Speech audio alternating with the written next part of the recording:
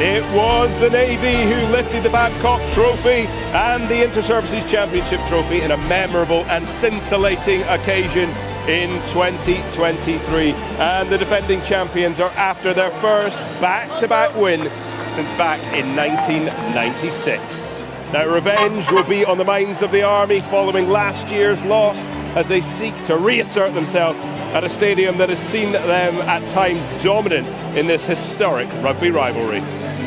And of course, the fans are out in force, showing their colours and allegiances on this glorious spring day at the home of English rugby. We are live from Twickenham Stadium in West London. It's the Army versus the Navy, and we've got double the action and entertainment. The men will get things underway at 1400 hours, and the women's kickoff is at 16:45.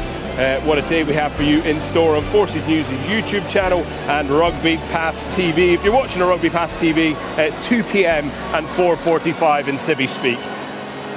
Well, welcome to Twickenham Stadium. It's a little quiet right now because, well, let's be honest, everybody's outside in the beer gardens, but they'll be making their way in soon. The bands are in full swing, and my team here will be in full swing very shortly as well. We are joined by Army Major Will Reeve, from the Navy, Lieutenant Matt Bowden, and our neutral for the day, Flight Sergeant Justin Coleman. Will, we'll start with yourself now. This time last year, you were, well, out on the pitch, getting warmed up. Thank you very much for joining us here today, but I know the emotions are running fairly high because you'd rather be there than with us, but thank you for joining us. How are you feeling? No, thank you for having me. I'm feeling all right now, actually. It's been a bit of a roller coaster already, and the rugby hasn't even started. I felt totally normal until I saw the stadium driving into London this morning. And then once I've met the boys and had a chat and everything had calmed down, I started to realise actually, you know, I'm just a small cog in a big machine today and here to enjoy some rugby. So yeah, really excited. Thanks for having me. Oh, brilliant, brilliant. Well, Matt, you were playing last night. How's the body feeling and how's the mind feeling in prospect of today? Yeah, the body's feeling a little bit stiff, and the mind was a little bit fragile this morning, but ready to go now. Yeah, I was absolutely honoured to be able to represent the Royal Navy Mariners last night against the Army Masters. Getting an inter-service win, 21-17 for the first time since 2015, and it was a bit of a nail-biter. And as I said, an absolute honour to be able to represent those, and I'm absolutely energised for this fixture that's coming up now. You know, you never lose that buzz, even when you're not playing at Twickenham. You know, just being here in the stadium, it's incredibly exciting, and I'm absolutely honoured to be here. Perhaps bodes well as well, the tide turning towards the Navy's favour. Justin, as a neutral here, the prospect of today, how you can probably enjoy this. yeah, it's nice to attend a game without the normal stresses and hassles and worry that goes with it, but it's great to be here and to get an early look at the Army again before we take them on next weekend. Yeah, absolutely. We'll have more chat about the change of fixtures, but first of all, let's take a little look at the history of this fixture. Of course, this is the first match was way back in 1907, and the first time it was played at Twickenham was back in 1920. And the men's version of the fixture is the story of Army dominance with 67 wins to the Navy's 34. There's been 4 draws throughout its history. The last one of those was actually back in 2016, but last year the Navy really upset recent history with an emphatic 39-22 win. Their first victory over the Army since 2010. What a day that was, and I can tell you, no one would have felt it more keenly than the Navy's captain that day, Jared Haylor. Action. This huge occasion.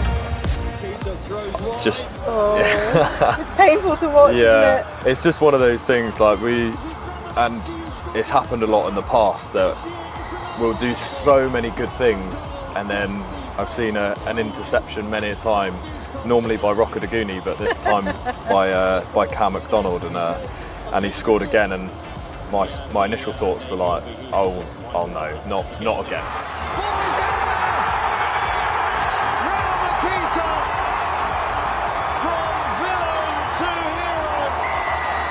We needed to get a bit of momentum into the game, and yeah, this try really helped us get back onto our feet.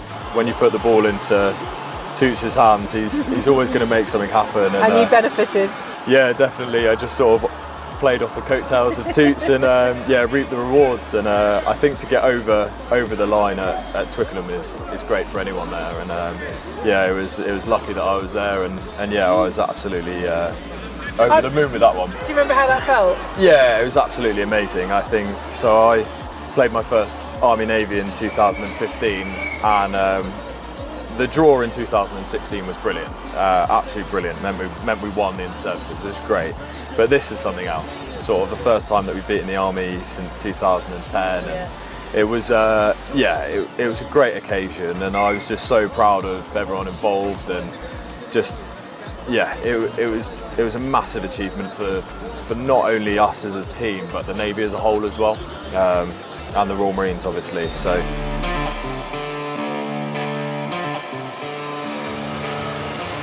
Well, Justin, of course, you guys have already played the Navy this season.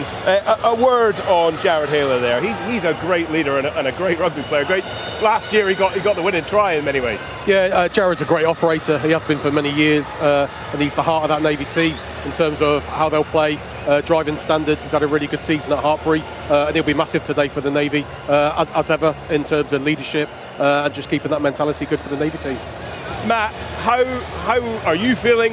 How might Jared be feeling, given this sort of shift within the Tides, as I said, and of course coming into this?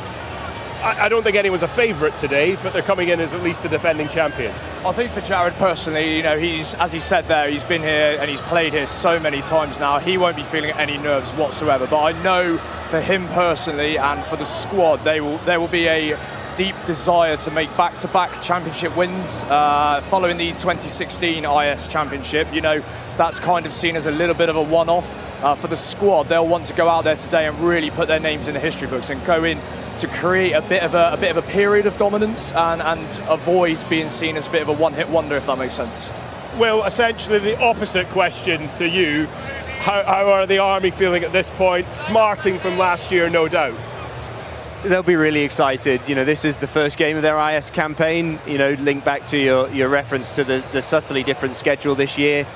But every Army Navy's different. There's no two squads the same. There's no two opposition that's the same. And the boys will look at it as an opportunity to just start their campaign really well and right the wrongs from 12 months ago. It's been briefly mentioned, there's been a slight change in the calendar. Usually this is the deciding match, but there has been a change of schedule. Basically the only fixture so far was the RAF versus the Navy. Tell me a little bit about what that's going to mean today, do you think? Yeah, so this is the second game in the tournament with the RAF to take on the Army next weekend. So the result from today's huge. It has a knock-on effect for both men's and women's teams potentially to take that into a decider at Kingsholm next weekend. So normally this would be the third and final game of the tournament, but obviously this year with scheduling, I believe, it's just a little bit different. We've got another game to come. Well, as we say, Justin's men are the only ones who've played so far. It's only one match, but let's remind ourselves of how that match went between the RAF and the Navy. Gott comes round to feed out to Dobson. Dobson into the 22. He's got his fullback with him, but he doesn't need it. Haler adding to the attacking options for those in dark blue. Here comes another one. That's Dobson. Try scoring, trying to bring Ram Makita in. The little pass inside. Tackles dropping off. And it's Jesse Lowe to McNally. And the drive comes on around the Bath man. This is good progress from the RAF pack, and they've got the advantage call as well. They just need to stick with it. They're really tight up front. People in front of the ball just need to keep working harder. Keep working harder. Big opportunity, and at last the RAF break the bagel. For me, this sustained period of pressure now defensively for the RAF has come about from the loose kick from Ryan to try to go over the top. It's sometimes you need to be a little bit more pragmatic. Dobson onto Matavesi. Matavesi shows his footballing skills, and there is the value. An individual virtuoso score. We're kind of game on second half. Deja vu as the RAF set up the drive. Roberts in the steering wheel, and Roberts goes over. Yeah, it's a totally different contrast from the start of the first half. So, I think they... Matavesi on the burst, Matavesi, the man. Skinning one, skinning two. Brought down just short. Navy arrive. Oh, pass just deflected. And the referee says play on. And Will Lamont says, yes, I'll take that. Thank you, sir. The breakaway, the switch.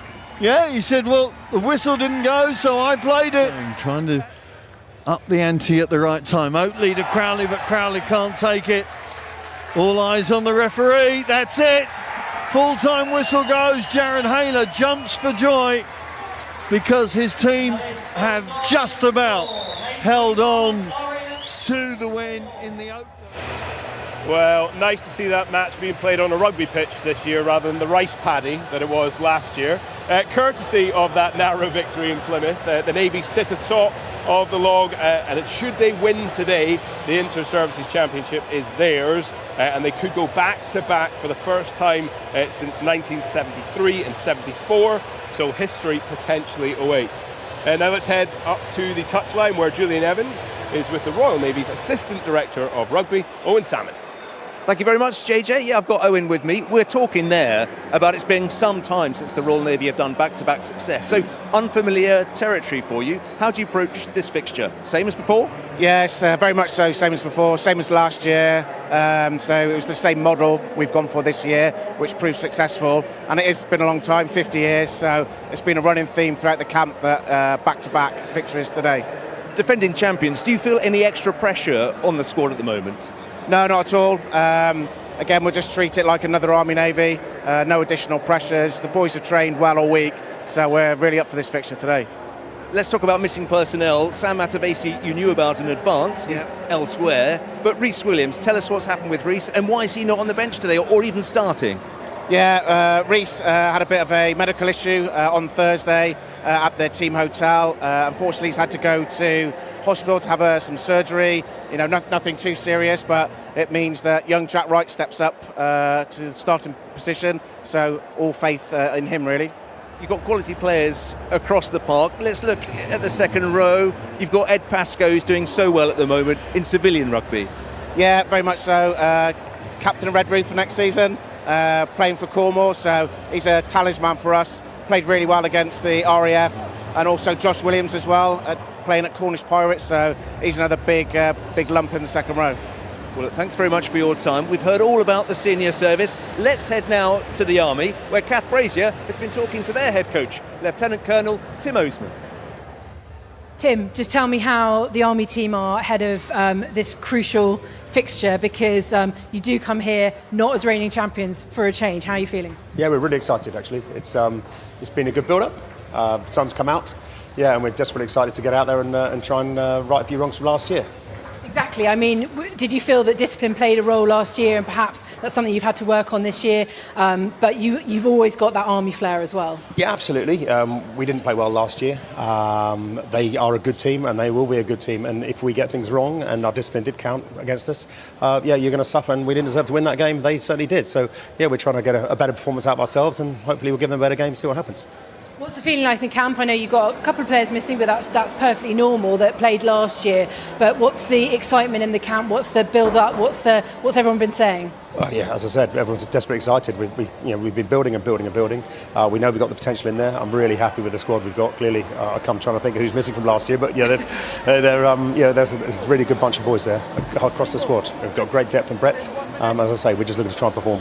I'm mainly thinking of Cam McDonald just because he scored a hat-trick, obviously, but you've got another McDonald on site, that's fine. No, we're missing him, yeah, but he's not an option. He's left the Army Reserve, sadly, for the time being anyway, I've heard. So, we're very good. We're very good. Tim, thank you so much for talking to us, and good luck for the match. Thanks so much, Ken. Cheers. Right, well, the Navy made their way onto the field just a couple of minutes before we came on air. The Army, on the other hand, have been out there for a while. They're looking very fired up. Well, let's reflect from their point of view on the changes that have happened this season. It's quite hard to read where they are, perhaps, because of the fixtures they've had so far, perhaps aren't the strongest. That's exactly right. And as Tim has just said, only he really knows how the boys are looking and feeling. And outside of camp, it's very difficult to take an educated guess. we can look at their build-up, and it's slightly different to normal. Routinely, they'd have a nice early training camp together for sort of 10, 12 days or so. Over the last few years, that's been in Cardiff. This year, it was a bit later in the season, and they went to Cyprus. If the sun comes back out, that might pay some dividends, and we might see a bit of a sort of climate battle. And I know some of the front row forwards might not want the sun to come out, but if the boys are used to the heat, it might pay dividends.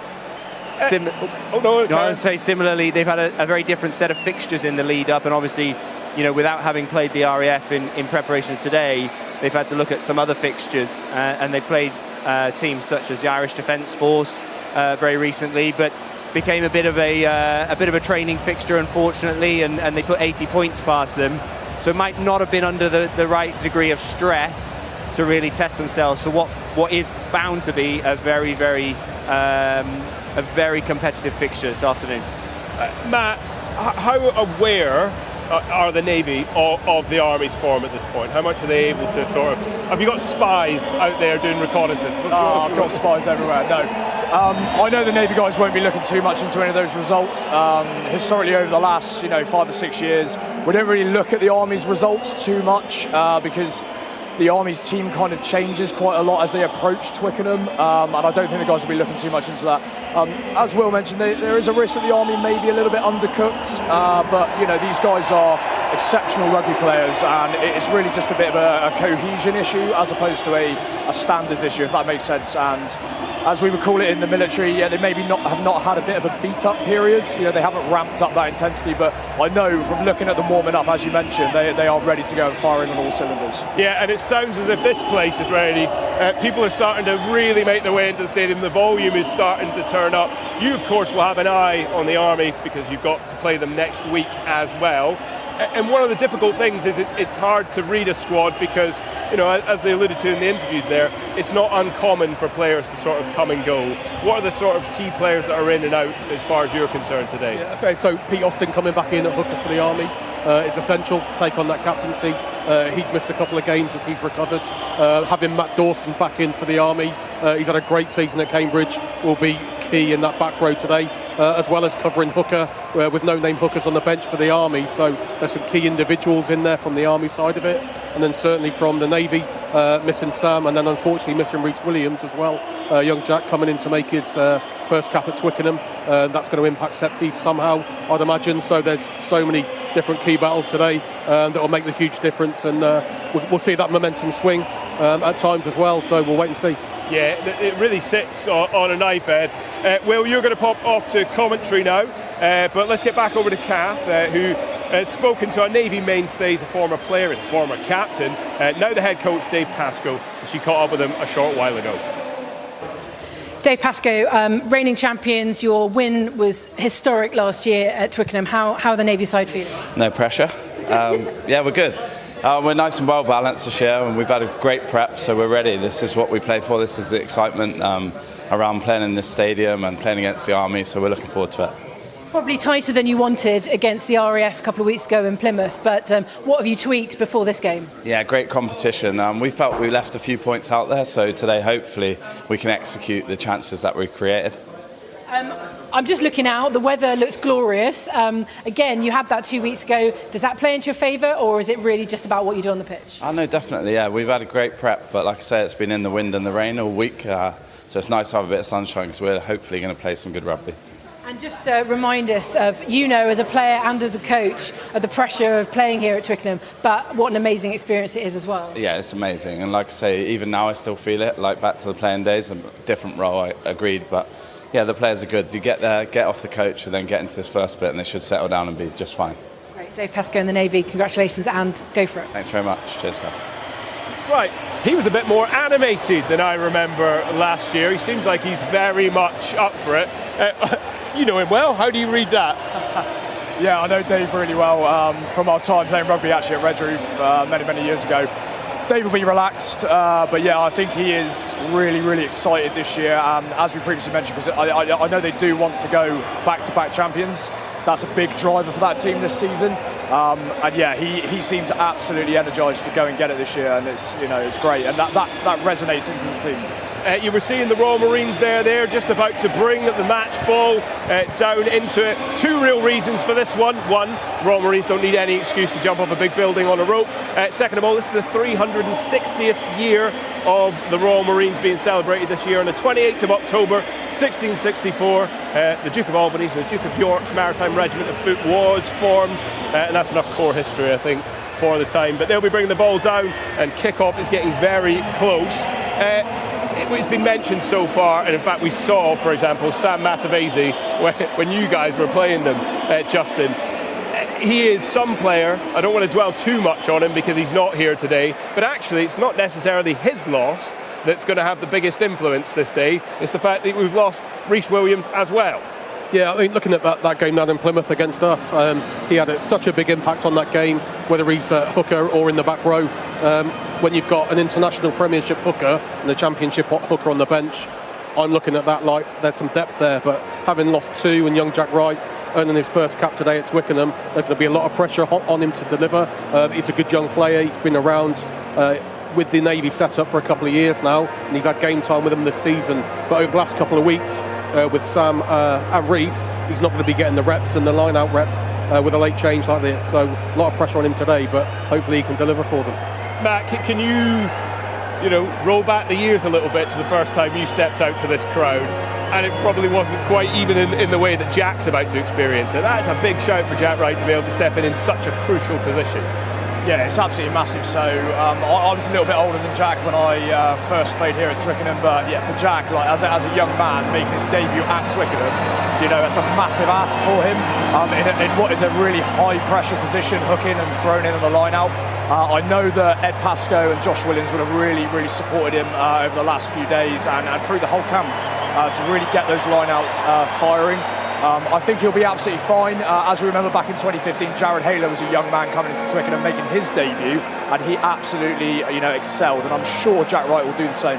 And let's try and talk a little bit about the shift in power dynamic here. As I said, there's absolutely no favourite today. I think we're in for a tight match, and I certainly hope we are. But how do you think the Navy are dealing with that prospect of history and that potential for a back-to-back? For me, they've already dealt with it in their build-up. All their early fixtures, they've had competitive games against Cornish Pirates, Exeter, Cornwall, us, hopefully, and their shapes and systems are good. They're a good tight group and they've been together a long time. But the Army have got some real individual quality players. Imi Korowali, Matt Dawson, Rover at 13 as well, and a good combo at 9-10 with Mikey McDonald and JJ. So it could be a fantastic battle today, whether that's line out, scrum, the breakdown's going to be really influential, so I'm excited to see what happens today.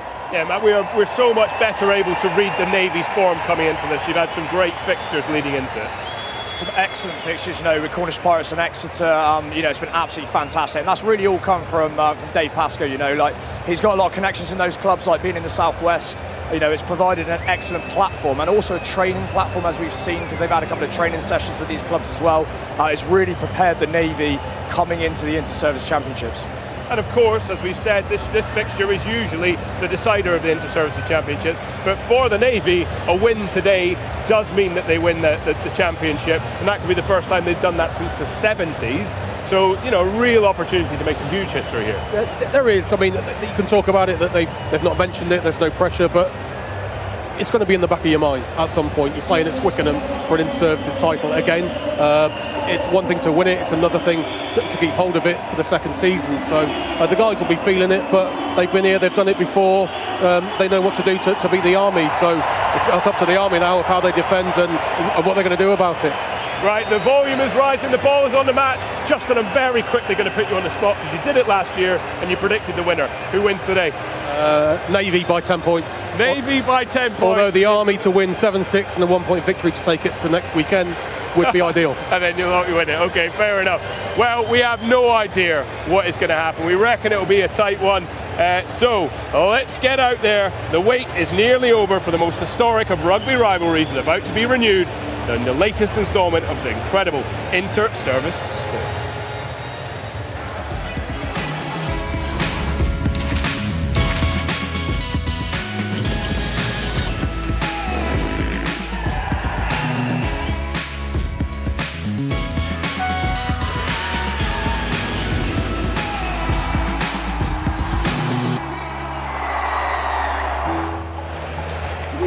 Albury on fire there.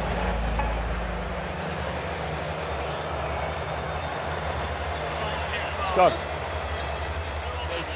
So what was that? Well, good afternoon, everyone. With due deference to Star Wars, may the 4th be with you. It seems to have been a long 12-month wait for the services personnel to take over Twickenham again, and after last year, of course, expectation seems even greater this time, if that's possible. Well, back at the beginning of the century, two young boys first met on the practice pitches of Havant Rugby Club down there on the south coast. Would never have thought that all these years later they would be leading their troops into the biggest inter-services match going. The Bombardier Pete Austin and Captain Jared Hayler, teammates then, in opposition this afternoon.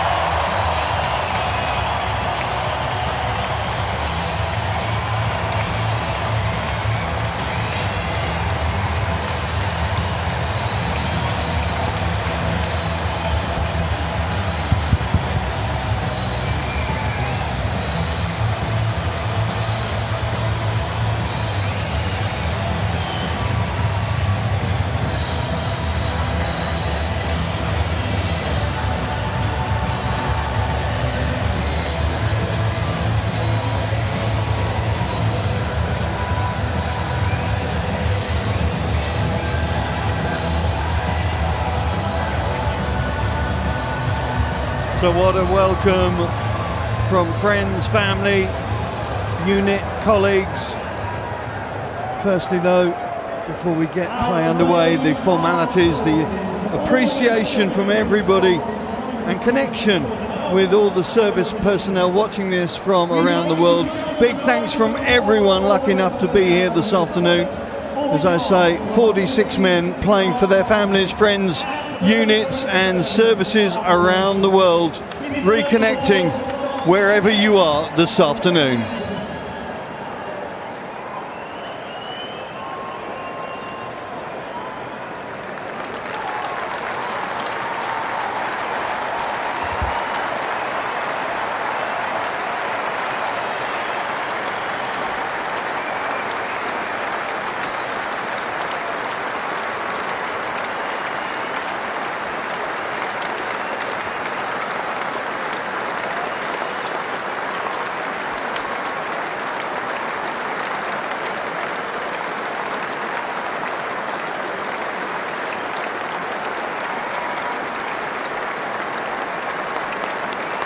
And now for the national anthem, led by the band of the Welsh Guards, God Save the King. For the national anthem performed by the band of the Welsh Guards.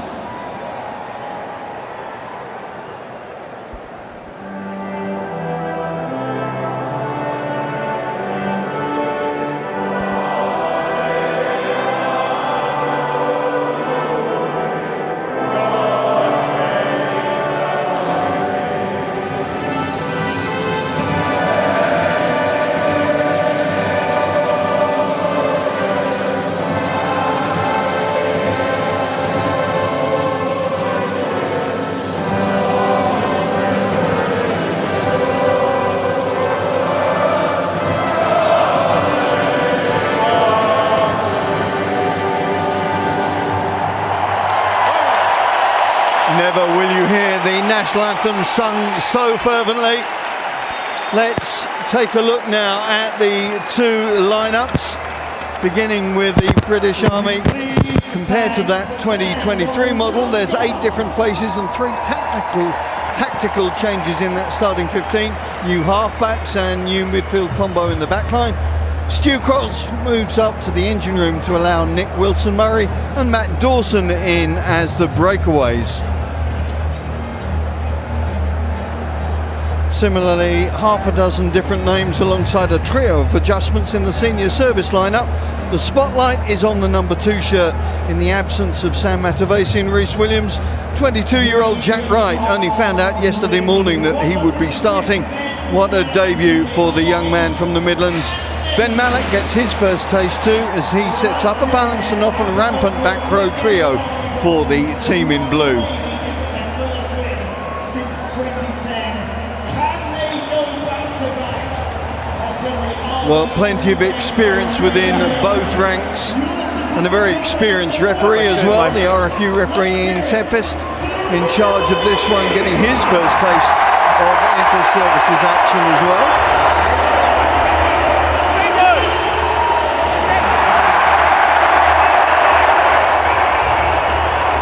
So for the Army, it's 1400 hours. For the Navy, it's 4 bells in the afternoon watch. For everyone, it's all systems go.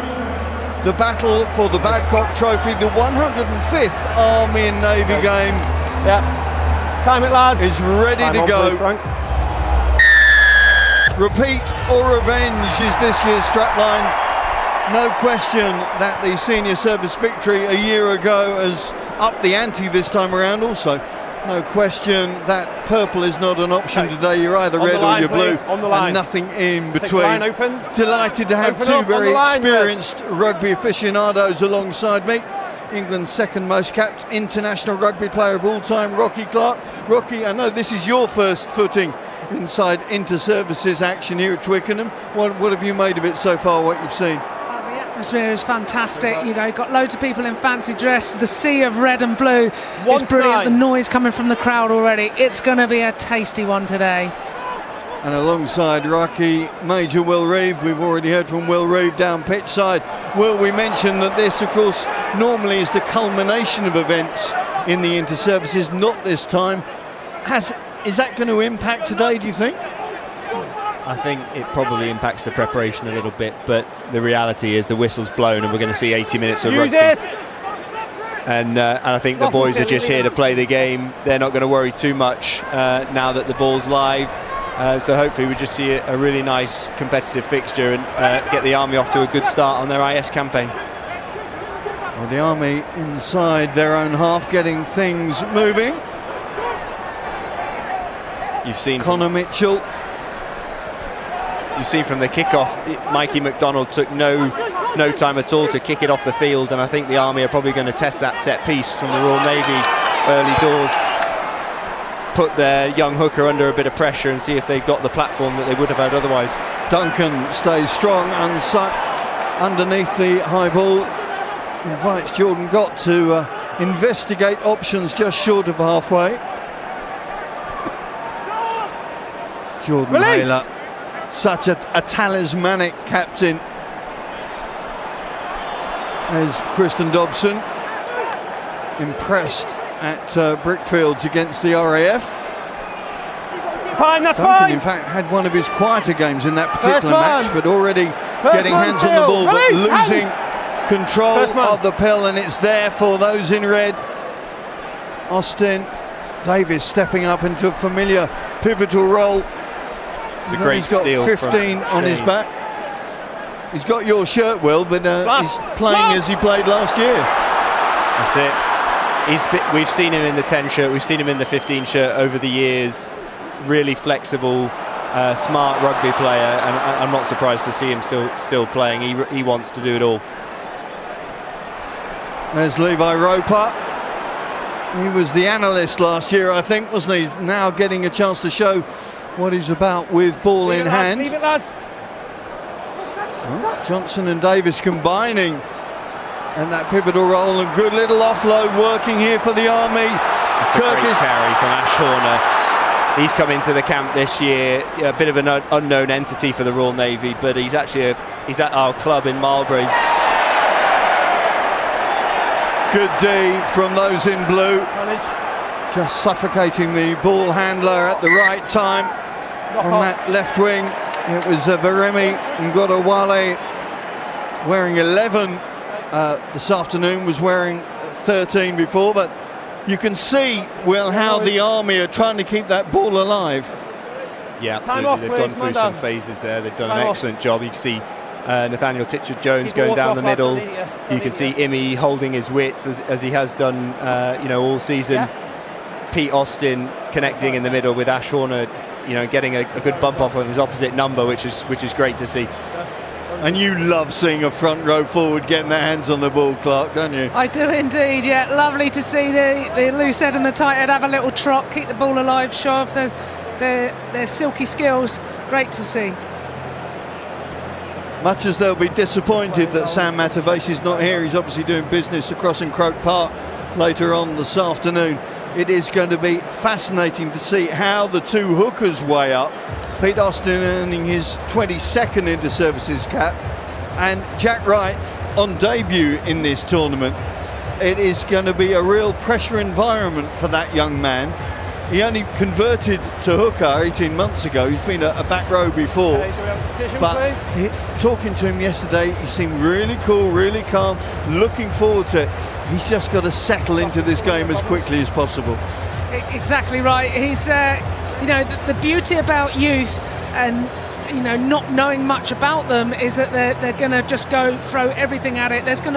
He's obviously aware there's going to be a lot of eyes on him. They're going to pressurise him, but quite often with youth comes confidence, and I think it's up to him now to make his mark on the big stage. He's got this opportunity, hands up. He's been learning off the best, let's be honest. So great shout for him to have his chance. Yeah, I know Matavesi texted him yesterday and said he was buzzing that he was going to be making his debut. So a great opportunity for the young man. Unfortunately, it looks like Josh Williams is heading off, and that on his first appearance at Twickenham is cruel news inside 4 minutes. A little shake of the head there. Not now, rough. Really is. Will Scott will get pretty much a full game. Will Scott, of course, wasn't involved last year, but has some serious bulk to add to the Navy cause. Here comes Scott on for his 5th IS cap. It is an HIA call, I'm told, so hopefully Josh Williams can return at some point.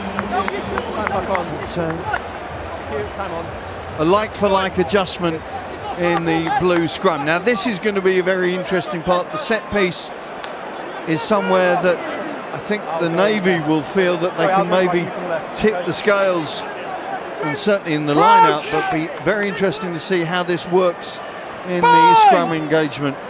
Rocky Clark has her eagle eyes on this. I do indeed. You're looking to make good impressions with the referee and try and work out your opposite number. Fairly even scrum as we thought it might well be today, but lovely little breakaway from here.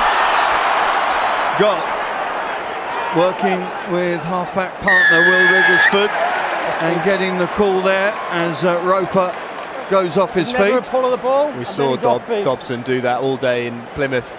Gets on the outside shoulders, caused a lot of trouble for defenders, and had a really good game a couple of weeks ago, and it looks like he's on to do the same thing today. And what interested me, Will, in Plymouth was the physicality that both Dobson and Jesse Lowe had in that back line. It made an impression on the light blue defence all the way through the afternoon. Yeah, absolutely, and it's going to be a really interesting battle in the midfield. Obviously, the Army have got two very different centres. Levi Roper in 12, who's a bit of a sort of Brad Barrett style, bit of a tackler and a strong ball carrier, and then obviously Rover in the 13 channel, who's a bit more of an elusive runner. Jack Wright has his darts to start with. That's a good start from the young man. Comes back in to take the ball. Wiggleston wants it. 5 metres from the line. The Navy pressing for the first score, and it's there! You can't believe it. It's not, is it? It is. Jack Wright is in the inter-services. Inside 5 minutes, he's got 5 points. What a start for that young man. Outstanding. We saw the scrum half trying to steal the ball off them, but the forwards rolled their sleeves up and got over the line. But it couldn't have been even more fairy tale for the young man who gets his start today. He's on the ball after that throw. He stays strong. 9 goes in there just to try and take it, but they walk round the corner, just roll round the edge of the Army defence, and they actually spin back in. That's a great spot by the hooker. Young lad, that's going to settle his nerves. Who needs Matavesi? Jordan Gott. Now this is going to be a particularly important area as Gott tries to swing it round, because in Plymouth he only managed 50% of the opportunities off the tee, and I won't say points mean prizes, but they certainly mean pressure when they're on the scoreboard, and that the Navy feel they missed out on that opportunity a fortnight ago. Yeah, absolutely right. And goal kicking is a confidence sport as well. Not only have you got to be technically good, but I think you've got to settle your emotions to be able to be a rhythmic goal kicker. And luckily for Jordan Gott, his percentage off the tee didn't change the result in Plymouth, and I think it would have been a big deal if it had. But you know, for his own sake, I hope he sorts it out today. But as an Army fan, I don't mind. Of course, Gott was a big factor last year. 24 points he nailed in the end and got the player of the match, and ultimately saw the senior service over the line. Thank you. There's his half-back partner, Will Wrigglesford, former captain of the Royal Navy Sevens, so got plenty about his game and looks to have a good box kick in operation early doors. Owen Davis up to the task. Austin, interesting to see how good work. he goes. He's had a bicep injury that he's only just come back from, so how his stamina reserves are will be interesting to see later on in the game. What a break from Craig Duncan. Duncan working his way up the left, trying to take Davis, gets the ball inside to Wrigglesford. Big opportunity here for the senior service. The Army getting across to make desperate tackles just short of the try line, but here they come again. Jack Wright held up over the line, so it'll be a goal line drop, but there was a great break from Marine Craig Duncan, the Navy fullback. Yeah, we know Craig Duncan's a really dangerous runner, and it's a surprise to see kicking loosely at him. You know, I think that's come from the Army's intention to play with some width, but not actually having the players. You know, Jack Johnson looked up for someone to pass the ball to and had to choose to put it on the toe. So he'll hopefully get a few more players in position and try and get to that defensive edge rather than kicking the ball away loosely. Yeah, the kicking from hand is going to be critical. When you look at the Navy back three of Duncan, Chambers and Dobson, there is such capacity there for counter-attack, and as you rightly say, Will, they've got to make sure they pick out their kicks. You see Mikey McDonald seems to be the one in pain there, and well, his brother made such an impact in last season's game, and of course Mikey did the season before. Looks to be in a little bit of stress there on that right leg. Cause for concern, Will, when you've got your pivot down so early in the match. Yeah, Mikey obviously would have been over the moon with the start today, having come off the bench for 2 years on the run. So to get his start and to work with his half-back partner, Jack Johnson, that he plays with the Royal Engineers for so well and so frequently, he'd have been chomping at the bit. So no doubt he'll be disappointed. But hopefully the Med team can sort him out and get him back on the field. But I think we've got Al Glixton on. Yeah, who is a very experienced operator, of course, and began last year's game in the 9 jersey. Ramakita weighing up his options. Some heavy-duty warriors in that midfield clash this afternoon. Got flat. A flat pass is the call from the referee. Ed Pascoe certainly didn't stop. Got just testing out that fringe defence, as is Wrigglesford, and finding holes step after step, and it's on to Bacala Tukali. And the senior service have 2 tries inside the first 10 minutes, and the wind, pardon the pun, is blowing only one direction. Early stages of this year's Army-Navy match. Rocky Clark, they certainly made the most of that opportunity set up by both the halfbacks. Yeah, it was indeed. It was Gott who tested out the defence, went through, then Wrigglesford with that little snipe. Army just getting too wide on that, over-chasing. Wrigglesford goes through, lovely step off his left, and what a beautiful line by the big blind side as well, going over. Fantastic try by the Navy. Well, as Jordan Gott lines this one up from a similar position to that first kick. Mikey McDonald is being stretchered off on this near side, so it doesn't look like he's going to be able to return. And Gott tries to swing it around, but similar return, I should say, to that first attempt. So 0 from 2 for the Navy 10, but 2 tries in the bag will make that a sweet start for Dave Pascoe's side. Make sure that wing is onside out. They'll be raising a beer down the M5 as the Taunton Titans captain. That's a great kick and a great offload. Let's see if the Army can capitalise on some fun football. Yeah, I've seen the Titans captain on the scoreboard. Now, what have the Army got? They've just taken 2 slaps in the face inside the opening stages of this. They need to get A, the territory, and B, preferably the points.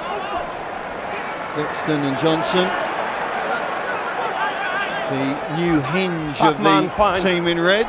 Mayalo, release, been such a prominent performer for the Army, and of course with Coventry in the Championship. Yeah, he's a man mountain, he really is, and he'll interest 2 or 3 defenders every carry and hopefully free up some space.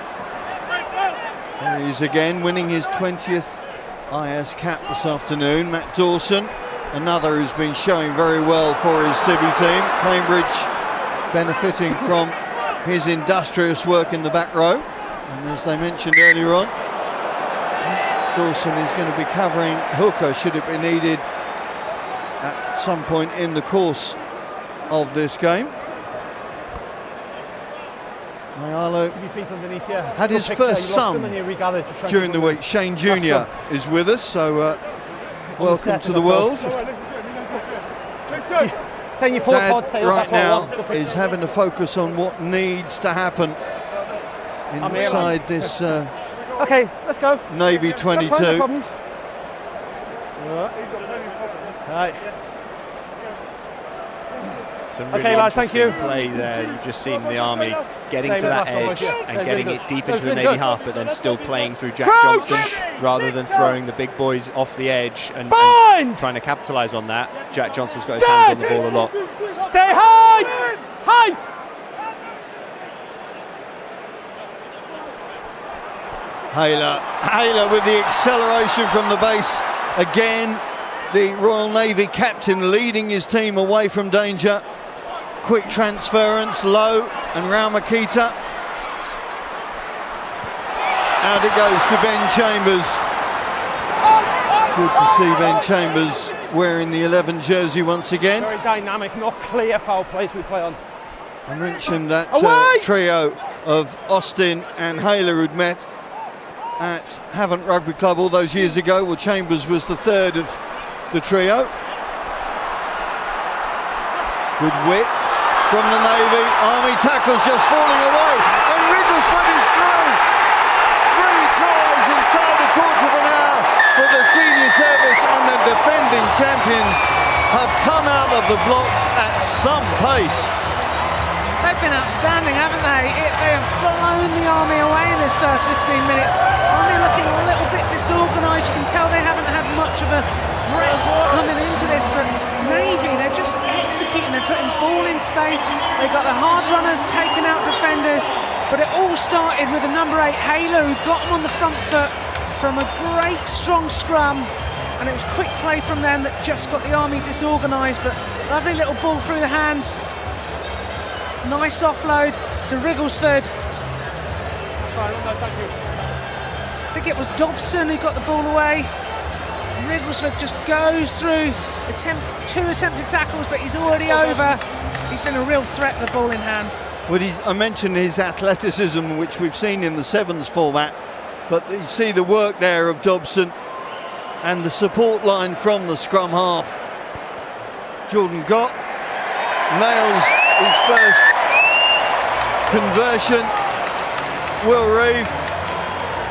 The Army are looking a little shell-shocked. I know we've only had 15 minutes, but it's been one-way sailing so far. Yeah, not the start we would have wanted at all. But I think, to me, it just looks a little bit like we can't connect in defence. We can't hit those tackles out in the wide channels and stop the Navy from going forward. A little bit inexcusable from our back row to let Jared Hayler come through, and make such ground. But plenty of rugby left, plenty of time. We've just got to get the ball back and play some of our own systems. Yeah, all about who scores next, really, because that is a massive mountain to come back from. But they've got to trust their process, phase by phase.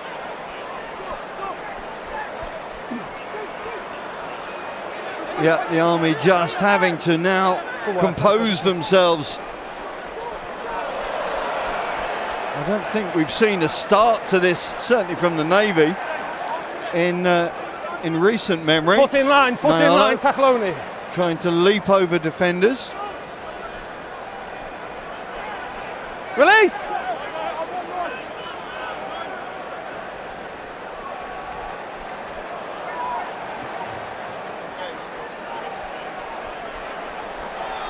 Roper.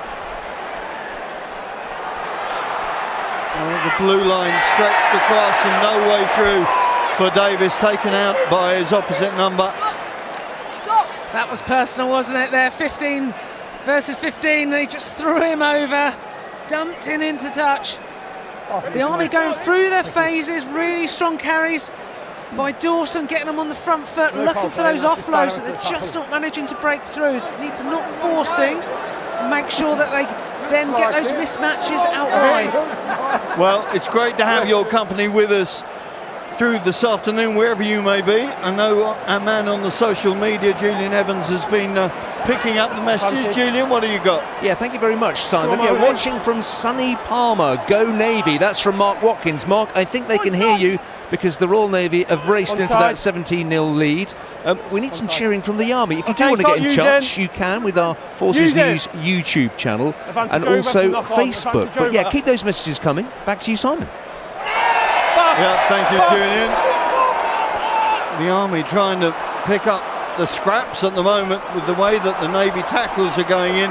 Bukala Tukali almost standing in the way, but here comes Dawson. Advantage. Now, what can the boys in red work in this position just outside the Navy 22? Good leg drive to get them over that white line. Counter-rucking going on. On the halfway. Johnson just looks and sees his second row out there. Release! Just needs some cool heads in there now. Advantage is over. Experience there. Release and roll. From Ngorowale. Dawson. That's fine. Gets the ball out to Horner, but again the Navy tackles, driving in and getting the call. Well, all going the Navy way right now. Yeah, just to make sure you keep in touch with us. Bit of chat back, sending things back. So whether you're in Cyprus, the Falklands, Estonia, Poland, Bahrain, all those Royal Navy vessels in the Middle East and Pacific, those in Germany, and of course the Army and Navy personnel on Steadfast Defender. Keep in touch with us through the usual social channels, and we will endeavour to have a two-way conversation with our social guru, Julian Evans. Okay, thanks, man. Yeah, it just looks like the Army are just forcing things a little. Obviously, the scoreline is putting a lot of pressure on them, and I think they're trying to go too early to break the line. I think they just need to play a few more phases, and then those little offloads. And they've just got to make sure they're not 50-50s. They're almost dead cert they're going to go to hand. Taken back in the half. Well, certainly the line-out's working very well for the Navy with the young man Jack Wright doing his job in the set piece so far. Here they come, getting round the corner. Good work, with thanks, the Five. former Good work. Boston Rugby Club. Well, centre back row he was then. Sorry. Joined the Navy seen the medic. Okay, 2-3 years ago and has converted I'm aware to where they are, hooker. unless I'm asked to stop. Thanks. Good quick transference. Got threads one through, but Owen Davis with plenty of time to send it back with some interest. Wrigglesford weighs up the scene in front of him. Yeah, I'm aware. Looks like the Navy are a man down. Just looking to see, I think it's Jordan Gott. Yeah, Gott just getting himself back to his feet, but the Army will not be stopping right now. I think Jordan Gotts at the back. It's I'm not trying to Gotts, work is out it? who it is. I think it might be Jesse Lowe then, yeah. It's Jesse Lowe. Yeah, the inside centre back. That's a great ball. But here come the Army. Radiana Rover can't present the ball back, and it's Toots who picks up the scraps. Just get the feeling, Will, that there's got to be a lot of chat in the Army ranks right now, because everybody's trying to do everything to change things round, and just need to keep that composure within the group.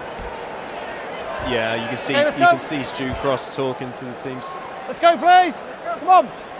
Form up. Let's go. What number?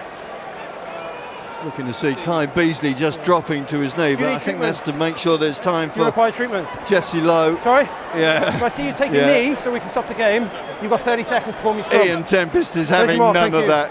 Getting straight in the ear of the loose head and saying, no, I've been around this game too long. Fancy that of a front row forward, Rocky Clark. Who knew? Doing a Kit Kat. Is that what they're called? Yeah, a little break. Oh, I love it. I'm going to use that again. Crouch! Well, the Kit Kat is over. Tasty or not, it's going to be a scrum put in to the senior service. Set!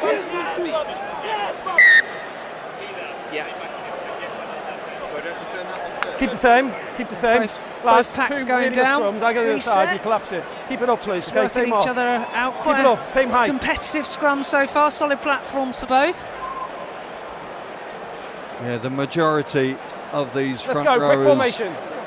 have played against each other and indeed with each other, of course, for UCAF over a number of years. Crouch! Ashley Horner and Jack Wright, of course, new ingredients into that particular mix. Set!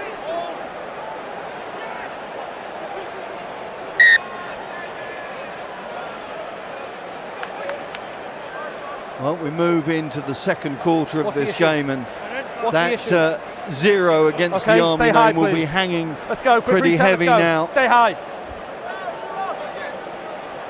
So just going down far side, Titchard Jones and Watson just having a battle.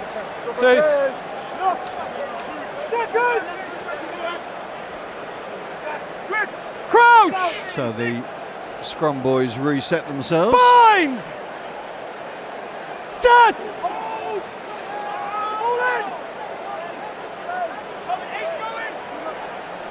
Wrigglesford and Gott trying to work that wrap round to get Chambers into the flow. Out it goes to Dobson. Dobson outside Davis. Dobson going for glory. He did it against the ref. He's done it against the Army. And now try number 4 is over the line for the senior service. What an opening it has been from Dave Pascoe's men. There you see Robert Kane, the Director of Rugby, alongside his assistant Owen Salmon. Delirium within the Navy ranks. They can't believe what they're seeing. Yeah, it was just beautiful play off that scrum. 8 to 9 out the back, 12 runs a hard line. Got passes it out to wings, full back in play, and then it's just an easy run in. So the speedster, it goes down the 22, steps in, beautiful try. They're just getting so much width off of that ball. I think the Army are a little bit narrow on that. I think it really starts with the scrum. That's a super solid scrum, and Kai Beasley and Bubba Watson will be really proud of themselves, giving themselves a great platform. Can't find his target. Let's get into the Army camp and see what their reaction is. Kath Brazier is talking to the head coach, Tim Osman. Tim, I appreciate it's not the easiest time to come and talk to you, but if anyone can do it, it's the men in red. You've still got faith. Oh God, yeah. It's certainly not the starter after by any stretch of imagination. The Navy showing how ruthless they are. You know, we slipped up a couple of tackles. Fantastic first phase try there. And yeah, if they break the line, they'll punish you. So yeah, we've got to shore up some of that defence. We've looked a bit bright. We've had the ball into their in their half a couple of times and chased well, but we're just we're a little bit careless, and they're absolutely executing. So yeah. And you've got some great leaders out there, and they'll be fully behind their men. Yeah, and a strong bench. So we'll see what happens. Long way to go yet. Okay, thank you, Tim. Well, leaders was the key word, I think, that Tim Osman said there. The leaders have got to come to the fore now and make sure that the Army just get their game going, because they won't feel like they've fired a a shot really, much as they've been inside the Navy 22 a few times. They haven't really pressurised that blue line defence. No, but you can see they've just managed to do that there. Some nice little interchange between Jack Johnson and Levi, the old combo from the under-23s, forces the Navy defence to go high in the tackle and puts gives JJ the opportunity to put us in the corner. And it is an opportunity, you feel, much as we're still inside the first half an hour of this game, that psychologically the Army boys need to come away with some points from this entrance into the Navy 22.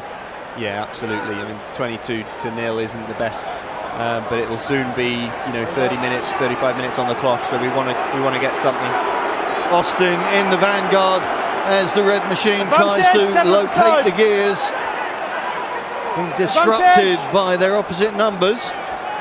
Not going anywhere fast. Advantage though is there for the Army. New advantage! Pick up round the corner and the try is on. Well, it's taken 26 minutes for the Army to break the bagel, but they've done it, and it is that man Senatike Nealo who uses that not inconsiderable bulk to break through the blue line, and at last the Reds have got points on the board. Yeah, excellent composure. The line out worked really well into a nice driving maul. And although we weren't able to get over the line, the boys managed to find some shape. And, it's not a surprise that Big Shane finds himself at the bottom of that ruck, dotting over for 5 points. So they'll be really pleased with that. As you said, that's a huge weight off their shoulders. There you go, Shane Jr. Your dad's on the board for you.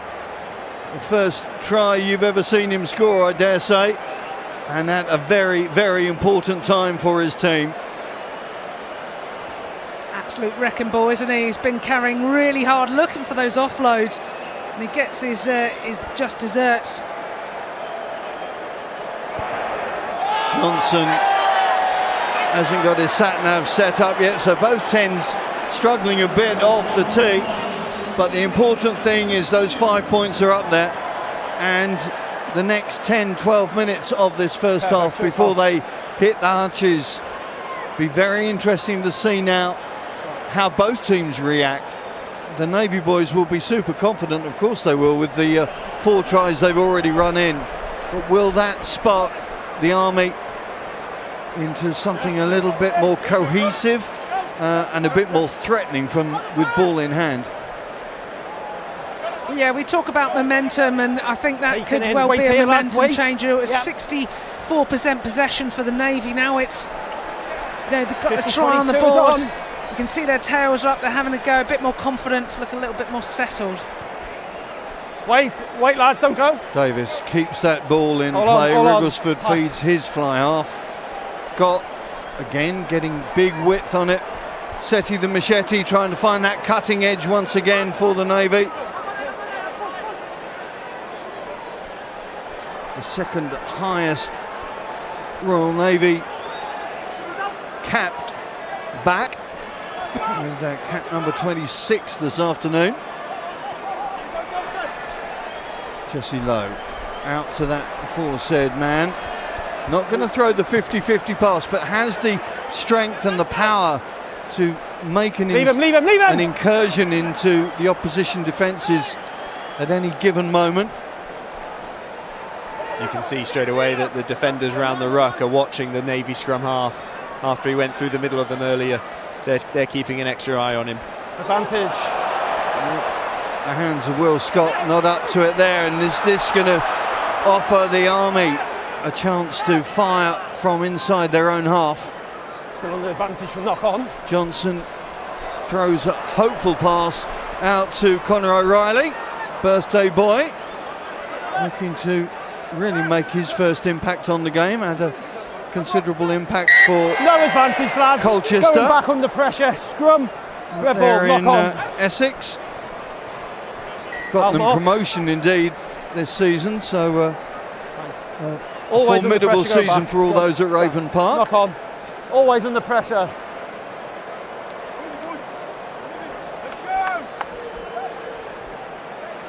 Let's get some more of your chat from the social media. Julian, what you got? Yeah, it's a cheeky little break in play. Nice time to hello wherever you are around the Forces world. I can say we've had some messages in from Australia, but Julie Clist is slightly closer to home. She said, great seeing the HMS Collingwood Royal Navy Volunteer Cadet Corps with the flag. Well done to you. And Stephen Bradbury's having a wonderful time because he's out in Cyprus and he's cheering for the dark blue. So he's probably having the best afternoon that anybody could be having. And Steve Laurie, go Navy. Yeah, Steve, they're hearing you. As I say, the inbox on social media is dark blue at the moment. If you do want to get in touch, then it's Forces News and on our YouTube channel as well. So it'd be nice to hear some Navy cheering from afar as well. Thank you, guys. Always good to hear your chat. Yes, the Army boys, of course, were in Cyprus last week on a warm weather camp. Haven't been able to make the most of it so far. And I'll tell you what, that man Jack Wright is up for it, isn't he? He has enjoyed his first half an hour of inter-services experience. No question about that. There he is at the back. What a day it's been. A whole coach load have come up from Boston, and he has really shown up so well. His godfather will be pleased with him as well because he's the analyst. Ash Coates will be making sure his numbers stack up by the end of it. But enjoying themselves so far. If you have a blue tinge. Tie, penalty only. High shot called from referee Tempest. Yeah, not ideal for your 9 to be receiving that bouncing ball and getting cut in half, but at least he got the penalty for it, so it was worth it. Just looking at Jack Wright's somewhat limited rugby CV. Of course it is, he's only 22, but he won this matchup with the Army under-23s 3 years ago, and he's been around the group. I think he's played in virtually every game bar one this season because of the unavailability of Matavesi, and Rhys Williams has been playing with Cornish Pirates as well. So he's had familiarity, should we say, within the group, which is always important for a young man. Yeah, it's really good for him as an individual, but I think it's going to pay dividends to the Royal Navy writ large. Again, the line out works well. Again, the drive comes on, and again, there's nothing that the Army can do to stop it. Advantage call is there. I don't think they need it. No, they don't. It's a handful of tries for the senior service, and normal service has been resumed once again. Oh, it can't be, can it? 2 for the new number 2. You're kidding me. Who writes his scripts? And he got one held up. He could have been on a hat-trick now. Just look, his arrows are straight in. Does he get the A? He's got the transfer, he's got it in his hands there. He just rides through. Big second row's taking him over. He'll owe them a beer later. Great work as they come round. What's your call, Rocket? Looking to say. He's got the wrist. I'm okay, mate, thank you. It is, isn't it? Yeah, you can see the wristband on him.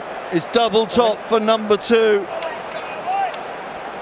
Smile, son. It doesn't get much better than this. What a debut. Aircraft engineering technician Jack Wright from the 845 NAS. They will be in delirium now. Scott adds the extras, and all those in red are somewhat subdued once again.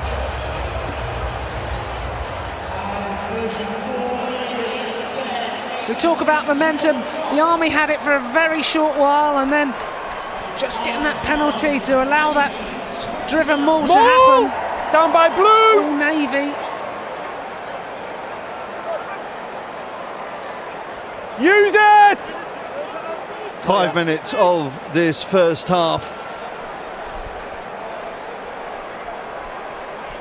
Davis takes well, spinning out of the attention of Dobson. Preston Dobson, one of those that is playing his first and last inter-services match here at Twickenham. He's leaving the services at the end of this season. I'm not sure the exact date. Jesse Lowe, another one, he's going to Australia. Pete Austin, well, we don't know whether he's going to be around again. He told me last year he wasn't going to be, but I think the pain of defeat was an instigator in making sure that he had another go this year round. Well, I wished him happy retirement 12 months ago, and here we are again watching him pull his boots on, which of course is great, but and we can see Ramakita flying in there. Well, Levi Roper will feel like a standing target there. Johnson rescues operations for the Army and gets the offload to Connor Mitchell. Advantage, entry. Well, making something out of nothing there, the Army, but they've got to make something of these last 4 minutes of this first half, really. Really nice from Jack Johnson there, uses the short side, spots the overlap, gets the Army on the front foot and finds Connor Mitchell, who carries on the charge.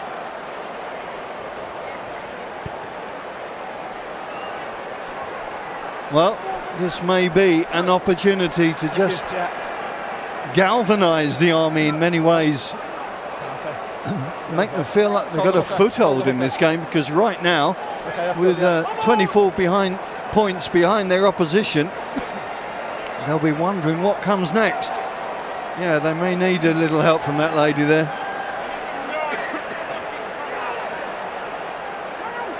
Over 15. The line out sets out well for the British Army. Austin break away! Break away! You know this. Trying to marshal that breakaway, but it's not getting far. Defensive work from the Navy pack, just stalling the flow. Matt Dawson sets it back. Dixon out to Nyalo again, trying to rev the engine. Army just going side to side at the moment before Nyalo decides to go south to north. Leave it. No good. People wrong side. Dawson. Just edging their way towards that Navy try line, but they're making a little bit of progress. Nick Wilson-Murray was due to play last year, but then with the change of date with the King's coronation, his wedding took precedence, understandably. There's his back row colleague, Dawson. Babcock player of the match some, 6 years ago now. Navy sticking to their task, but there's a bit of impetus now coming from those Army forwards. Horner, no thought of a sidestep from the tight head, but the ball laid back for his scrum half. Roper stepping inside.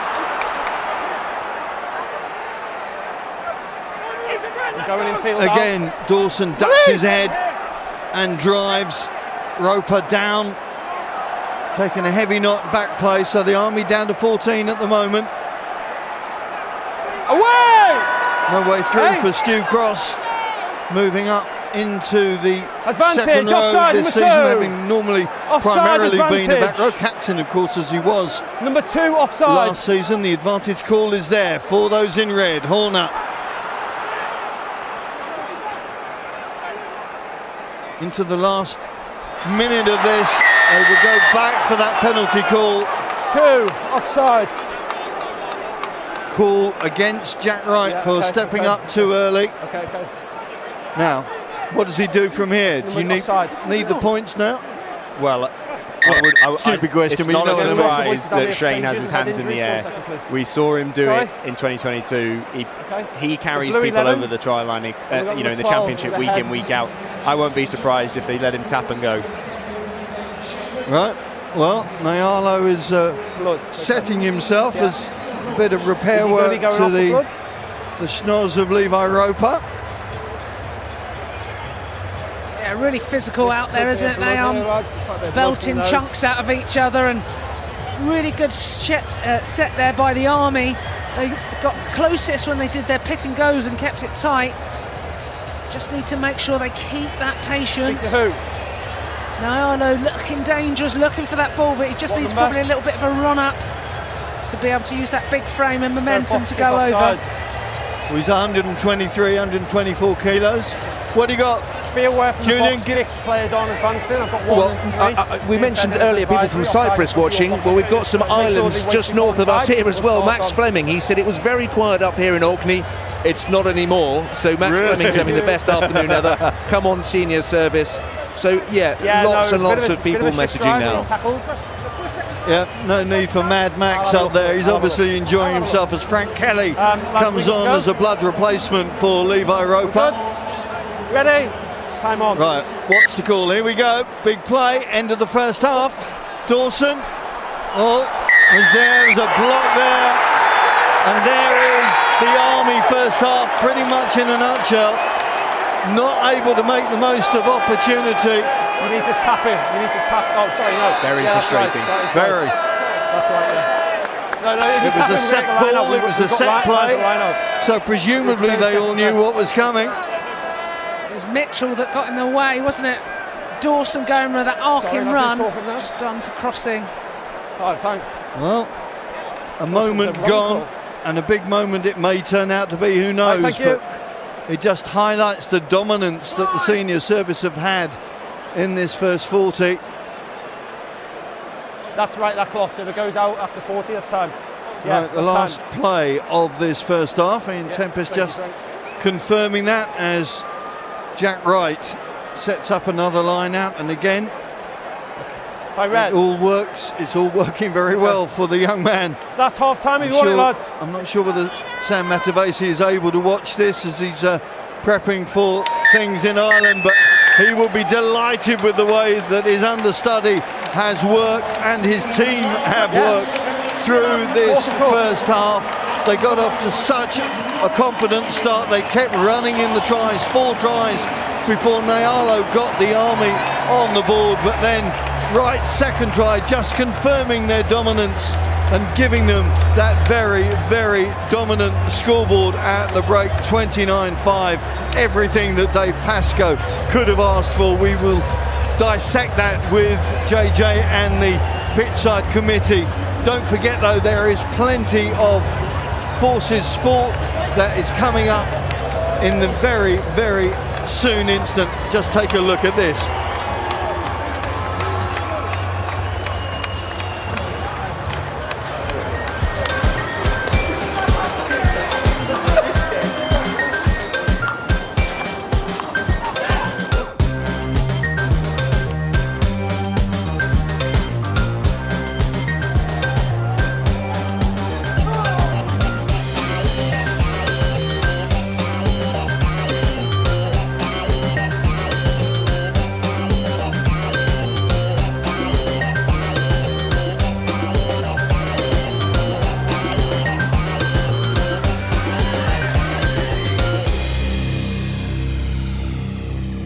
It's designed to catch an RPG as it's flying through the air.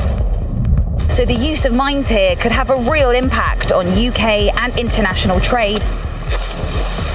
The truth, of course, is that these soldiers are returning to a battlefield that is becoming increasingly difficult for Ukraine. But how do you make it feel even more like you're fighting a realistic enemy? I'm Bryony Williams. I'm deep in the Arctic Circle in Norway, and today I'm going to be doing my icebreaker drill. It's the final part of the cold weather aviation operators course. I'm at HMS Raleigh in Cornwall, and this is where they train to do a replenishment at sea. After 10 weeks basic training, it's time for Royal Navy sailors to specialise in the role they've chosen. The gaming industry makes more money than music and film combined, so it's not surprising that there's a growing community within the armed forces.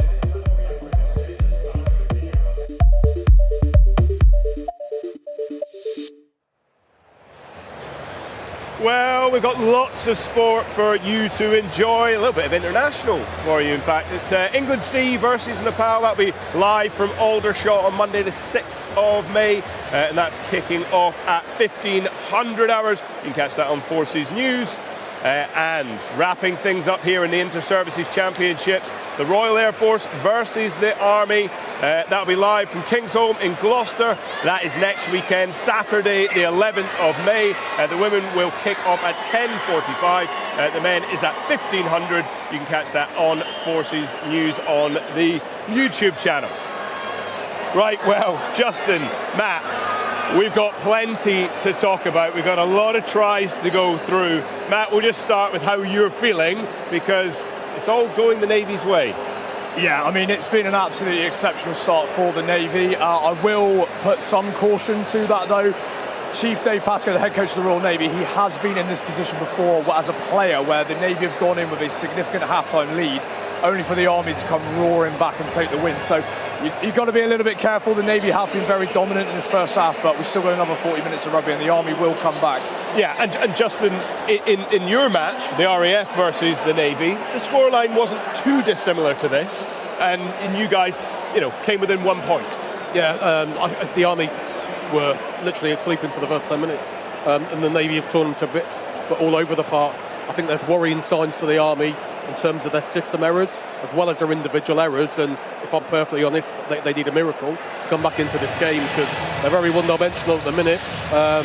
Again, losing your scrum half as well, it's going to be a tough challenge and a big 40 minutes for them. Yeah, it's been a big 40 minutes for the Royal Navy, and particularly very early on in the match as well. Jack Wright, on debut, the third choice hooker. What a way for him to kick off his career playing here at Twickenham. He's certainly not going to forget this one, is he? Absolutely not. I mean, what a great start for him. Not just the line-out throw for his initial try, but then to actually score it as well. Just to dust off those nerves, and bagging his second try as well. He's well on for a hat-trick, having another one held up as well. Obviously, the last hooker to score a hat-trick here in the inter-services, Ben Priddy, a long time ago. So, yeah, Jack is well positioned to achieve that today, potentially. Justin, though, you immediately turned to me on seeing that and really questioned, I suppose, in some ways, the mindset of the Army here, because they didn't challenge that line-out, given the circumstances that the Navy were facing within that line-out. For me, I'd have been losing my head massively as a coach. They've got a third-choice hooker throwing the ball in. They've lost Josh Williams as their line-out caller, and they're not competing for that ball.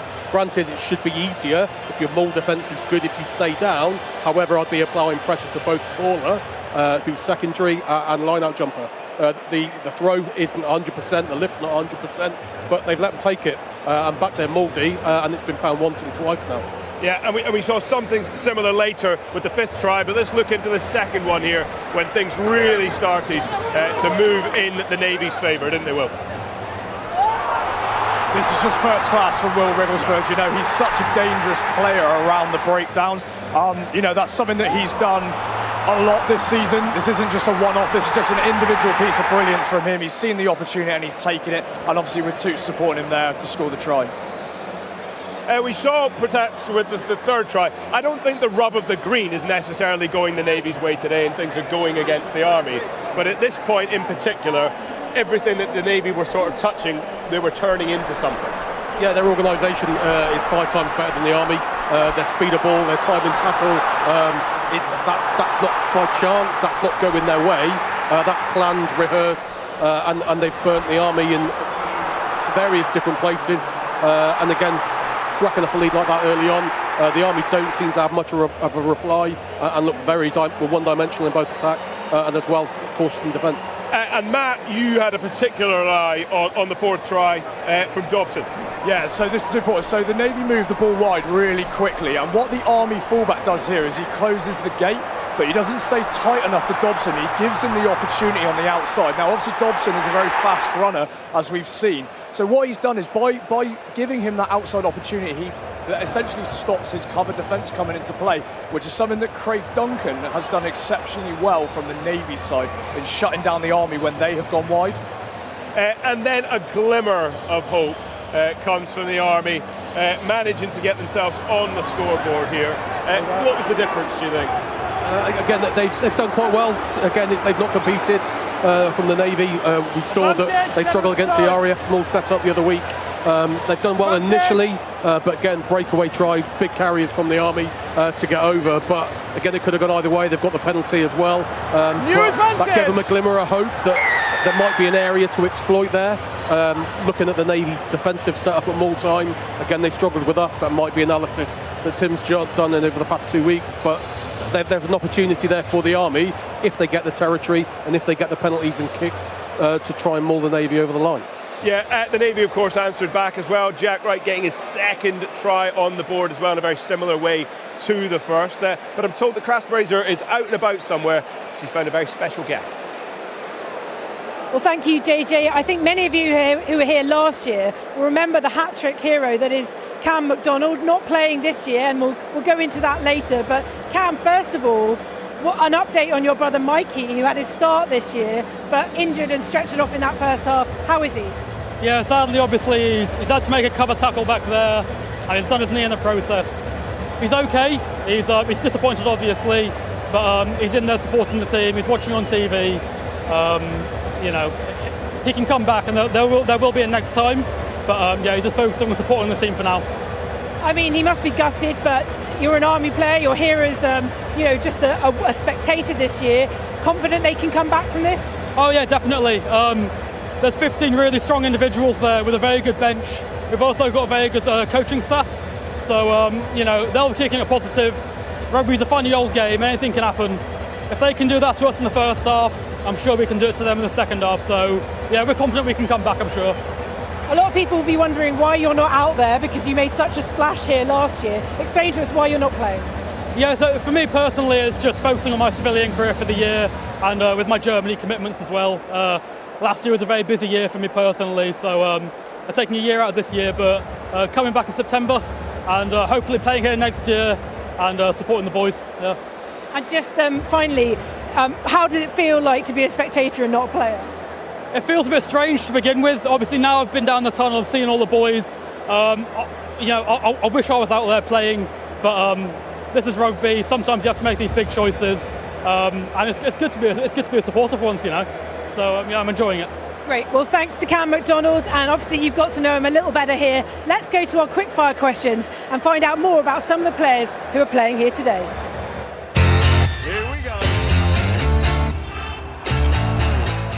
The Army, obviously. RAF, 100%. The Mariners. Well, I think the RAF. Definitely get one over the Army.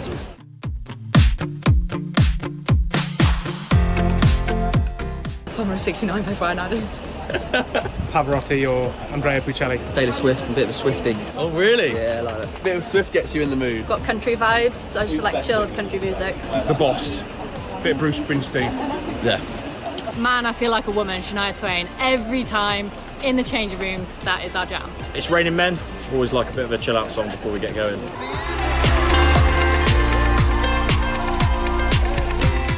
Can I say that we're going to get absolutely smashed? No, whoa. Can I say go out on the set? Yeah, of course, yeah. A lot of alcohol, a lot of dancing. Probably a lot of cider. By even 1 or 2 Guinnesses. Enjoy the moment, massively enjoy the moment. Obviously with the girls, drinking beers out of snorkel. Right, well, a reminder that this is only game 1 of a doubleheader. Of course, the women's fixture is coming up right after this. It kicks off at 16:45, so make sure you stick around for that one. We're just about to get into the second half. But tell you what, why don't I give you a tiny bit of context. I've looked through the history books. The last time the Navy saw a scoreline something like this, it was back in 1974. That's the last time they went back-to-back in the Inter-Services Championship. It was 25-3, the final score. So the Navy do have a chance, if we don't get too ahead of ourselves, of making serious history today. And then on the other side of things, 2009 is the worst scoreline that we've seen here at the Army, winning 50-7. Who knows what can happen in the second half? We're about to find out. Let's get back to our commentary team. Thank you, JJ.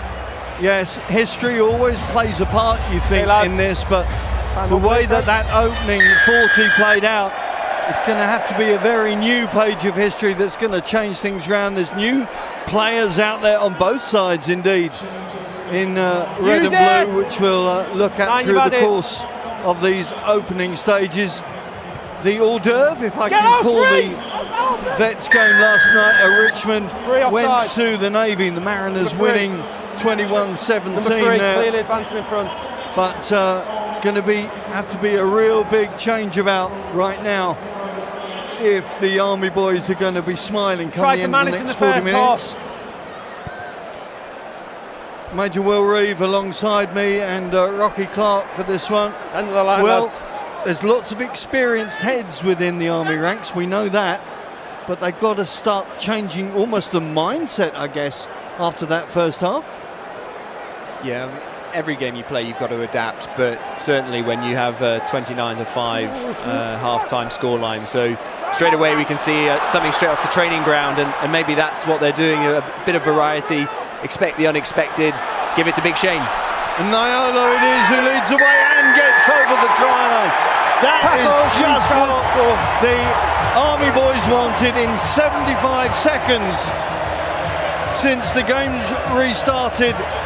And it is the team in red who gets the first points on the board. And once again, that hulking, brutal physicality of the big Fijian number 8 pays off for the British Army.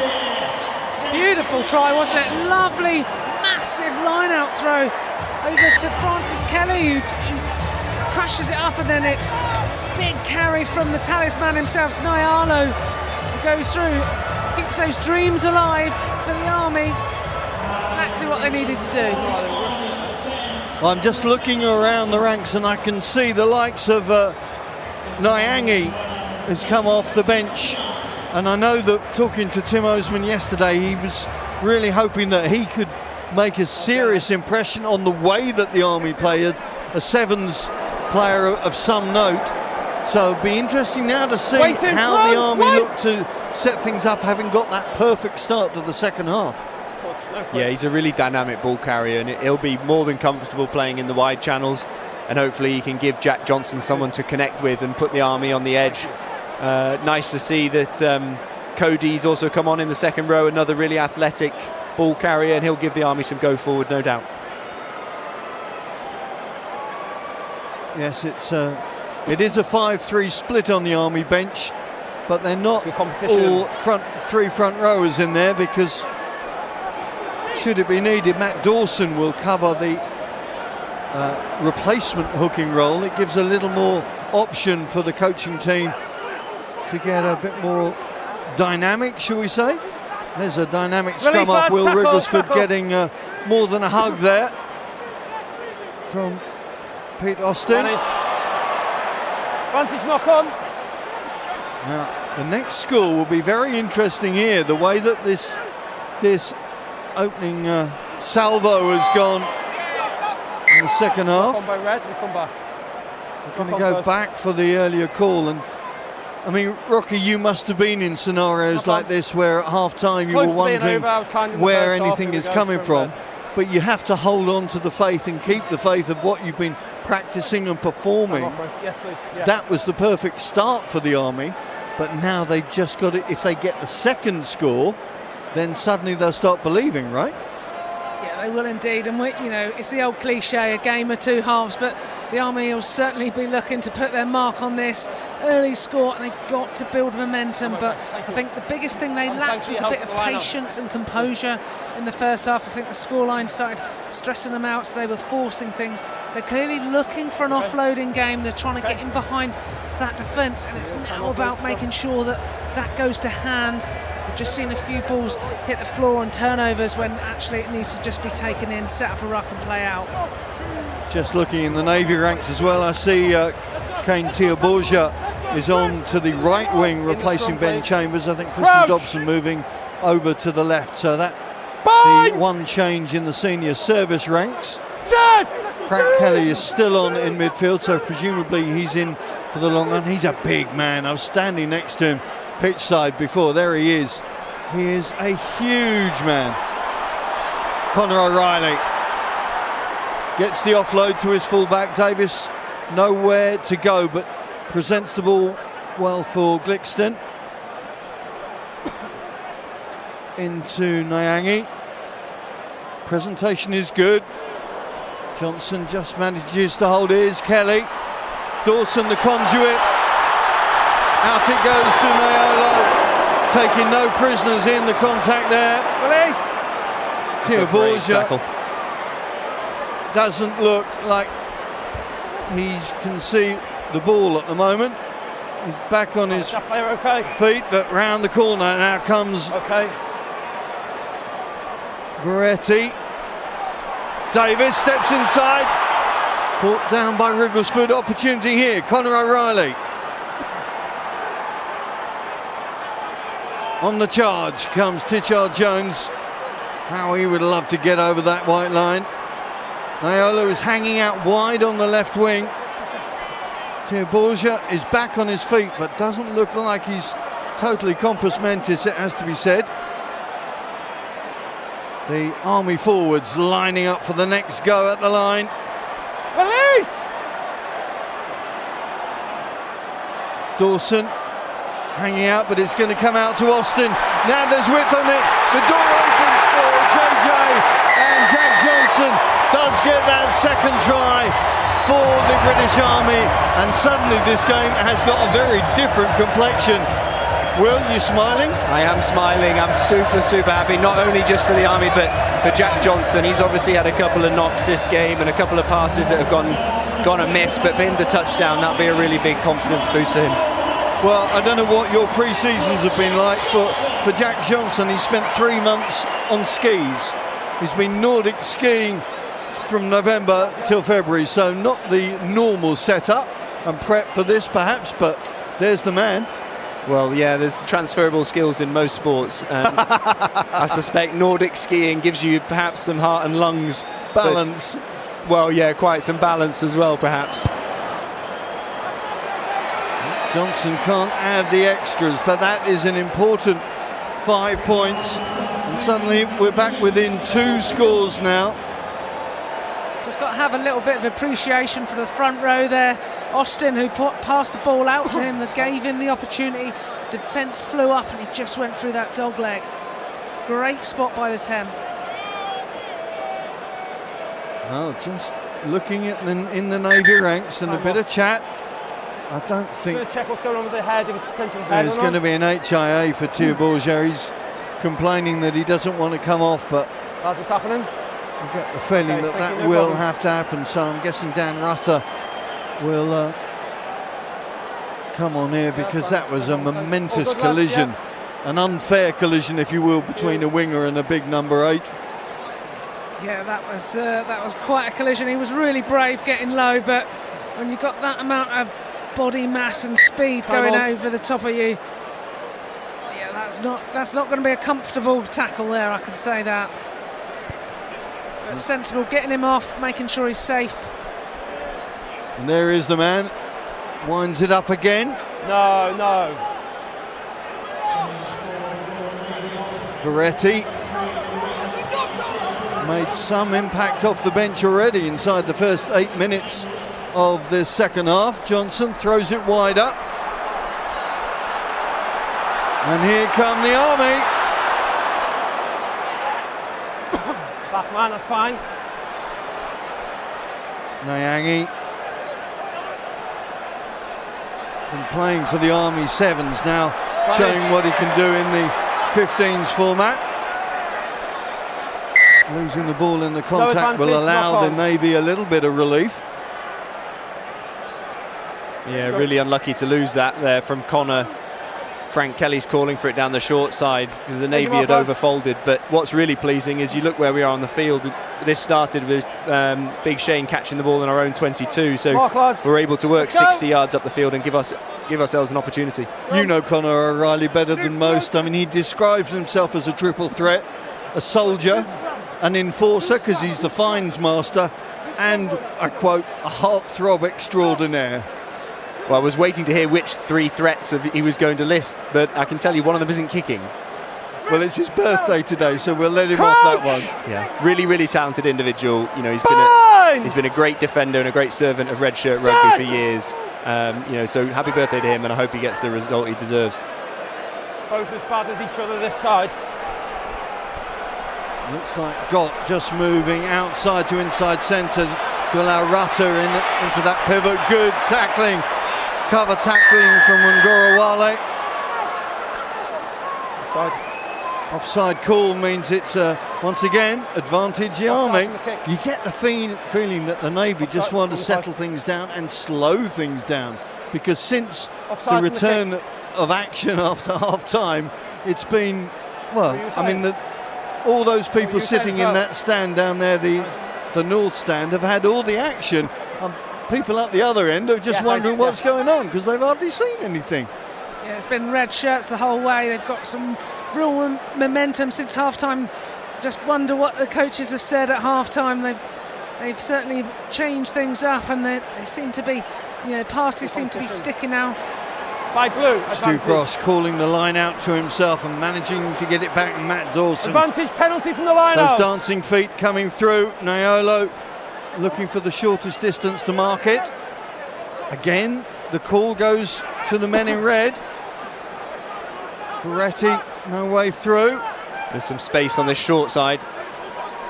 Johnson spots it. Out it goes to Nyanga. Tichar Jones rescues operations. On the arm at the line. On the arm. I'll do counting, thank you. I'll do the counting. Ian Tempest just making sure that everybody knows who's in charge.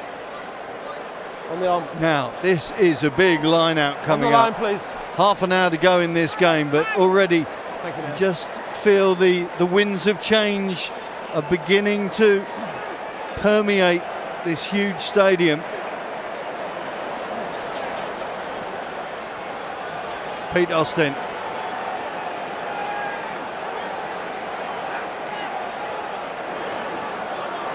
Stu Cross rises high, presents the ball, the drive comes on. Same maul. Getting a little disturbed, but still there. Austin driving further and up over the line. Referee trying to get position and makes the call. 3 tries in 11 minutes since the break, and the Army have pushed themselves back into this game big time. Stu Cross getting the congratulations.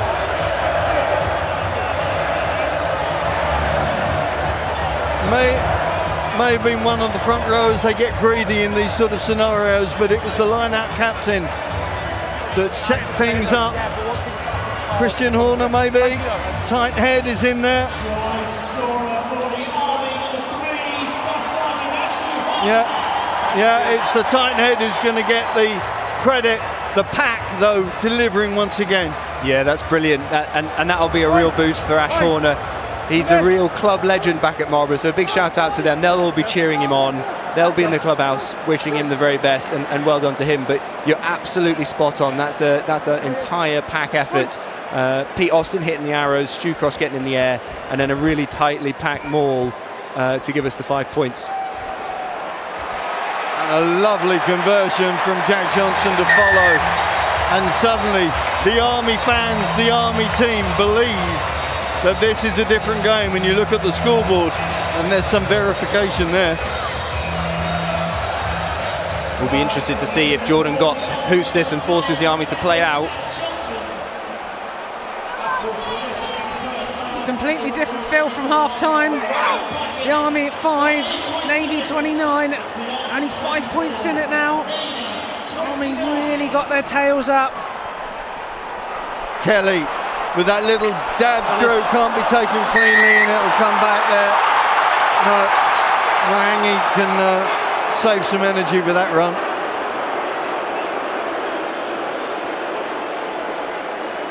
It's really clever from Frank. You play out your own half, and the back 3 on the Navy will go nice and deep, so there's going to be a little bit of grass, and it's a really clever kick to find that grass and put Solo into some space, and just unlucky he couldn't gather it. Well, of course, you wind back 12 months and you remember Frank Kelly got commissioned, I think, the day before the game.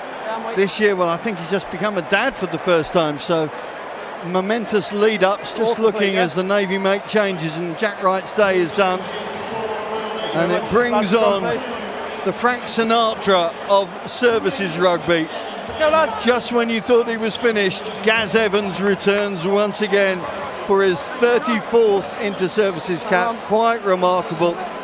Didn't know till Thursday afternoon that he would be here. He was heading for the Mariners game, but then he gets the call from Dave Pascoe, explains the situation, and he diverts to the lens break, and now he's back in the mix with plenty of time to show and make a difference to the Navy cause. Yeah, I've got a lot of time for the old guard lacing their boots up as one myself, but he'll be adding his experience and hopefully compose the Navy as they take on scrum. Well, he's still working for NATO out in Naples, so I'm sure the JFC Lions out there are cheering him on from a distance. And his first cap back in 2005, can you believe? And of course, you think 5 years later, scored the vital winning try for the Navy in this contest. But now being brought in as hooker, played it loose head, tight head, number 8, T-boy, coach driver, you name it. Gaz Evans has pretty much got it on his rugby CV. Well, that's impressive, and he certainly made a difference in that scrum to earn the penalty. Interesting call here to go for the points. Obviously, it will take him extra 3 over, but it hasn't been quite 100% yet with his kicking. There's a lot of pressure on him, but psychologically, Rocky, this is huge because the Navy haven't scored since before half-time. Yeah, vital that he gets this. Sends it on its way, and it hits the target. That is a very important 3 points for the senior service cause right now. An experienced international now, Jordan Gott, a Belgian international as he is, but those 3 points are critical to the state of mind more than anything of the senior service. Vital and right call. What a shot going in there as well. You can see the intent from the Army. They put Veretti, Imi Korowali and Solo Ranirova on this short side. All 3 really athletic to try and get the ball back. Jack Johnson kicks it 5 yards too long, and Veretti just whacks his opposite man. Mayala gets the call from Kelly. No 50-22, pass back in. See the Army loading up on this left-hand side, but running out of room. Radiani Rover really had nowhere to operate there. Last time he was here at Twickenham, he had a lot more space because he was playing for the Fijian Sevens. A little bit of a different setup for this one. You can see Johnson was just bringing it back to the short side. It was overloaded. Veretti just put a bit too much on. Right, Gaz Evans, have you got your darts? Goes safe to the front. Same all. And comes round to secure. Advantage 8. Advantage call going against Naiolo. Mark that, number 8 entry. The Navy half-backs trying to find the chink of light around number 8. Those channels. Really clever call from the Navy. They went for the drive in the middle of the park, and you don't often see that, but they're clearly getting some composure, getting back into the game, trying to draw out that penalty. They got their rewards, kick to the corner, and they're about at the 22 now. Time off. 1 and 3. So is this their chance just to start building momentum off the back of that penalty kick from Gott? Prop changes for the men in red, bringing on Gareth Smith and Scott Westwood, place of Messrs Horner and Tichar Jones.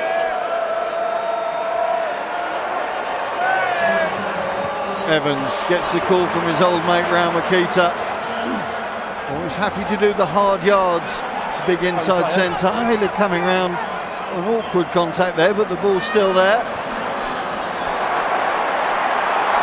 Kelly picks up the pieces, but yeah, I think there was an Army knock on there, back in the play. So an hour gone on the clock. Genuine attempt. And it is a fascinating encounter because this match barometer has just pushed back a little bit. There's your mark. Thanks, Steve.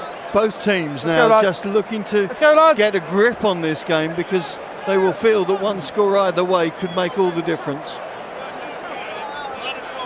Yeah, it certainly could. And it's about now who's going to do the short, tight stuff to be able to earn some width out wide. They want to get some front foot ball, not force any offloads.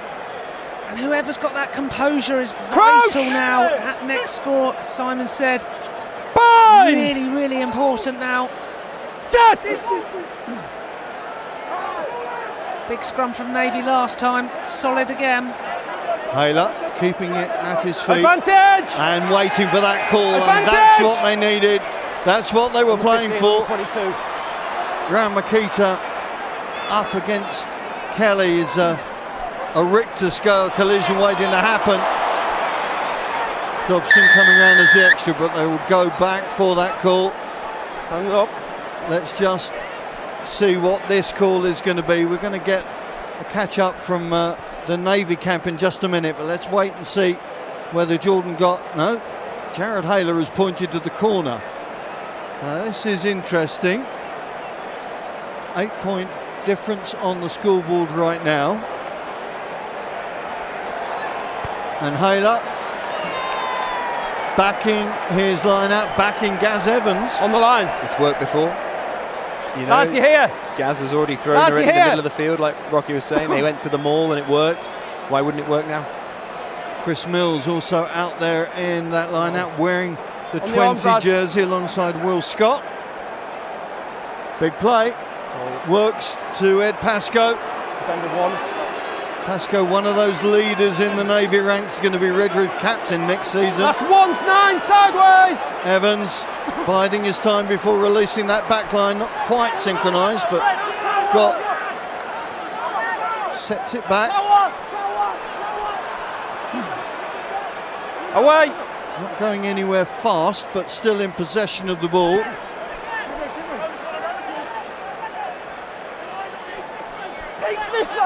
Carlo Takali, scorer of the second try. Advantage, no clear release. Again, the call goes to the senior service. Now, come off, assist tacklers. What was Jared Hayler? Is he going to back again? 2 assist tacklers was clearly come off. off. See what the Navy captain is going to decide. It wasn't just used 2 of them. Come off. No.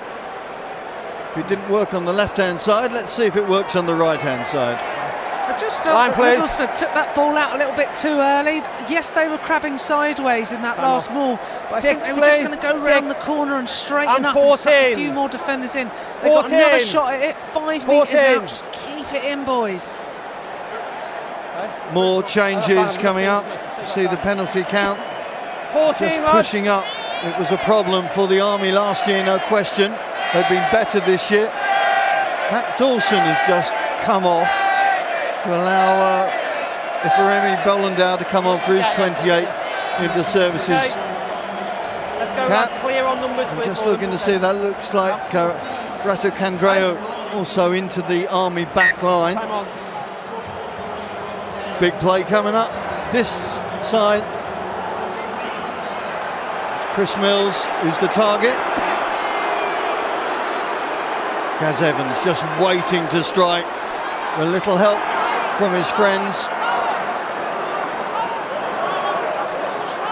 Done cleverly.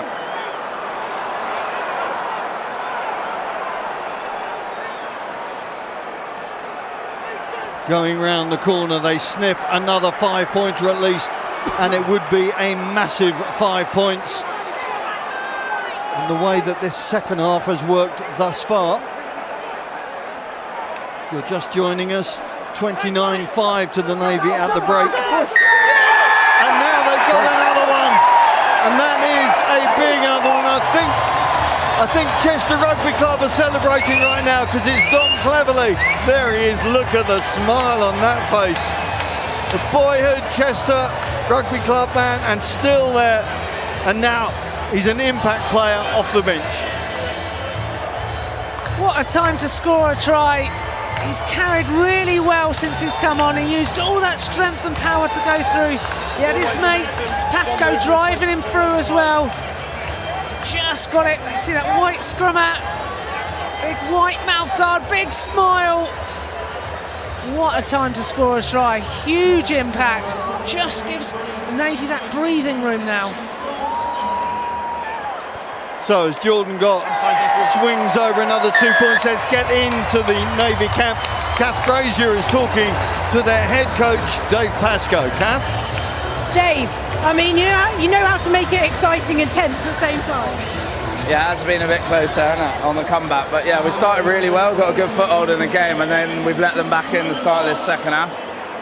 We did say at half-time, whoever wins this first sort of 10 minutes of the second half is going to come back into the game, and we let them back in a little bit. I mean, it was a real adrenaline rush for the Navy in the first sort of 10 minutes with 2 tries scored. But do you think maybe, I hate the word complacency, but do you think a little bit settled in there? No, there's no complacency there at all, but we let them back in with a few silly sort of errors, and they've capitalised on them. Like we said before at half-time, they're a very good side. And if we let them in or give them the opportunity, they will score tries. Use it! So we're just 5 trying to seconds, stay. 9. We haven't changed really a lot at half-time, apart from sticking with the same processes. Obviously, they were working for the first half for us, but as we saw against the RAF, weren't just quite scoring. Dave Pascoe, thank you very much. All right, thanks. And the line, lads. Well, Dave Pascoe always seems to have a smile on his face, but I think it was a bit forced for the first 20 minutes of this second half. But that score, Will, I think is a big psychological score, right? Thanks. Yeah, absolutely. Anytime you're within 7 points, you feel like you're in it. As soon as it goes 8 and more, there's a big mental shift. Good competition. Mess up at the line out, and once again, the Navy boys celebrating every little possibility of possession, of pressure, of points, whatever it may be, making sure the Army know that they've made a mistake. They do, and it was Pascoe celebrating. He got up there, was interfered with the ball off the top, and just forced that knock on. And he was also the guy that took over cleverly for the try. He's just doing all the hard work, the unseen work. So shout out to him, who's been working really hard. Bind! Set!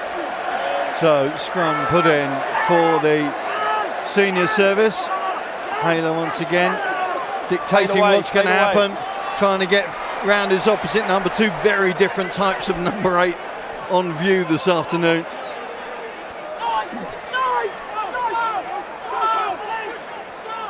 Will Scott doing the hard yards, as is that man Tam Lindsay, one of the big characters that's come into the Navy ranks, 4 years in the making from the 23s.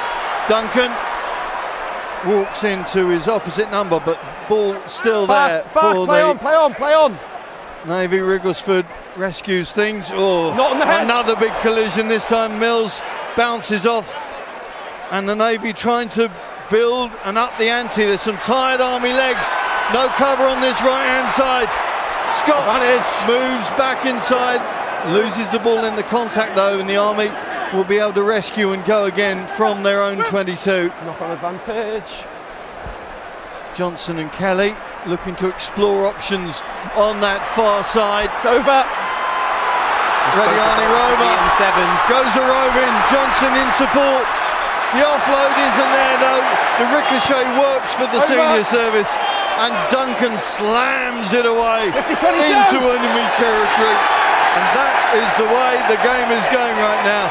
And the celebration in the Navy ranks is there for all to see. Well, Julian Evans, I'm guessing that the messages you're getting are blue tinged. Well, they are at the moment, but I think early on in the second half we had quite a few red ones coming in. But Paddy and Buck are propping up HMS Nelson, senior rates mess. I think it might be getting a little bit messy there. Go on, Navy. Elaine Makes in Northern Ireland has been watching on from Northern Ireland. I'm not too sure what's going to happen for you there, Elaine, but keep cheering for your boys. Craig Whalen, go Navy, watching from Bangkok, and Douglas Cramp, go Navy, watching from Spain. And probably the most important message there has come from a Mrs. Ward. She says, Simon, can you get some tea bags on the way home? We're all out. I knew there was something I was supposed to pick up. I'm worried that she's watching, and I'm even more worried that I've forgotten the tea bags. Could be in trouble tonight, couldn't you? No, could be about it. He's probably always in trouble, to be fair. Always. You know me, Rocky, you know me too well. Well, hey sailor, it's the sailors that are smiling. No question about that. He's a proper to tend to us, but I think every front row has got that in their mind, haven't they? Yeah. Absolutely. I love a bit of a scrum half pass as well, though. But I only make about 2 a game, so I can't get anywhere near it. And this big crowd, just shy of 50,000. celebrating that 50-22, although the line out doesn't work and they will have to go. Well, I'm saying that. Here we go. Mikey McDonald 2 years ago. Not quite this year for Al Glixton. But all of a sudden this game swings, and I know we've got, 11 minutes left, but you would just not want to hedge your bets right now, the way that this second half in particular has worked. Oh, I know, I keep nudging you like a clucking chicken. It's like it's turnover. No eggs. It's turnover, it's excitement, it's end-to-end, could go either way, and as we've seen the Army score 3 tries in 11 minutes, who knows what's going to happen? Will, you still believe? We're still in the fight, absolutely. Never out the fight. And the line out works once again. Pete Austin steps up to steer them all. Advantage call is there for the Army. Glixton does the dog to try and dig it out, waits for the referee's whistle, and there's going to be a card coming, I think, here. Yep, a yellow card to one of the Navy boys. I think it's Ed Pascoe. Yeah. Number 5, yellow card, collapsing them all. Ed Pascoe time is off. Is going to watch the next 10 from the Number side. 5, collapsing them all. Yeah, the referee. Well, opportunity knocks. Well, we talk about how games swing. You know, we've gone 85, 90 metres up the field, and all of a sudden the Navy are down to 14, and Big Shane has scored his third. Well, an Ayalo hat-trick has rescued the cause in many ways for those in red, and now all of a sudden we're looking at these final 10 minutes wondering what we're going to get. I tell you what, the inter-services never fails to deliver, and the standard goes up and up year on year.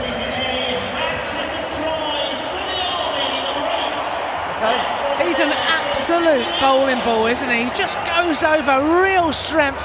Love his confidence. Give me the ball, I got this. 15 points for him. Big man, big performance. Still got 10 minutes left of him. Johnson has no problems with the extras, so we've got 10 minutes left on the clock. We've got 8 points between the two teams. Who's your pocket money on Rocky Clark? I'm not going to ask Will, because I don't want him to lose his pocket money, but as a neutral, both eyes open, who's your money on? The momentum keeps swinging, doesn't it? At the moment it's with the Army, but they're against 14. Is 10 minutes enough time? Could well be. A man down. I tell you what, that one extra point beyond the score could be very, very important. Glixton feeds out to Stu Cross, last year's captain in the second row. This year, he never stops. Get used to the sun in Kuwait. He's been on loan to the Kuwaiti Army out there. Again, that little break on the right flank for the Army just seemed to have found a bit more room out there, certainly since Ben Chambers has gone. Good tackling, Dobson taking down Kelly, important tackle there. A knock forward and some blessed relief for the Navy boys. Duncan calls and gets. Can't get his pass away around. Makita picks up the scraps. No! Oh, Austin was like... Advantage is over. About to put his paws in the cookie jar there, wasn't he? That was clever by Lowe, just putting his leg over it to keep it in the ruck. Some of those Army boys stepping up on the red line very, very quickly. They're going to have to be wary of conceding penalties in this sort of area if Jordan has got his iron. Carlo Tukali played at 8 in both of the games in last year's inter-services, but wearing the 6 jersey for this. There's a man who's worn most of the jerseys, Gaz Evans. That looked to be a heavy contact, but he's made of stern stuff. The ricochet works for the Army. Bollandau sets it up. They've got numbers to the right. Quick transference is out there. Badiana Rover. Use it! just signed for Rams Rugby Club near Reading. Just see, looking out to this left-hand side, the Army have got big numbers out here. Jesse Lowe is urging some of his teammates to come on, but there's a turnover ball should they want it. They're going to go back and have a look down that left channel. Ramakita. Roll away. Gets the call as Ratuk Andreu doesn't roll away. Well, I'm not sure whether divine intervention is going to work for either side now, but points off the tee could be absolutely vital now in the psyche of both teams. Will, what's your take? Well, we talk about that 8-point gap, don't we? And that's where we are now. The Army, the Army think they are in the fight, absolutely. With a few more points, it makes it a very close game. But 11 is very different. So this will make a huge difference, especially as the clock continues to tick. And we're now only at sort of 73 minutes. And especially with the senior service still a man down. Absolutely. But this kick will eat up another 60, 90 seconds of that. And that will no doubt play a huge part. Jordan Gott swings it through, but doesn't hit the target. 22. As against the RAF. Do you want it now, change? He's unable to find the target, and 50% is not helping the senior service calls from the tee. Well, change at scrum half for the Navy.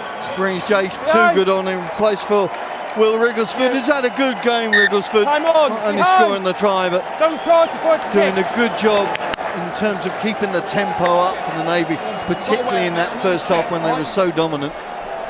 Knock on. Thank you.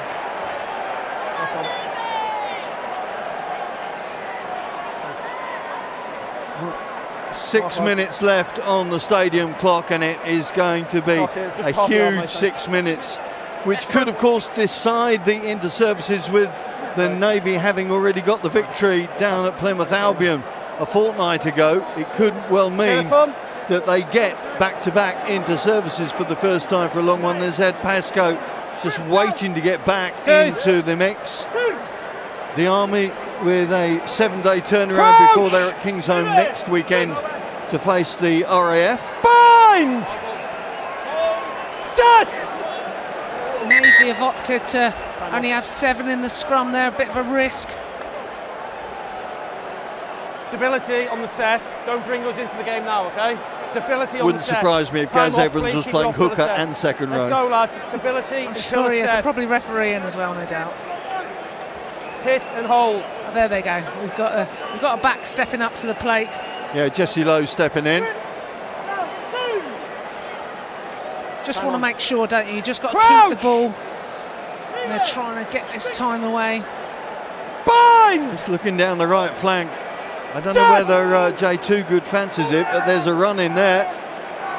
The scrum works to the left, and Jared Hayler happy to control and wait for the whistle. And once again, the Navy scrum getting the penalty call from the referee. It's been an ongoing issue for the Army 8. Well, we talk about the experience, but being able to bring Gaz Evans on, who's made a big difference. There's been a lot of scrum penalties since he's been on. So he's made a huge impact, that experience, and now knowing what he's doing, drawing out those penalties. And also, we heard at half-time Dave Pascoe talking about that they weren't going to change too much. We've definitely seen a change in them going for penalties and composing themselves, getting a foothold into the game, drawing out those penalties. So another opportunity for Gott to add the extras. Jordan Gott with his 9th opportunity of points from the tee. And you just feel now that this could be the final nail in the Army coffin. He's done it. They celebrate on the pitch. And now there's 10 points between these two sides. 4 minutes left. And this big crowd of just north of 46,000. 46,092 just been announced in stadium. What great support once again of this huge inter-services clash. Bakala Tukali inadvertently bumping into Tam Lindsay.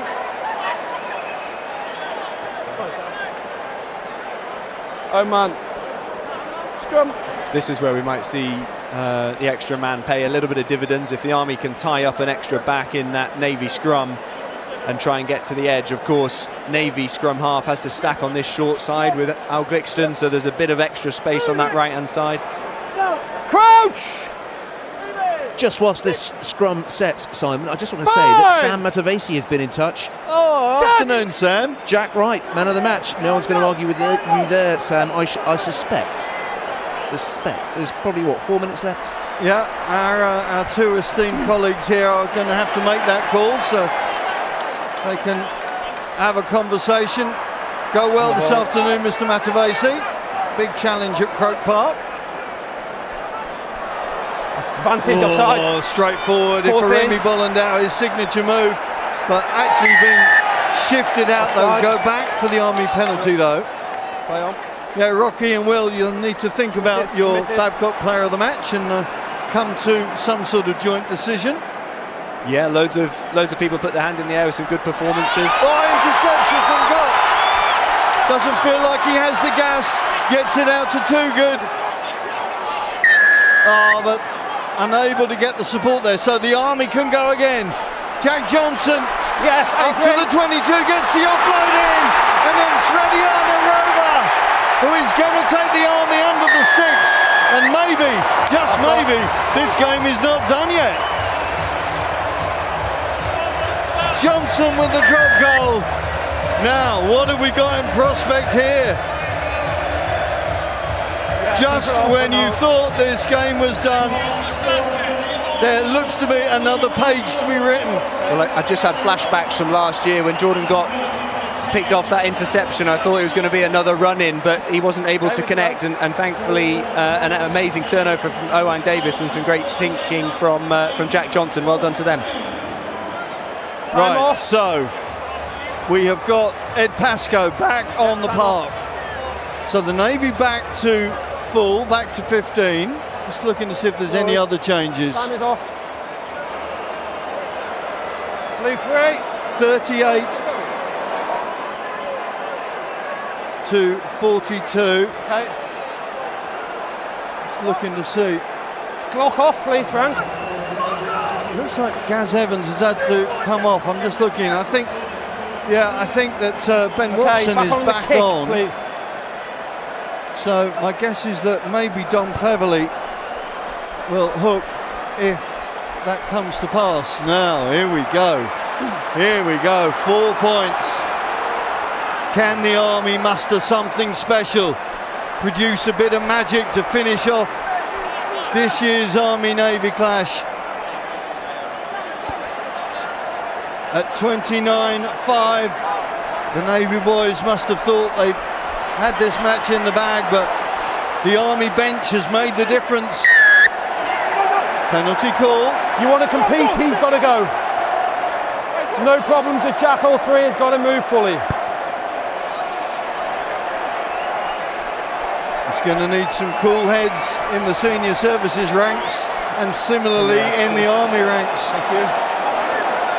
They've just got to see what they can compose and just work step by step. This huge crowd is really getting very, very vocal. Have a listen to this.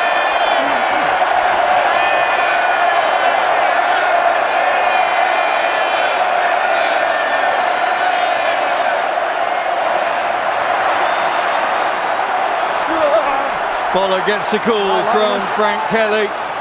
Doesn't make much headway, but the Army into enemy territory.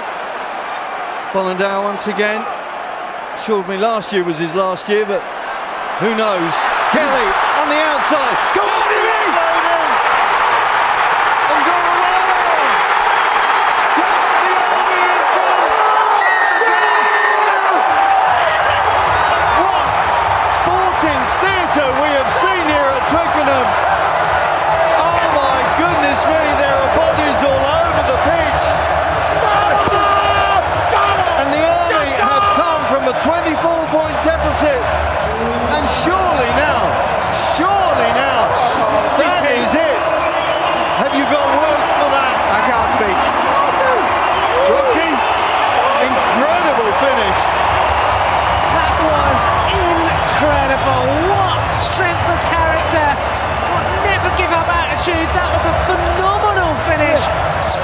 finish right to the corner. Time has gone pretty much. That is belief. It's just incredible what these service personnel can produce, and they never give in, they never say never. And Frank Kelly, who has made such a difference off the bench for that Army backline, it was who set that move up, opened the door for Ngorawale. Junior Bulamaka, one of the coaches now, just urging the crowd. And there it is! It doesn't matter! 1 point, the difference. Well, what a performance, what a game. Heartache once again for the senior service, but massive credit to the team in red for coming back. It was just incredible. Rocky Clark, what was your first impression of an inter-services match? This was fantastic. Honestly, one of my favourite gigs to commentate on. End-to-end stuff. The comeback from the Army, absolutely brilliant. I'm running out of words. So good. And who is your Babcock player of the match? Yeah, so we've had discussions, but I think there's one man that really stood out. He got a hat-trick today. Nyalo was phenomenal. A big physical presence, got over the gain line. He was looking for the offloads continuously. A big man and a big player for such a big game. Well, Shane Jr., your dad's done good. He's come to the fore and made all the difference in this second half. Shane Nyalo, our Babcock player of the match, and what an absolutely incredible game it has been. The Army with the lion's share of 85 points. I'm not sure that Twickenham has ever experienced such sporting drama as the women get ready for their version of events. That kicks off at 4:45 UK time. They'll have a tough act to follow after that one. Well, it's been quite breathtaking, and the Coventry man has led from the fore with that hat-trick. No question that he was the go-to man. Well, let's look at the contrasting emotions in both camps. It is quite fascinating. Sorry if there was a little bit of industrial language. Understandably, emotions running very high after that 80 minutes. Let's get down to hear from the Babcock player of the match. Shane Nyalo is talking to Kath Brazier. Shane, my God, what an amazing game. How are you feeling? I'm tired. First of all, I want to thank God for giving me the strength, and even the boys believe that we are I think they want to believe in us, but we back ourselves up, and I'm proud of the boys. That's all the squad effort there, not just myself. Yeah. I mean, you were 22-0 down. You were 24 points adrift. How on earth did you bring it back to where you are now? I think we were shocked a little bit in the first few minutes, but I don't know what happened, but I feel like we just need to, especially the senior boys, have to step up. And plus, we have to lead the front, and the guys will carry on from there. You have made this game even more exciting than it has been in the past. Yet again, we see a titanic battle between yourselves and the Royal Navy. Credit to them as well. Yeah, credit to the Royal Navy. They played with first few minutes there, but we thought from the first few tries, although they are gone, but it was effort, congrats to the boys as well, especially to the Navy. They prepped well, so I have to give them the good game as well from that. And I hear your son is here, baby Shane. Yes. He must be so proud. Yeah, they didn't make it today, so hopefully my eldest is here, so I did it for her. Thank you. Your Army player of the match, Sensiki Shane Nyalu. Congratulations. Thank you very much. Thank you.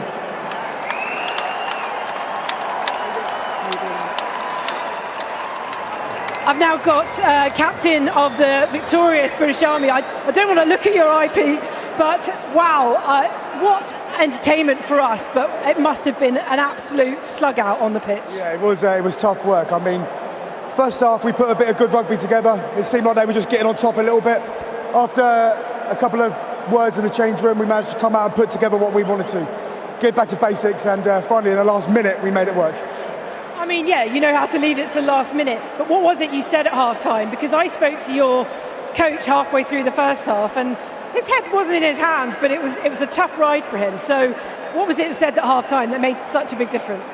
For me, this is a crazy atmosphere and it's a very hard game to play. So for me, it's just all about getting back to basics. Do your job, be in the right place at the right time. Set the tone, get the mindset back to normal, get back out here and just perform. As if we needed any description of how tough it was. Well, look at your eye. There were injuries, there were players coming back on, subbing back on. So it's properly brutal out there. Yeah, it's a very physical game. I mean, it's a very physical game, but what's really good about Services Rugby is when we get off the pitch, we're all good mates and we all crack on. I think it means it now comes down to points difference. So you've got another game, this isn't the pinnacle, against the RAF next week. How are you thinking about that now, or are you still just savouring this? I think it might be in the back of some guys' heads, but for now, we're just focused on this and enjoy the win. Pete, congratulations on your win. Thank you very much. Thank you very much. Thank you. We've now got Royal Navy losing captain Jared Hayler. Jared, I mean, if anything, you've put on a show here, but I know how disappointed you must be. Yeah, I can't fault the fight and the effort from the lads on the pitch today. And also we've got a great backroom staff, and I'd just like to take this opportunity to thank every supporter who's come to support us, and it's great to have this fixture, and it's great to have everyone here, including all my family and my wife. Jared, we know where it went right in that first 10 minutes. That was it almost like you ran out of steam, or is it always, well, you said to me on Thursday, you know the Army can come back, and they did? Yeah, I think when we put it together, we're really dangerous, and we really put it all on the line. We front-loaded our effort, and going into half-time, I was quietly confident. I thought, this is our game to throw away, and unfortunately, we did. I think, as we mentioned on Thursday, the Army are a brilliant team, and fair play to them. They went out, they wanted to throw the ball around. Didn't work for them in the first half, but then they had something special in that second half. So, yeah, fair play to the Army. They really came back, they really fought well, and they stayed in it to the end. If the Navy had won this, Jack Wright probably would have got player of the match. What a debut for the young man. Yeah, I just said it there. I said it's a great day out. Like scoring, no team really scores 42 points against the Army. So we celebrate that. We celebrate Jack Wright's 2 tries on his debut, which is brilliant. And also we celebrate those lads who are leaving us to go to Civvy Street or to move on to new jobs. So I think all round it's a sad but a great day for Navy Rugby. Jared, thank you for the entertainment, thank you for the game, congratulations, and we'll see you soon. Cheers, Gav. Wow, and breathe. The Royal Navy were just seconds away from potentially holding the Inter-Services Championship trophy, the Babcock Trophy, in their hands. That was definitely one for the absolute history books. Where do we begin? Well, we'll have to join. You just joined us back from the commentary box, and that is some smile on your face. And rightly so. I think I ran out of words in the commentary box, so I think I've maybe got 1 or 2, but what an amazing game of rugby, and what a demonstration that it is an 80-minute match. You know, it's not no game of rugby is won in 40 minutes. Massive amounts of heart from the guys. And we look at Pete Austin, who played 80 minutes of rugby in the front row. That's a very, very good shift, and hitting his lineouts at the end of the game. They'll be over the moon, I'm over the moon, and hopefully, you know, neutrals and Army fans are all having a good day. Commiserations to the Royal Navy, but that was a spectacular game of rugby. Yeah, Matt, I'm sorry to do this to you, but you've got to say something. And what do you say? Oh, I'm still waiting for the heart rate to go back down, but what an unbelievable game. I felt like the Army fully deserved that win. It was, you know, very much a game of 2 halves. We're almost a game of 4 different teams, you know, like both teams were playing so differently in each of those halves, and a full credit to the Army to come back and score that many points. You know, that was unreal, and I felt like they fully deserved that win, but I also feel like the Navy didn't deserve to lose as well. But, you know, that's sport at the end of the day, and it was 2 fantastic teams going toe-to-toe. It was a great game. Justin, I think you were probably able to enjoy that more than any of us, being the neutral, the RAF. Having said that, you're going to play this Army team in a week. The trophy is well and truly up for grabs. I think it'll probably come down to point difference, all sorts of connotations. What's going through your head at the moment? Well, I think the Army definitely woke up for the second half. Just game management from the Navy, some of their decision-making second half, injuries, head knocks, replacements, substitutions. I think, personally for me, I'm thinking how tired are the Army guys. Yes, Pete Austin's played 80 minutes. They're not getting any younger, some of these guys. Can they get back up and running? They need a few days off, recovery, analysis, focus on ops. And what happens next weekend? The work we put in to go and beat them next weekend, they've got to strap up and go again in 7 days' time. So I'm excited for Kingston next weekend. Well, this is how they won it with just seconds to spare. Talk me through your emotions, talk me through whether you thought that was possible, and then ultimately realising, that the hand's there. It's just everything, isn't it? Yeah, absolutely, and it all started with the penalty back in our own half. I lost a bit of hope when Jack Johnson sort of cut his kick short and went to the halfway line rather than being a bit more optimistic, but we go to our set piece, we get the ball in the hands of people like Boladao, Frank Kelly, really strong, solid players, and we're putting people like Imi into space, which is really exciting. But my emotions are through the roof. Yeah, I mean, this place was through the roof. It ebbed and flowed, that match. It was absolutely spectacular. But a moment like that, a piece of history like that, even yourself, Matt, you've got to be able to admit, it's great for the game. It's unbelievable for the game, and it's unbelievable for all the three services, not just the Army and the Navy. It really puts the spotlight on what is a fantastic event at Twickenham. It doesn't get any better than this, and to put a show like that on TV and to get it around the world is absolutely fantastic for everyone. I mean, let's be honest, for the Army it really started in the second half. I mean, what was said in that dressing room? Winston Churchill must have been in there giving a speech to be able to fire up the Army in that way. Justin, what would you have been saying in there, and what do you think was said? I'd have probably just talked about sort of pulling the trigger. There's nothing to lose. Play rugby and just fling it around a bit, because that's where the Fijians are dangerous. Their offload game, trying to get some pacey runners out wide, just going for it. Just throw the kitchen sink at them. You're 20 odd points down. Just go. Pride in the shirt for 40 minutes of graft. Guys coming on from the bench making an impact, and I think they certainly did that. And we saw that rugby that we know we can play for the second 40, surely. 22-0 down at one point, about 24 points behind at half-time. But ultimately, Will, did you begin to believe, even off that first try, that you could take control of this match? And ultimately, just as quickly as things went out of your favour in the first half, you could get them back into your favour during the second? Yeah, absolutely. You're never out the fight until that whistle blows. And we've got players like Shane and like Bola who can make a difference. And as much as we saw the game change in our favour, we saw it change against us many a time in that game. So hope was reducing, but it was ever present, and it paid off. Very quickly, Matt, a word on Jack Wright. We talked a lot about him at the beginning of the match. 2 tries today. He's just got his medal there. What a memory this is going to be for him, and what a great start to his career with playing in this fixture. Yeah, so I know Jack really well. He's a really, really good lad, and I'm absolutely delighted for him today. I know that Sam Matthews will be watching as well, and he'll be absolutely buzzing for everything that he's achieved today. What a way to come in and start off your inter-services career. Jack's one of those young players who just works incredibly hard on all the minor details and skills, away from the pitch, away from the training pad. He works really, really hard, and I'm absolutely delighted for him to go out and get what he's got today.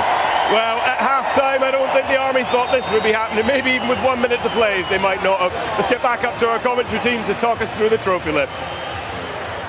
Yeah, Major Stu Cross, the vice-captain, leading the triumphant team in red. As you said, JJ, who would have thought at half-time that this was going to be taking place?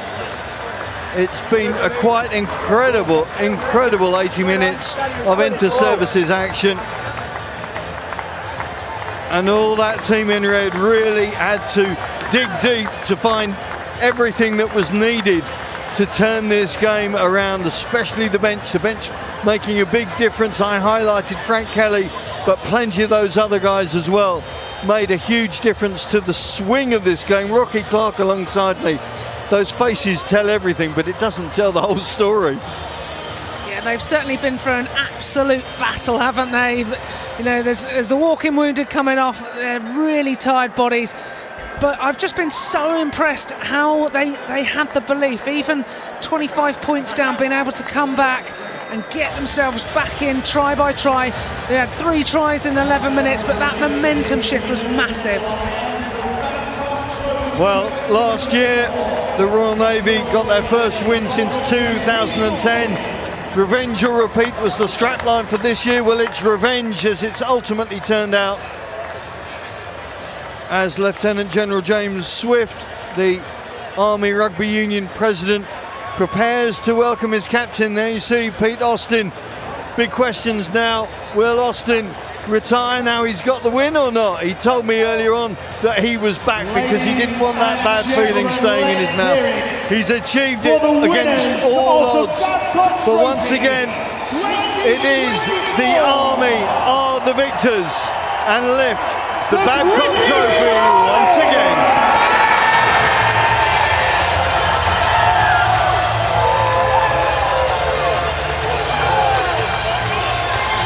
Just incredible scenes. Look at them, they're lapping it up.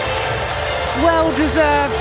And you touched on Austin retiring. I don't think he should. He had a phenomenal game. 80 minutes, he still got it. And why not? Glorious today. Fantastic showcase of a game at Twickenham.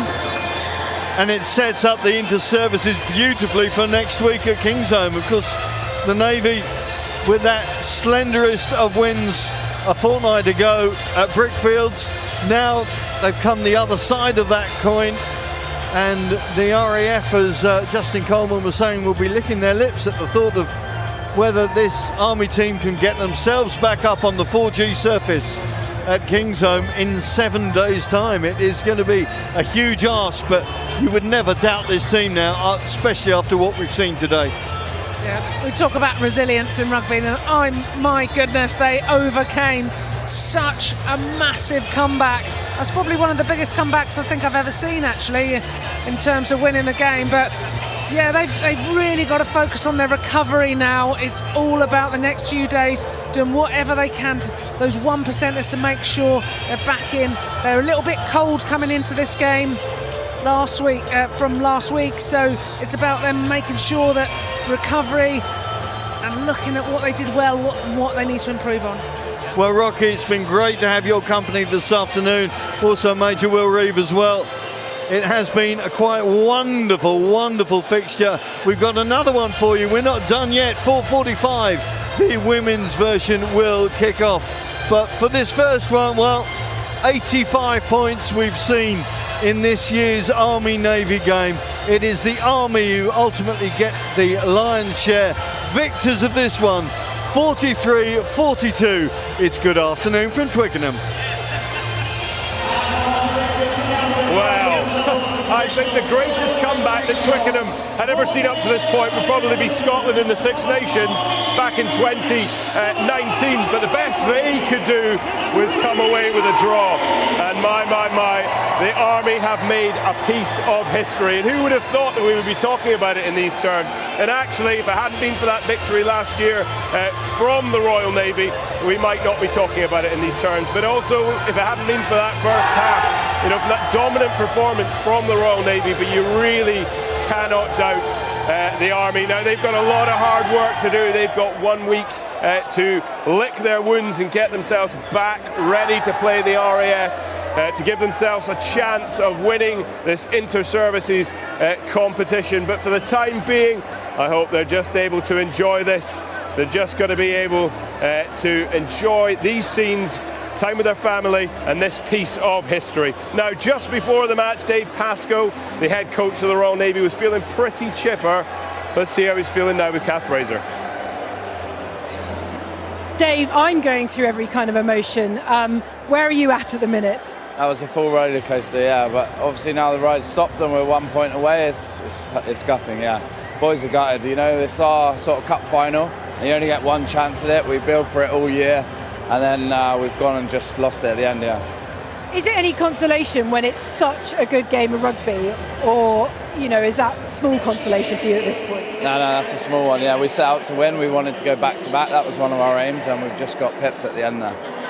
Is it annoying as well to get pipped, because it actually could have gone either way? We didn't know until that final score, and both teams deserved it as well. Yeah, no, you got two great sides going at it, and they're both at the end. They're just throwing everything they've got, and then the momentum went their way, unfortunately for us. I know it was a last-minute score, but do you think there was somewhere along there where you maybe lost it, possibly that first part of the second half? We knew they'd come out the second half and throw everything at us, and a few mistakes or errors from us as a team let them back in, and they capitalised on them. And like we said at half-time, they're a great side, and they're going to try everything, throw every bit of magic they've got at trying to make their scores, and they did. And they come off a little bit, the bounce went their way for the second half, and find ourselves on the back of a 1-point loss. You're so experienced as a player and a coach, we've gone over that before. So how do you go in and pick your players up? I know the tournament's ended for you guys now, but how do you go up and pick them up and make them believe that they really had every power to win that? Yeah, it's tough because we don't you got the whole year so you can fix things, but there's things to celebrate in the group. We've got first cap, Jack, scored 2 tries on debut. We've got players that are leaving, Jesse notably, and Dobbo on the wing. And those guys are going outside, so we need to pay them the respect that it deserves for going outside. Then we've also got the milestone caps, the guys that are hitting like 10, 15, 20 caps, So there's still a lot to celebrate in the group. It's just obviously the disappointment with the result. Dave, thank you very much, and I'm sure we'll see you again soon. Thanks, Kath. Yeah, I think it's got to be full credit to the Army for the performance, because actually that second half performance from the Navy, particularly during that middle section, showed they weren't throwing it away by any means. We've heard what Dave will be saying to the team there. Ultimately, you're going to go and see these guys after them. You're still very close to them. What will you be saying to the squad? I'll be saying to them, it'll be painful now, and it'll probably be painful for a few weeks, maybe even a few months. But the guys will get back together next year, and the beauty of inter-services rugby is you get another chance in 12 months, right? So even though this will live long in the memory for good and bad reasons, the defeat will be painful, but they've got a lot of positives they can take away. And outside of that, it's a great show for everyone here for the Inter-Services Championship. But I think for the guys, they just need to, analyse now, learn from the mistakes, and kind of just go forward and hopefully look to next year. And as Dave said, there's a lot of young lads coming through, a lot of potential. So there's a lot of strength and depth, and there's a lot of positives from today. Indeed. Well, we've heard from the Navy's head coach. Let's hear from the Army's now. Tim Osmond is with Kath Fraser. Tim, we're close up on your family at the minute. How special for them to be here, and what an incredibly special day for you. Yeah, I'm a bit happier than I was 20 minutes in, I think. Yeah, really good day. Even before that unbelievable finish, it was kind of, you got near 50,000 people here watching a fantastic game of rugby. And I said some of the Navy boys and Paco after us, they didn't really deserve to lose that as much as we didn't really deserve to win it. But it was a great event, and unfortunately we came out on the right side just. You're a little happier than when I last spoke to you, and I'm not going to take any credit, but just after I had spoken to you in the first half, the Army scored. But I'm not taking any credit, obviously. Do it again. Yeah. But yeah, and then I went inside a tunnel at the beginning of the second half, and suddenly you were 3 tries to the good. An incredible comeback. Yeah, we were pretty disappointed, to be honest, with our game management during the first half, let alone missing a couple of tackles. And as I said previously, against a very well drilled and very dangerous Navy team, if you slip off a couple of tackles, give them half a chance, they're going to take it most of the time, and they did. So we were a bit disappointed at half time. We felt we didn't really play necessarily in the right areas, and our D was a little bit poor. We managed to get in the right areas and then get some front foot ball, and showed what we could do a little bit when we had that space in the second half. Give a big heads up to big clap really for your man of the match, player of the match, Shane Nyalu. He is such a fulcrum at that number 8 position, isn't he? Well, yeah, it helps if you're 130 kilos and 6'6", I suppose. Yeah, unbelievable player. Every time he comes back into the squad, he adds value to it. He helps the boys along, and he likes to dig in, rolls up his sleeves, and funnily enough, doing that all the way through to the 80-minute there was massive from him. Tim Osmond, winning head coach here at the Army Navy 2024. Congratulations. Thank you. Sounds a bit better than last year. Thanks. Well, there was a massive team effort from the Army, but a lot of credit has to go to the player of the match, Nyalu, the number 8 for the Army. A hat-trick performance. This, his 3rd try, and things were really starting to go not just his way, but the Army's way at this point, Will. Yeah, he's a real go-to character for us. He's so strong, creates so much trouble for defences, and when we get those opportunities 5-10 metres out, the scrum half is looking for only one person, and today he's managed to do it 3 times. You know, reminiscent of 2022, where he said, "Give me the ball, I'm going to tap this, and I'm going to carry 3 defenders over the try line." It really well-deserved award, and he'll have a great time tonight. Matt. It's going to be hard to watch this one back, but you've got to give credit to this winning try, not just for the way that it happened, but for the absolute ripper of a try that it is as well. Yeah, you know, it's an absolutely great finish from the guys. You know, they spotted the gap. A Navy error led to it, so the guys will obviously be really frustrated about that. But, you know, full credit to the Army. You know, they stuck at it in overtime. You know, there wasn't even a couple of seconds left. You know, we were actually in overtime, and they managed to get over the line and score that great try, and full credit to them again.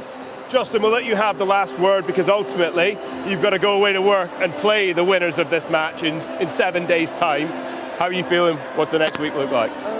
Yeah, we'll look at the analysis from what we've done previously, what we get from today. And it's pretty clear to see you can't give guys like Imi Karawali space. You can't go low for an individual tackle on Shane Nyalo. You need 2-man hits. You've got to drive them backwards and just minimise the errors, because the Army will punish you if they get those opportunities. So we'll look for that this week. There'll be constant work-ons for us for review, analysis from training to get our mentality right for King's Arm next week. Yeah. Well, listen, it pains me to say this as a former member of the Royal Marines, back in the Royal Navy. Best of luck to you next week, eh? Wouldn't that? I can tell on your face, JJ, that's not quite how you're feeling. But. Yeah. Well, thank you very much, guys. You've been absolutely fantastic today. It is far from over. Of course, this is a double-header.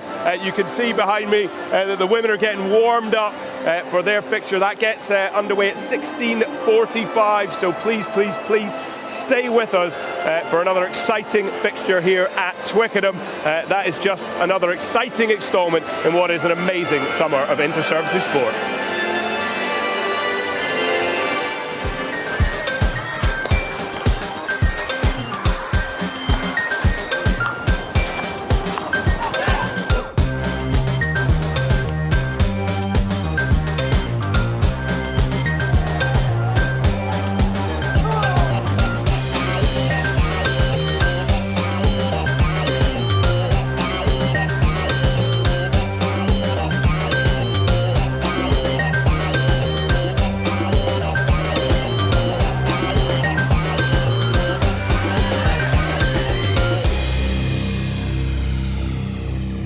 It's designed to catch an RPG as it's flying through the air. So the use of mines here could have a real impact on UK and international trade. The truth, of course, is that these soldiers are returning to a battlefield that is becoming increasingly difficult for Ukraine. But how do you make it feel even more like you're fighting a realistic enemy? I'm Bryony Williams. I'm deep in the Arctic Circle in Norway, and today I'm going to be doing my icebreaker drill. It's the final part of the cold weather aviation operators course. I'm at HMS Raleigh in Cornwall, and this is where they train to do a replenishment at sea. After 10 weeks basic training, it's time for Royal Navy sailors to specialise in the role they've chosen.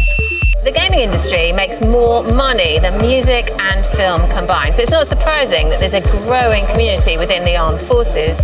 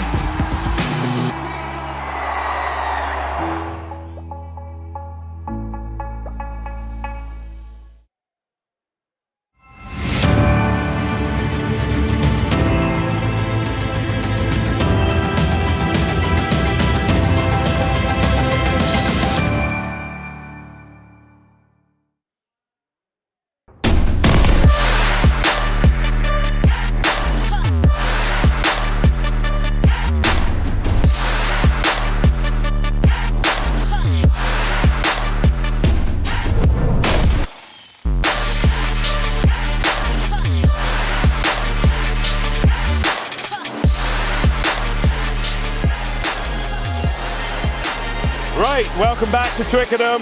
We've already seen a historic match. What an absolute scrap that was in the men's fixture. But now it's the turn of the women to compete for the famous Babcock Trophy. The Army are undoubtedly the favourites, but the Royal Navy should, of course, never be counted out.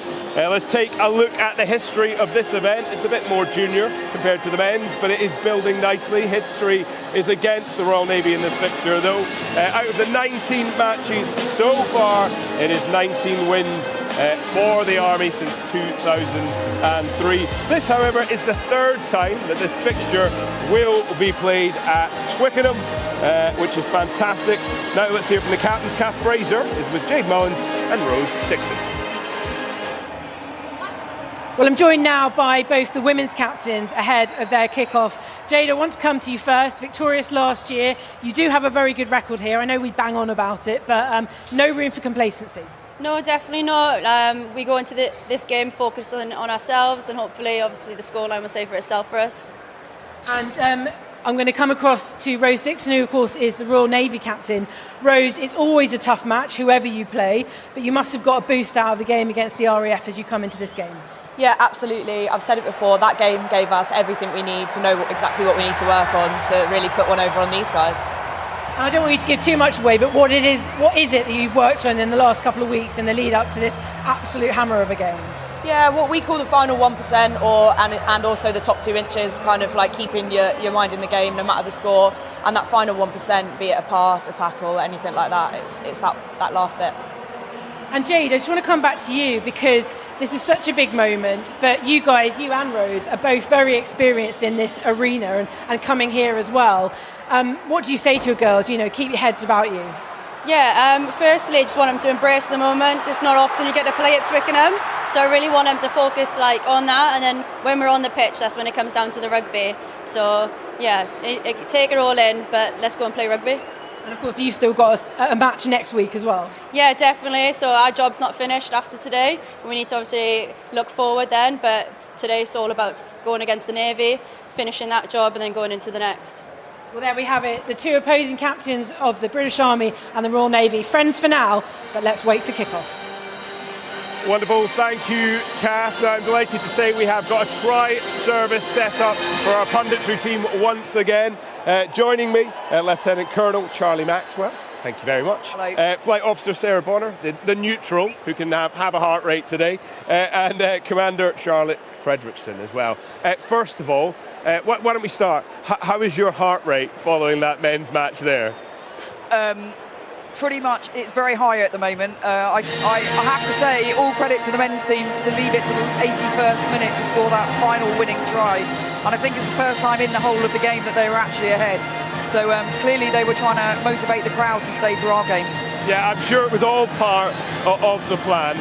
You walked in at half-time in that. Well, we bumped into each other at half-time, I should say, with a big smile on your face. How are you feeling at this point? Yeah, I just gutted for the lads. You know, they did all the hard work in the first half and then just sort of lost a bit of concentration and momentum in the second, and it's never nice to lose that way, you know, like literally, you know, a loose line out, you know, lack of concentration, they're in on the post, and they should be rightly disappointed, the lads, and I'm gutted for them. Sarah, you wouldn't have been playing today, obviously, but I can see you've got an arm worse than mine at the moment. What's been going on? When are you getting back to playing? Yeah, so unfortunately, first game of Six Nations, I busted my shoulder. It's been fixed up now, so season's done for me, but pre-season I'll be hitting the ground running. All right, well, I'm delighted it means that you can come and join us today. Well, not many people can make a claim that they have played both for and against the Army. Now, number 8 of the Army team, Captain Sally Bellhouse, is one player that can indeed make that claim. Here is the first military working dog veterinary officer and her amazing story.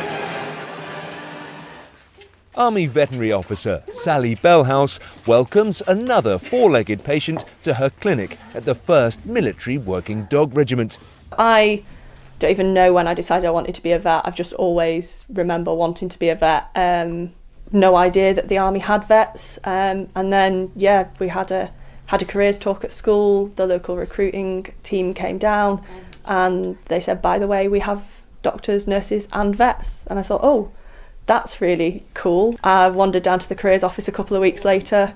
That was that. They said you can try for a sixth form scholarship, and before I knew it, I'd graduated vet school and was off to Sandhurst, and here I am. When it comes to rugby union, Sally operates with a different pack. So I have played rugby since I was 7 years old. So going on for, I think this is my 20th season now, give or take. And yeah, I started because my brother was desperate to play as soon as he was able to, because we grew up, my dad had played professional rugby league and high level union, so Sam was desperate to get into it. And it was really cold watching him on the side of the pitch. So it was tag rugby, it looked fun, and I joined in, and then that was me gone with my dad coaching and my brother playing alongside me. A sporting odyssey that started at the Vale of Loon Rugby Club has seen Sally go on to represent the UK Armed Forces, the British Army and England Women's Under-20s. She played with the Junior Red Roses in their inaugural clash against the Army women. I played in the first fixture of Army versus England Under-20s as a 17-year-old playing for England Under-20s. I remember being sat in an ante-room in Sandhurst having the pre-match talk and thinking, this is the team that hopefully one day I want to play for. They had no idea who I was. I was sort of basically fangirling quietly in the background. And for the next 3 years I played in the Red Rose against the Army, and then literally immediately the year afterwards I was at OTC by this point at uni, and so they flew me down from Edinburgh to Heathrow to pull on the red shirt and run out on the opposite side. So I've pretty much been in every single Army versus England fixture on one side or another. By coincidence, Sally played alongside future RAF stars Amy Cockayne and Lucy Nye in that first fixture with the Army. If you'd have said then that all three of us were going to end up in service, I think no one would have really guessed it at all. So yeah, you had Amy playing at hooker, you had myself at 8, and then you had Lucy Nye at 9. And it was it's crazy to think that we've then gone all the way through. We've played UCAF together as well. We play against each other every year at Army RAF, and yeah, it's a bond that you have in the services that is very different to anywhere else. Sally will win her 14th Army cap when she faces the Royal Navy at Twickenham. The rugby-hardened vet admits the showdown with the senior service is unique to other fixtures. It's the atmosphere and everything else that it's the services surrounding it bring to it, because if you boil it down, it's just a game of rugby between two teams. And the thing that makes it different from every other game of rugby is that you have the history of the Navy, the history of the Army, the history of the match, and then everyone who comes to support it, whether they're young, old, in service, civilian, veteran, it doesn't matter. The atmosphere that they all generate means that it is probably one of the most special occasions I've ever had the honour to run out against. One of just 30 vets in the Army, Sally will put her veterinary duties on pause as she looks to help the Army to inter-services rugby success. Oh, Charlie, it's a brilliant story there. What an asset she is, not just to this team, but to the armed forces and to the Army. Yeah, 100%. And unfortunately, her trade, as I've just said, 30 vets in the Army, that's not very many for all of the military working dogs and animals that we've got. And it's such a crucial trade. But we're very thankful to the Royal Army Veterinary Corps for releasing Sally for this game. Interestingly, our current director of rugby, Anne O'Flynn, is about to take over the one military working dog set where Sally works. So hopefully we might get her released a little bit more next season. But as I say, it's very, very busy trade, and we're very grateful to them. Yeah, it's a very clever posting, that one. Charlotte, though, it is a great reminder about this day and about the fact that we are watching players who have to balance, careers within the armed forces and playing at this level.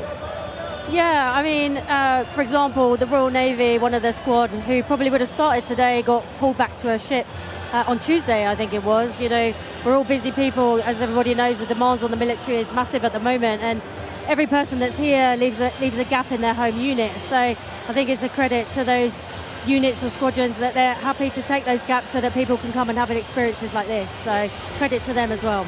Yeah, and Sarah, this is a thing that works both ways, of course. You know, the experience that people get through sport is integral to improving their ability to do their jobs.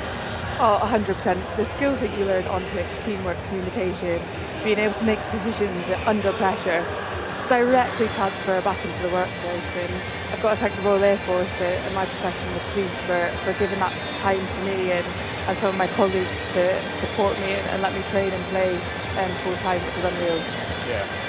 Well, like the men's fixture earlier, today's match will not be necessarily the decider in the inter-services competition, because only one match has been played so far. That was between the Navy and the RAF.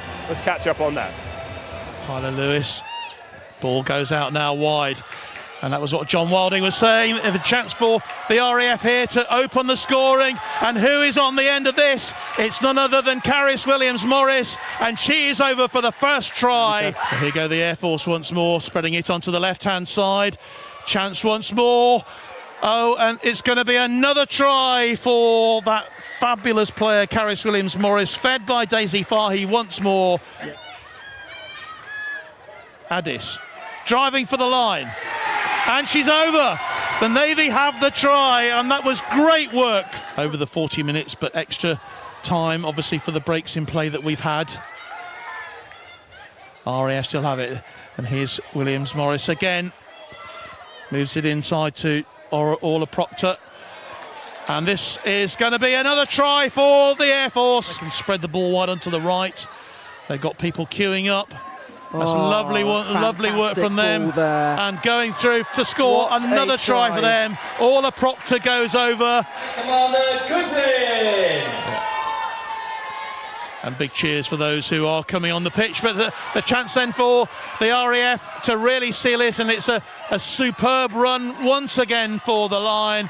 And going under the posts. What a try that is. Of course, a lot of these girls with so much to prove, a lot of these young women, but here come the Navy and their fullback going for it with Jasmine Abel. Is she going to get the try? Well, she's wriggled away, and the person who's made that tackle was Caris Williams-Morris. Unfortunately, that was a high tackle from the behind, so interesting. And a penalty. Yeah. It is a yellow card for Caris Williams-Morris, and she will play no further part in this game. Ball into touch. It was a foot in touch there, I think, from Cheryl Goodwin. And that is no side. That is the end of the game. And, well, it's been a terrific performance from the Royal Air Force here. They've done so well to win by 34 points to 12. So let's take a look at what that means for the table. It's the RAF who are sitting at the top today. The Army and the Navy, of course, will be looking to try and level things out. And then we'll be looking 1 week to the future, to the 11th of May at Gloucester, for that final match between the RAF and the Army. But let's be honest, what we actually need is more services. We need like Space Force to get formed so we can get even more fixtures within this. But Sarah, a little look back at that fixture. The RAF will be delighted, but it was a good old tussle. Yeah, definitely. Really, really good fixture for the girls. Good platform to start off with. We know we've got an absolute belter next week, and the girls are in camp working hard to right some wrongs and put them right next week. How will the Navy be feeling after that? Let's say it was a proper scrap, and they've got to come out here and have a big match today. Yeah, I mean, I think the Navy will be disappointed that at least it wasn't closer. You know, they had some real opportunities during the game to kind of to not square it away, but to close the margins. And I think what they'll be looking at, like Rose Dixon said, is looking how that they control the ball a bit better. You know, when they've got the ball in hand today, you know, doing more with it, keeping it for longer, trying to keep it out of the Army's hands, and certainly out of the wings of the Army, because that's where they're so dangerous. What constitutes success throughout this tournament from the Navy's point of view? Because it's a team that's ultimately building. Yeah, absolutely. I mean, anything can happen, as you saw in the last game. So, like, they will go out wanting the win. There's no doubt about that. But the Navy are looking at how they can become more credible. Like, 60, 70 points is a terrible scoreline. So we're looking at how they can score more and how they can concede less, so that it becomes more and more credible, and they build from that. So that's the successes we're looking for today. I mean, I see a similarity in the Women's Six Nations, for example. You've seen the French and the English make up that distance ahead of them. But actually, this year in particular, it was a much more level playing field, particularly some great fixtures. I think the WXV has made a big part in that. What is the timeline, do you think, to get the Royal Navy to close that gap and become really competitive here? So I think, the Air Force turned it around in about 2 seasons, I think. So I think realistically, you're looking at another 2 to 3 years. We've got to recruit. We've got to build our player base. And we're starting to see, the swell from like women's rugby across the nation coming into the Navy. And then, as you get better, success breeds success. So, once we get that momentum, I think it will come really quickly. Right. Now a chance to look behind the scenes. We're going to go and hear from Anne O'Flynn, the Director of Rugby for the Army. She's with Kath. Well, Anne, you come here to Twickenham, 100% record, but what have you got to do?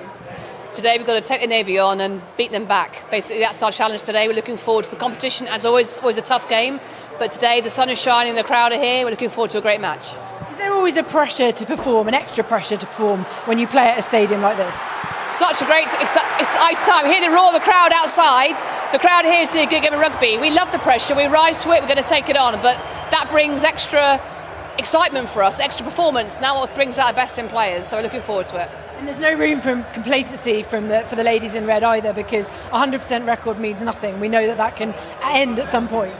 Absolutely, every day is a possibility. So the women's team are here to kind of take the trophy, take the win against the Navy. We take nothing for granted. It's a tough game. We're going to get ready. We're working hard as a side. And again, everybody who's here today on the park wearing a red shirt is backed up by teams and teams of support players and units who are supporting them back in their regiments, battalions who've let them go. So we're very grateful for that. So yeah, it's a great chance. Thank you very much and good luck.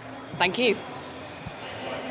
Right, well, as you can see, the Army are still out there warming up, and they seem, as they always are, very fired up and very ready for this one. Yeah, absolutely. So I was speaking to Sarah Mitchelson, the head coach, earlier this week.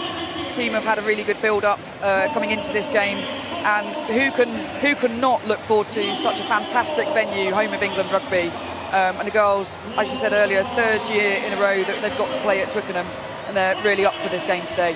Yeah, well, as we can see, Courtney Pursglove there, who had a massive game last time, a hat-trick to close things down. I mean, she'll be looking for a similar performance today, no doubt.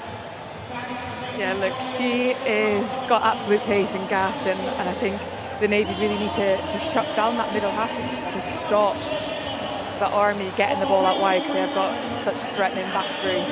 Yeah, that is the thing, isn't it, Charlotte? Because ultimately, give the Army space, particularly give her space, her pace, but also her ability to defend is absolutely lethal.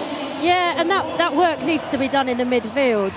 We need to slow the Army down in the middle of the field, the ruck, her breakdown, not allow them to get tempo and play at pace, because literally, once it gets into a foot race, then she'll be under the sticks every time. So you're just looking for a massive work rate today as well. Yeah, well, that's the game. That's what the forwards get the big bucks for. They've got to do the hard work in the midfield. They've got to do the hard work at set piece to make sure that when we get the ball, we can keep it. And like I say, and then the back three have got to be on point today. Especially at 15 to make sure that when it happens that we got cover back there basically. Right, a chance now to hear from the back of house staff for the Royal Navy. 16 caps, and now the head coach, Sarah Jenkins, is talking to Kath. Jenks, thanks for speaking to us. What's the Navy's game plan? It's such a big day here at Twickenham. I think the biggest one is to have fun. Take it all in, enjoy it, put what we've been putting out on the field in training out on the pitch. So excited. First year for you as in charge. You've got an inspirational captain in Rose Dixon. What does that mean out on the pitch to when you're taking on a side like the Army? Leadership. I think that's the biggest thing that's going to come from the experience that we've got on the pitch. Is a lot of leadership on that pitch, and when heads drop, that they're going to hopefully pick their heads back up. How much can you take from the RAF game? I know it was a loss in the end, but a huge amount of heart went into that game, and the Navy are on the way up as ever. Yeah, definitely. I think our little set pieces, we started getting into the rhythm of those, and today we just have to start from the off and not wait. Just go in from the bang and get it out of the way. Is that the general rule in the changing room? Are the girls feeling excited? That's the overriding feeling? Yeah, I think just getting off the bus there, and it's like all of the atmosphere, the crowd, the men's score going on right now. I think that's given everybody an absolute buzz for it. Okay, Jenks, thank you very much and good luck. You're welcome, thank you. Charlotte, a massive smile on her face there, talking about going out there and having fun. I'm sure they're going to come out with that sort of energy. It's about trying to carry that for as much of the game as they possibly can. Yeah, absolutely. I mean, once you start with good momentum, it's easy to carry on. It's really difficult to generate that mid-game. Admittedly, it took the Army to half-time. They needed that to break to generate that momentum. So, it's really important that we don't let the Army get away from us in those early moments, those early parts of the game. We've got to make a game of it. We can't just spend 60 minutes chasing the game. Absolutely not. Sarah, what do the Navy have to do today to get in amongst it? Do you know what? Pretty much what we've just discussed. Yeah. They need to come out the blocks firing. They need to slow the Army ball down and, more importantly, retain possession. If they can starve the Army of some ball, then we've got a chance. Who are the leaders, this is to all of you actually, that they're going to be looking to today? Why don't we start yourself?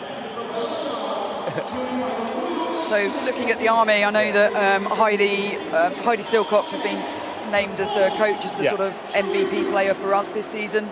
She always brings the energies, fantastic leader on the park. Jade Mullen clearly as skipper, Sarah Batley as vice captain. There's a lot of experience in the Army at the whole side, so there were no new caps today. They've all been capped before.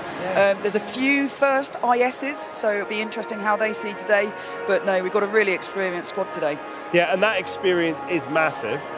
We're talking about how the Royal Navy build that kind of experience, talking about new blood coming in, new opportunities.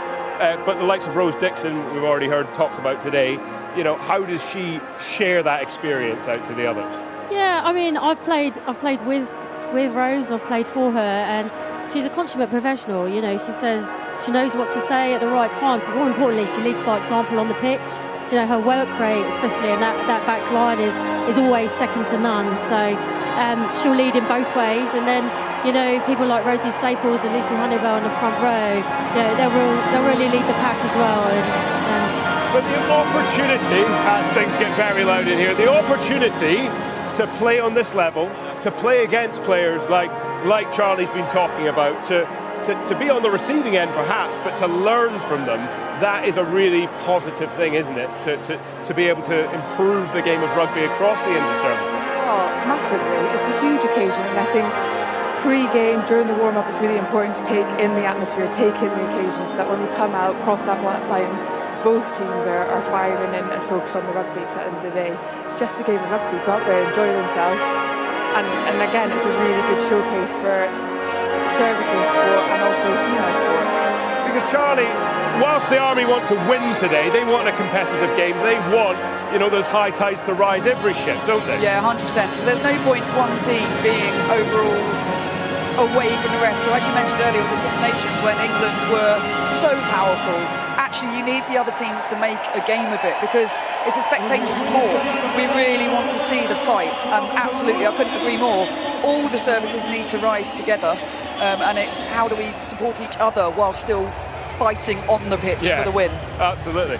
And it is great to see, we're here for the third time. The stands are still nice and full, and we've got all the bells and whistles. You see the Royal Marines there bringing in the match ball, just as they did a little earlier. I was saying earlier, they don't need an excuse to abseil and fling themselves off a high building like this. But the pomp and ceremony is very much here. The occasion is fitting of this fixture, isn't it? Yeah, absolutely, and as it should be. The quality of the players that are playing today across the women's side. There's some people playing like Championship, Premiership rugby. There's really, really, really talented rugby players on the pitch today that people should come down and watch, because it's exciting to watch. Yeah, well, not long to wait now. We're just about to get stuck into the action. The second match here between the Army and the Navy. Please do not go anywhere. We are moments, as you can see, from kickoff.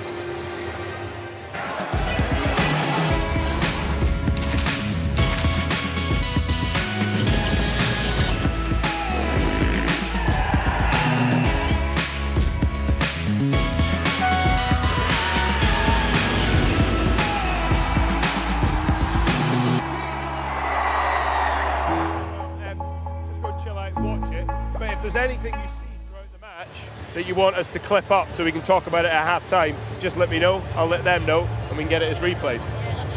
Yeah, so good. The home of English rugby, the amphitheatre for this gladiatorial showdown between the military's finest in the women's game. We've barely had time to catch our breath after that scintillating men's match, but we've another highly anticipated game for you to savour here. The Army women have been the dominant force in the championship since the women's game was introduced to the tournament in 2003, winning 20 of those competitions. They face up to a Navy side, speaking of closing the gap with the defending champions. Many of their squads still with fresh memories of being on the end of a 67 points to 5 defeat last year. The Army enter the tournament today. The Dark Blues, however, are coming off the back of a 34-12 loss to the Royal Air Force in Plymouth 2 weeks ago. They are making progress, however, in their first inter-service under new coach Sarah Jenkins, a try by Rebecca Addis amid a strong RAF defence in that match. Can the new coach inspire a famous win here today, or will Sarah Mitchelson's Army side prolong their 100% record over their opponents? Well, I'm delighted to be joined today by Lauren Salisbury and Charlie Maxwell. Loz, first up, good afternoon. We've seen quite the encounter in the men's match. How excited are you for this one? Yeah, thanks for having me. The girls are really excited. The occasion's always great, so I'm hoping that we can put on another great show for you. We heard Sarah Bonner there discussing the need for the Navy to come out of the blocks very, very quickly. What's the key in terms of the style of play as they get underway today? Yeah, I mean, it's always important not to give anyone an excuse and an early in. It's a big pitch for the girls. They're not used to playing in big stadiums like this, so they're going to have to find their feet really, really quickly and make sure that they can get their head into the rugby nice and early. And the teams make their way onto the pitch. Bright sunshine still here at Twickenham, and the crowd in very, very good voice. It's all getting very real for each of these players as they approach the hallowed turf of Twickenham Stadium. Well, the Army trying to prolong that fantastic record they have against the Dark Blues. They've been saying midweek, however, that they're wary of their naval opponents and take anything lightly today against a side hungry to improve on last year's showing for the Navy side. And overseas. Would you please join us in a moment of applause for all those personnel that have suffered or been lost through hostilities and armed conflict, and for those currently serving on operations. This moment of applause will end on the referee's whistle.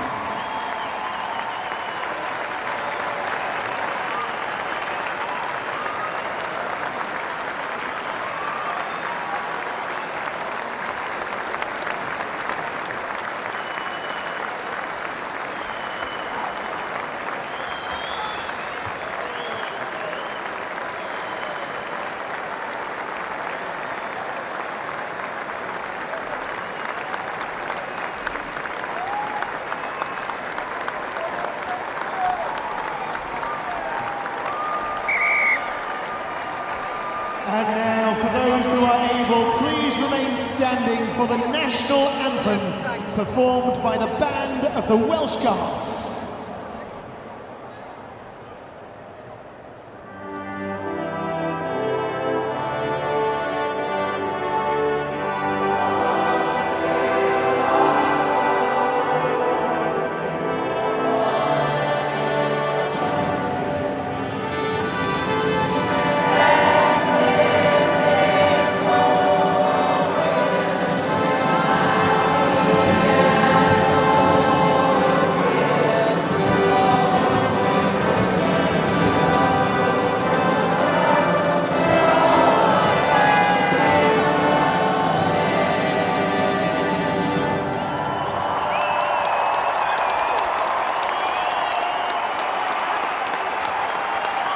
Well, the preparations are over for both teams. Been training very, very hard in the lead up to this titanic tussle. We've had the anthem and we're just moments away from kickoff here in the Army v Navy second match of this fantastic afternoon. And it's good afternoon as well to Charlie Maxwell. We've witnessed some fantastic stuff today. How much are you anticipating this game to follow? In this weather condition, I'm expecting a blistering game, to be fair. What perfect conditions, wide pitch, expansive game, should be really fantastic for the audience. And Laws, we saw the Navy in the match in Plymouth against the RAF, caught out wide in defence a couple of times. How much will they have been working on that ahead of today and understanding the Army's strengths as well? Yeah, I mean, there's always an element of working on your own skills as well as doing a bit of homework. Like I said, it's a big pitch. The girls are going to be aware of that. They've worked on it during the week. If they can maintain the energy and do their jobs right, then hopefully the spaces won't creep in as much or as early. Well, look at the teams here. The Royal Navy are led by Rose Dixon, her third appearance for the senior service at Twickenham. She'll be in midfield with Abigail Ashby. Olivia Critchley-Peddle starts in the number 2 jersey. Who could forget her try last year to end the Navy's 10-year drought of tries against the Red Shirts? And she'll be joined in the front row by UCAF cap Lucy Honeywell and vice-captain Rosie Staples.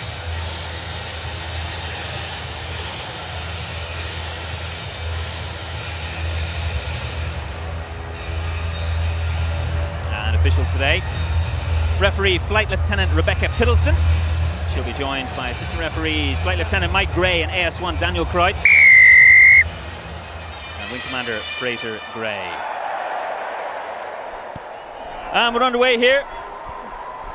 And the Navy knocked that ball on under some Army pressure at the very top. The Army, of course, led by Jade Mullen, try scorer in last year's encounter, running the game from number 10 with scrum half Charlie Morgan for company. And it's Mullen with the ball now.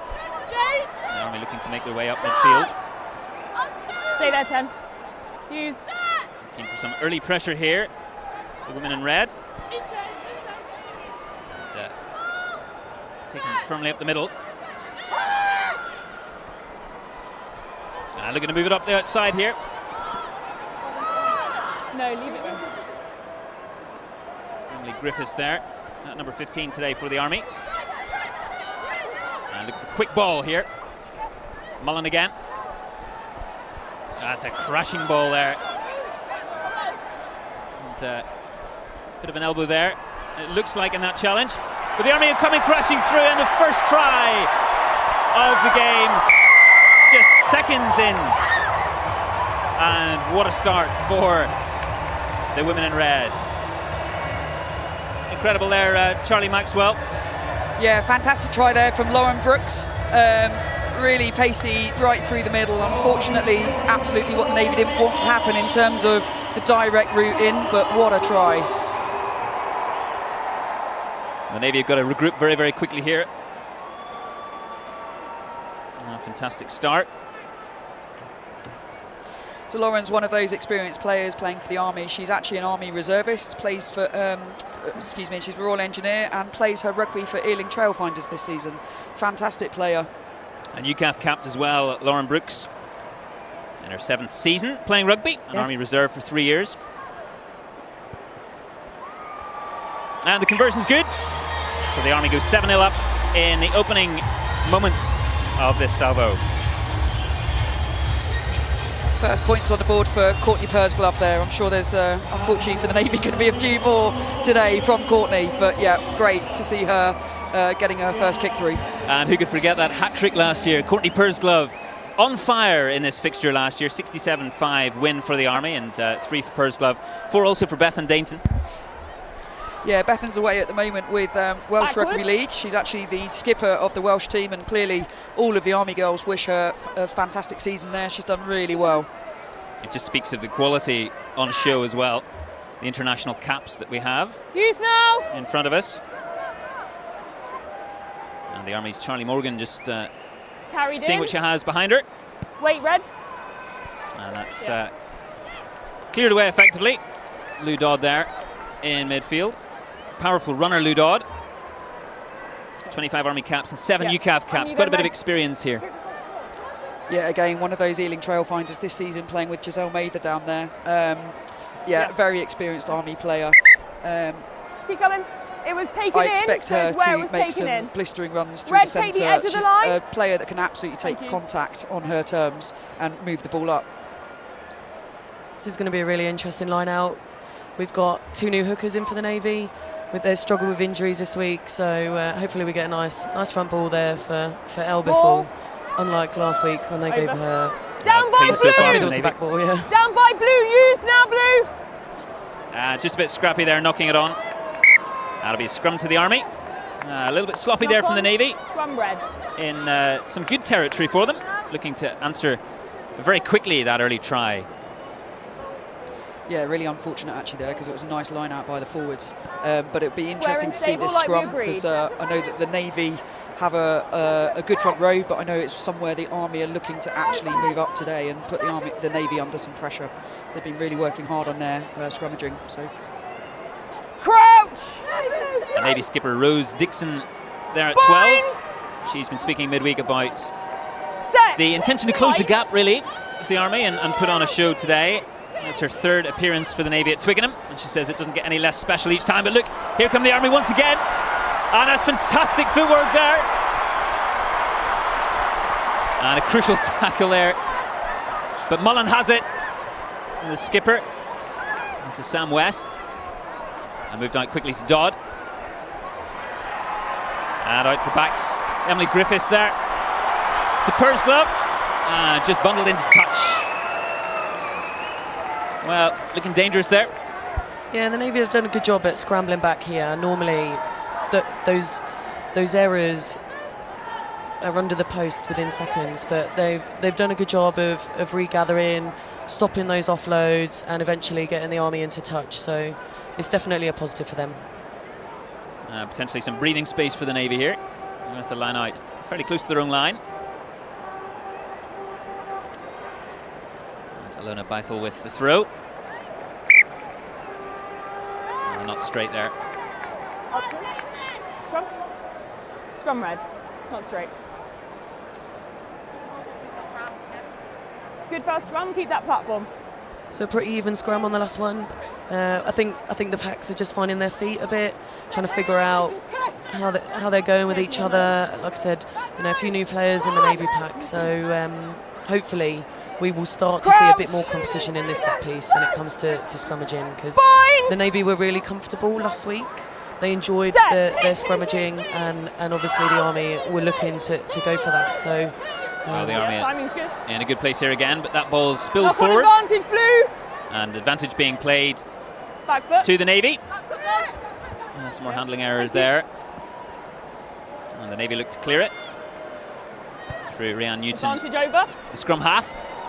That ball only as far as Dodd there, who's dancing around those defenders. Keep coming, Navy, back foot. And it's shipped out to Heidi Silcox. And a bustling run there from Sophie Benavent. Tackle. Sophie's one of our players that it's her first IS, so all the Army girls today are capped, but there's a few on the pitch. That was fairly clearly forward there. Sorry, it's Sophie and Emily Griffith, the first IS for them, so it's fantastic to see them playing with confidence today. Oh, huge occasion for them, and just how much will they have been picking the brains of those experienced players, because as we say, there are quite a few in both squads. Yeah, definitely, and Jade Mullen is a very experienced player, and she absolutely gets the psychology for the team, and will have been working hard with her sort of senior players to make sure, and I know it's something that they've always each year focus on. It's such a big occasion coming, and clearly playing at Twickenham, and it's something that the Army, and I'm sure the Navy, take time to actually make sure the players are confident when they arrive. Carried in. Special moment, and the Navy having to contend with quite a few injuries as well in the squad. We heard from Jenks, head coach. Yeah, they've lost. I mean, it's never nice losing players, but they've lost some really key Take players. the edge of the line, please, Navy. Rebecca Addis at 2. One of their fly halves was flown back to go to sea at the beginning of the week. Just when you think you've got your selection sorted, you've got to go back, and it gives you changes that you don't really want to be making this late in the day. And the Army with the ball again, approaching the opposition 22 here. And that's a thunderous move from Brooks. And they ship it left now, the Army. Benavent again. And edging ever closer to the line here, the British Army. And the ref just blows the whistle for the knock-on. Scrum blue. It's always good to see front row moving the ball in the final 10 yards of the game. So that was a nice pass there from Sophie across to India King. fantastic as an ex-front row player to see the hands actually, rather than the route one taken every time. Well, the crowd loving what they're seeing here today at Twickenham, and please let us know where you're watching from as well around the world on Forces News YouTube. We'd love to hear your comments. Set. And to hear who you're supporting. Individually, of course, as well. And the ref pings there. Yeah, penalty to the Army. Drive them straight across. And another very, very advantageous position here for the Army. Yeah, absolutely. It'd be interesting. Oh, I was about to say it'd be interesting what decision they make here, but to go for the scrum here is shows intent, I think. So, as I say, I was speaking to Sarah Mitchelson earlier on in the week, and I know one thing she wants to do is absolutely in the tight allow the forwards to actually, dare I say it, wear out the Navy pack, but actually in the loose then ship it. Use the expansive game that we've got and especially the wide pitch at Twickenham, and basically get our wingers and our back three blistering through. Certainly was an interesting decision. It's a clever one though. We've just conceded a scrum penalty. Why not go again? And out now again. Yeah, and it gives our backs Mullen to that wide midfield, and Mullen space. again. She's straight through. Jade Mullen, skipper for the Army. She scored last year and has done the same again. What a fantastic start for the British Army, and weaving her way through that Navy defence, the gaps in that Navy defence so far. And exerting that early pressure as some predicted they would, the British Army. And she'll be chuffed with that. Yeah, absolutely, and it was almost the exact game plan that I was talking you through, and they demonstrated it on the park, so it's great to see it actually coming into action. And what a try for the captain there. She's a fantastic player, Jade, but also in terms of her all-round captainship on the park, off the park, leads, as I know Rose Dixon does the Navy side, but Jade leads absolutely that team, gives them the belief required. And she'll be aware at any moment if that Navy defence drifts. Good footwork there in the middle. Yeah, and a few more points there for Courtney Pursglove, slotted straight through the post, lovely kick. And any nerves that do exist, of course, Laws, nice to get those early points on the board. Yeah, absolutely. I mean, let's be honest, the Navy are not unknown to being points under nice and early, so the girls have been here before. They will talk about this in the week and how we can come back. There's no point trying to say that the Army aren't going to score points, because they are going to, and they will have spoken about how they go through this process now that we are points under again. How much does that take the pressure off to an extent? We heard Rose Dixon midweek talk about wanting to close that gap, wanting to improve on last year's showing, that 62-point differential. How much does that help them to free up a little bit as well, as we see another penalty there for the Army? Yeah, I mean, it's about your goals and what you want to do in the match and in the week. There's no point saying, okay, yeah, we want to come and win Army Navy. Okay, we've got to achieve other things in between before we get to that point. There's going to be points on the board. There are points on the board, and they are now going through those processes on how they can regroup, how they can work within their individual units to try and break down those penalties and those line breaks. And that's put in touch there by Dodd, just about the on the halfway line. The Army with another line out. And with that 14-0 advantage already, just over 10 minutes played here at Twickenham in the second of today's inter-service rugby clashes. Backwards, that's fine. Also that ball's been lost there, but the Navy have taken it. Yeah, Laker Swain's got that one. A really young player, part of the Navy group, and definitely one to watch in the upcoming years. Yeah, definitely. Pen advantage, blue. And playing advantage there, the referee to the Navy. Oh, and that ball's gone right across, but it's bounced. Well, it had bounced, I was going to say fortuitously, for Sean McLaughlin, the Navy winger, but not gathered cleanly there in the end. It's always a shame. We'd quite like those bounces to go to hand, and it would be really interesting to see what Sean can do with that kind of space. It's what you dream of as a winger, isn't it? You dream of those moments, the ball just bounces beautifully into your hand and you've got a fairly clear field in front of you. Yeah, absolutely. Sean's doing some stuff with Wales Rugby League as well, doing a really good job on the league setting. So it'd be nice to see her with ball in hand, forward momentum, and some nice space. Sam Alderson there at 10 for the Navy, looking to put her team Edge of the line, please, Army. into a good spot, just beyond the 22. This is important for the Navy here. Trying to reduce that deficit, get some points, and convert this.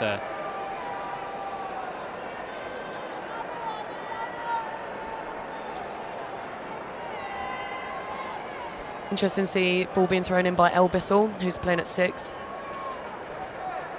El Bithell, who's been sharing some of her interesting video diaries this week as well, in terms of preparation behind the scenes. And we've been enjoying every moment of those in the Forces News socials. And the Navy have retained this ball, looking to ship it out to the backs now. Oh, and Rose Dixon in midfield. He's getting it through there. And a change of angle from Ashby, her midfield partner, but that's coming back. knocked on. So the ref goes back for the penalty.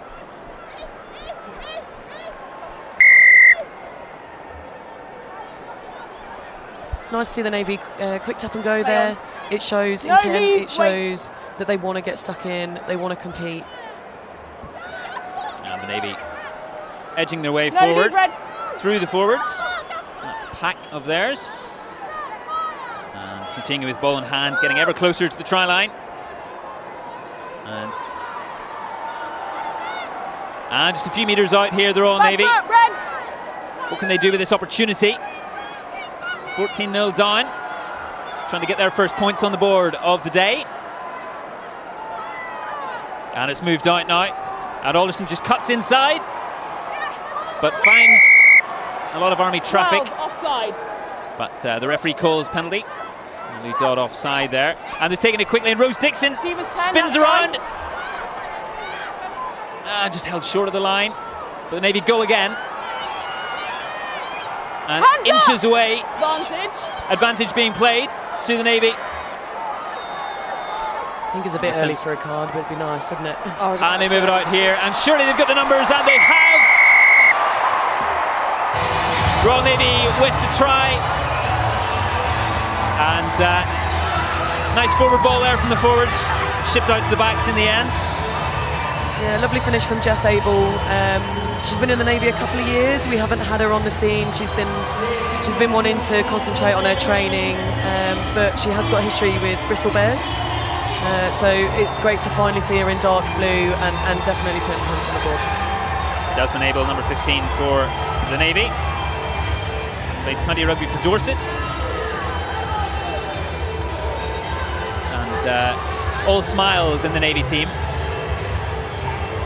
It will be interesting actually how the Army react to that. So realistically, quite an early Navy score on past occurrences, and a really well worked Navy score as well. I think that's so it'd be good to see how the Army pick themselves back up after that score. Ball moved well through the hands there.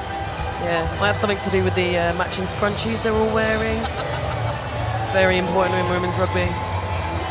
The things that matter in preparations. Yeah, the hairdressing this morning, the scrunchies. May you repeat that? Sam Alderson here for the Navy, lining up to take the kick. Okay, you've got 11 seconds. And the ref just reminding her of the time here in which to take the kick. And going to take a drop kick. And not quite off the boot, as she would have hoped for, Sam Alderson. But nevertheless, 5 points for the Navy on the board. Please, and 14-5 to the Army. Just under 20 minutes played here at Twickenham. Yeah, the Navy will take some good momentum from this. We've never been on the board this early. Certainly not a try this early as well. So hopefully the girls can use that. Continue to regroup. They had lots of options, tight and wide, on that try. So it shows they are moving forward. Yeah. Emily Griffiths with the kick-off and a restart for the Army. The ball bouncing loose. When the Navy were on the attack. Well, the Army are on the attack again here, and into dangerous territory from a Navy perspective. Now they move it through the hands. Oh, that's a wonderful ball in through. And it just behind Mullen there, but she's looking to use those feet again. She approaches the try line. Could it be her second? Roll! And the Army looking to answer back straight away here if they can score. And they've got the numbers. And ship right out. Emily Griffiths with the try for the Army. Their third today. And that's the response they'd have been looking for, Charlie Maxwell. Yeah, 100%. So I was going to say it's interesting when the Navy were actually on the attack, how the Army defence actually was put under pressure. And as you could see from the number of penalties that they gave away. However, to answer the try like that was absolutely perfect. And I'm sure the head coach will be very happy with that response. Not too many times in recent years have they been tested quite like that, as you said, with an early try from their opponents, but they put to bed any doubts over how they would respond. As Courtney Pursglove once again lines up for the conversion. So I'm told your most vulnerable time is the 4 minutes following a try. So Navy did a really good job putting points on the board earlier than usual, and then almost certainly within 4 minutes we've got another one back under our own posts. And we were talking earlier about the bits for the Navy to work on, and it's bits like that where actually the experienced players It's just hit the crossbar and gone over there. The kick from Pursglove. Lucky. So I'm sure she won't say that afterwards. She'll say, no, I planned it. That's where I was aiming for, knowing Courtney. But yeah, fantastic, it went over. One way to add the 2 points. You might as well be adventurous. Absolutely. And yeah, so the bits for the Navy, the 1% to work on, absolutely that concentration after they've scored, and bits like that, the more experience as it comes to the squad, I'm sure will in future years be an area to work on, Lauren. Sam Alderson just about to restart. And the Army will be chuffed with that. The ball back in their possession as well, but that's a little bit loose. And Heidi Silcox gathers the lock. Royal Centre of Defence Medicine. She was named as the MVP this year, actually, by the head coach in the week. So Heidi Silcox had a great season. MVP for the Army. Off the foot. And it's booted through by Mullen. It is gathered in there, and that's nice footwork as well. And the ref playing advantage, but decides enough is enough. High.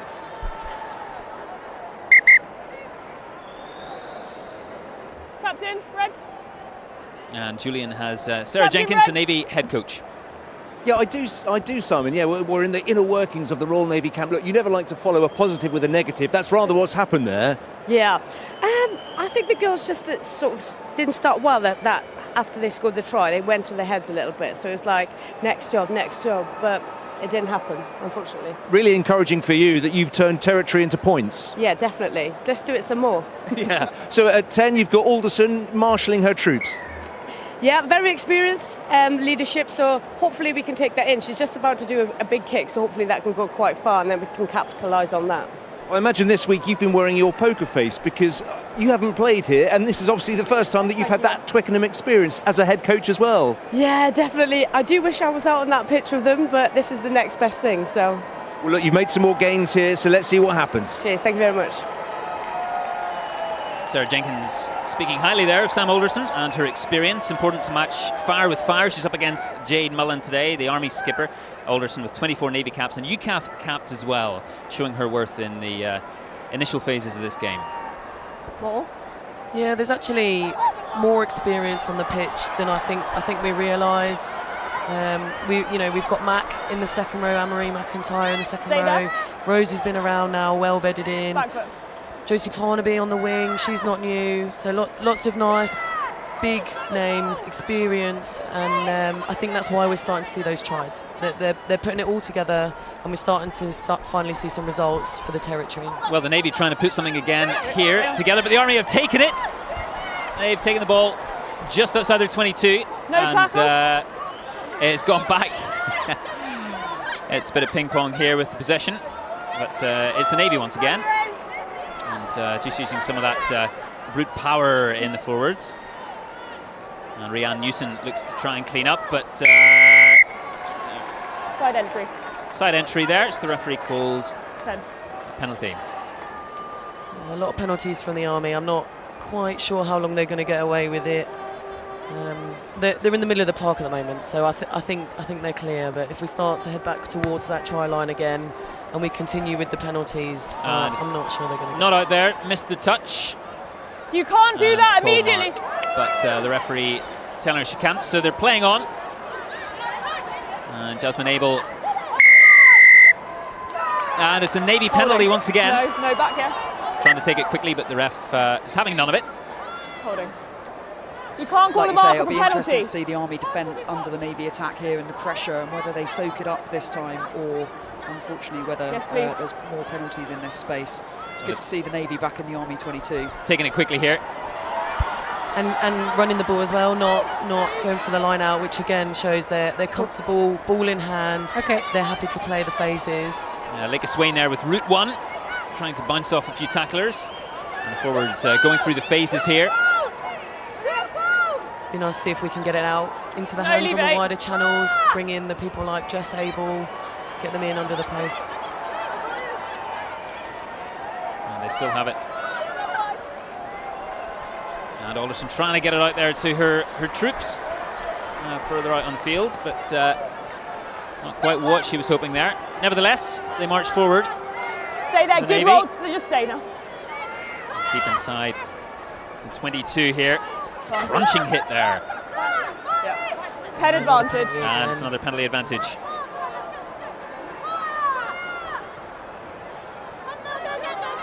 I'd like to see Pids have a word with the Army now.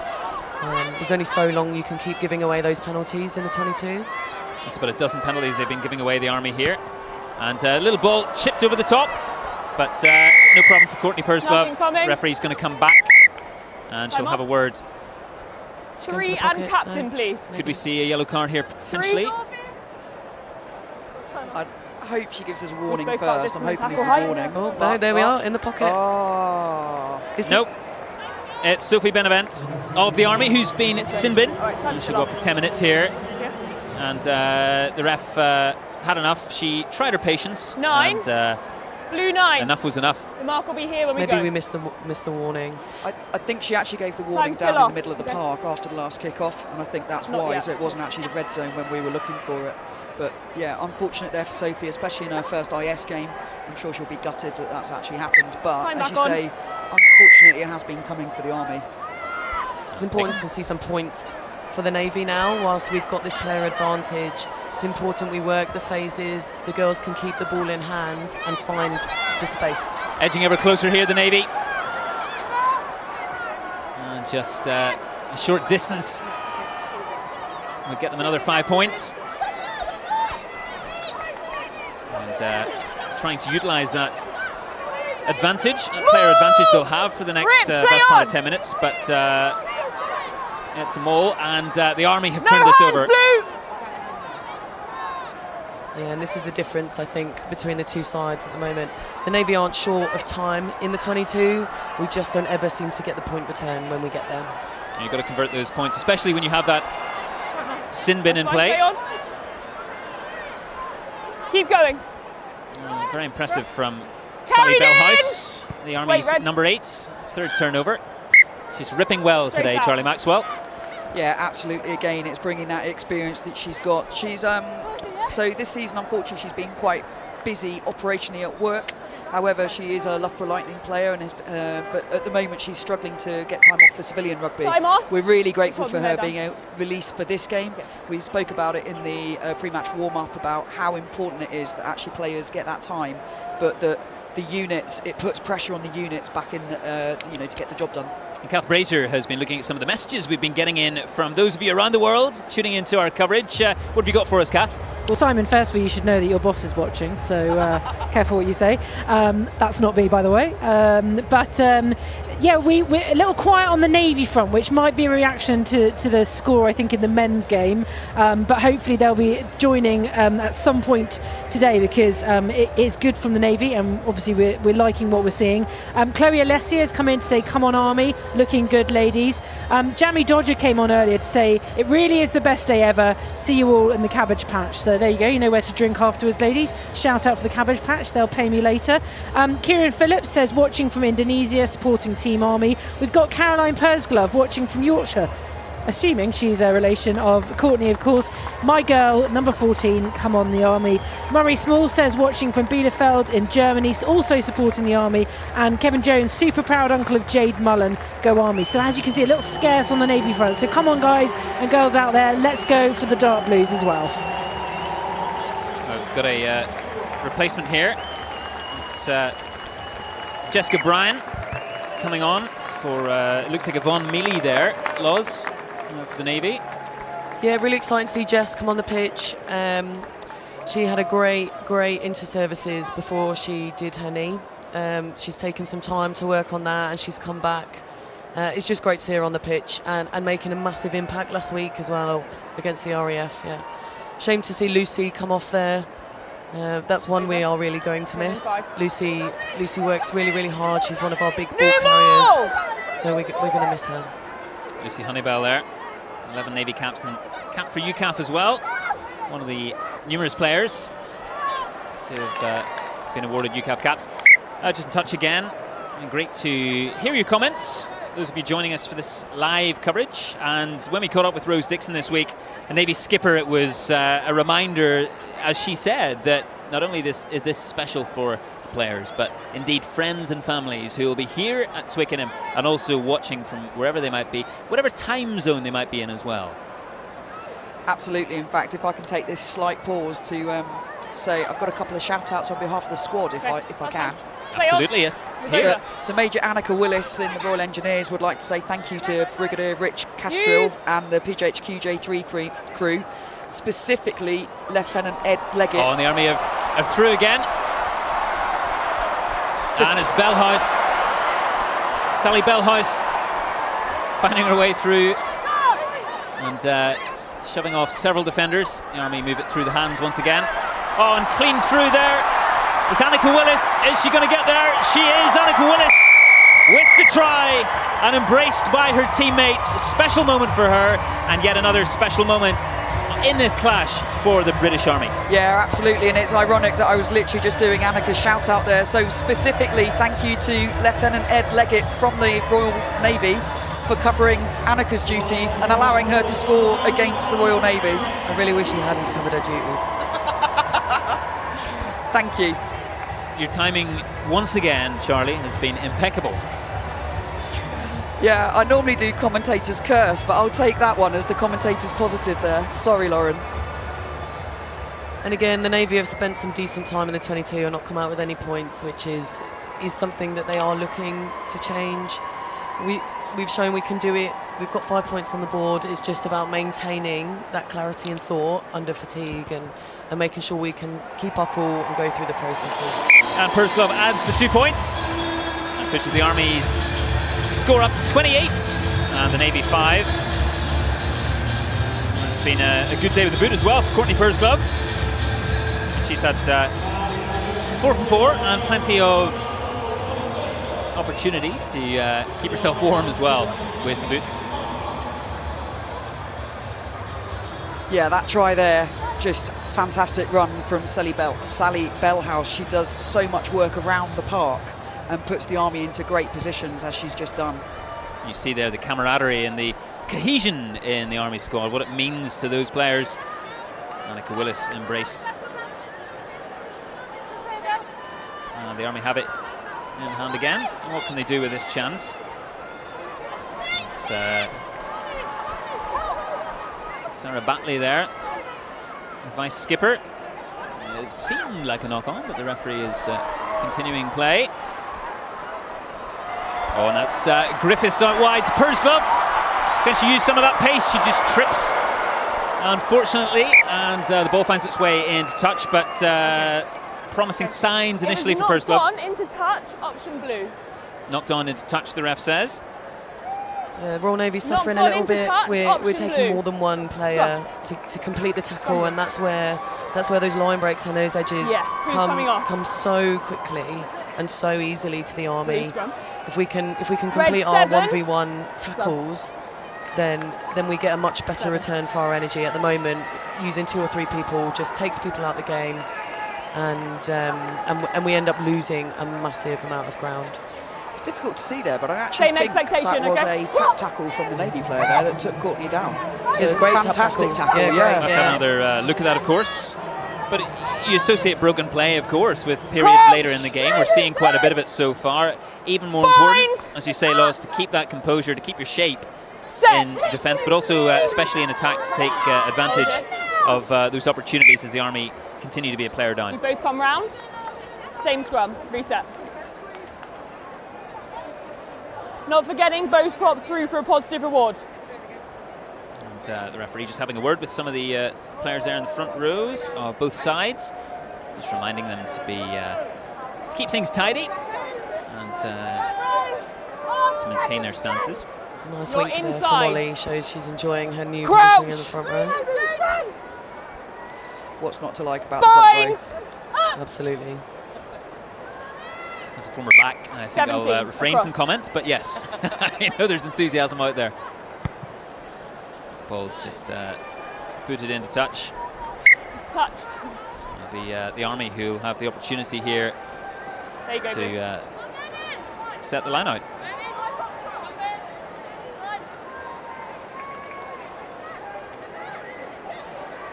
And key as well, Loz, to maintain discipline. We've seen a yellow card so far in this game. Several moments where the referees had to speak to some of the players. Yeah, actually a really good discipline from the Navy so far. It's really difficult to track back, stay legal when you're on the back foot, and actually I think they've done a really good job of that so far. Well, we're watching the Army's moves again out through the backs, and Lou Dodd and passes it over to Amy Carr, her partner in midfield, and that ball's just gone back and losing a bit of momentum there, the Army, but they still have it. And now into the 22. And that's a fairly quick ball. Good from Bellhouse again. Sally Bellhouse showing another thunderous pair of heels. And Natalie Lewis in the replacement there, showing what she can do with the ball in hand. Mullen assesses her options and looks to ship it out to Pursglove. It's a little bit behind her, but she'll try and use those dancing feet to good effect once again. And that ball's just gone forward. Advantage to the Navy being played. Important to see how we execute this exit. Clearly inside. Wait, blue. Quite a few chances for the Navy to show how they exit. Such has been some of the Army pressure, but nice little bounce there for the Navy, just gaining them some more territory. Further up towards the halfway blue, point. take the line. Blue's got the line. Yeah. And not far off the end of the sin bin period. So the Army will be pretty happy with that. Certainly at this stage, being a player down, but just having a bit of pause in proceedings. It's an Army ball. It's an Army ball. You need someone to throw the ball. Time on.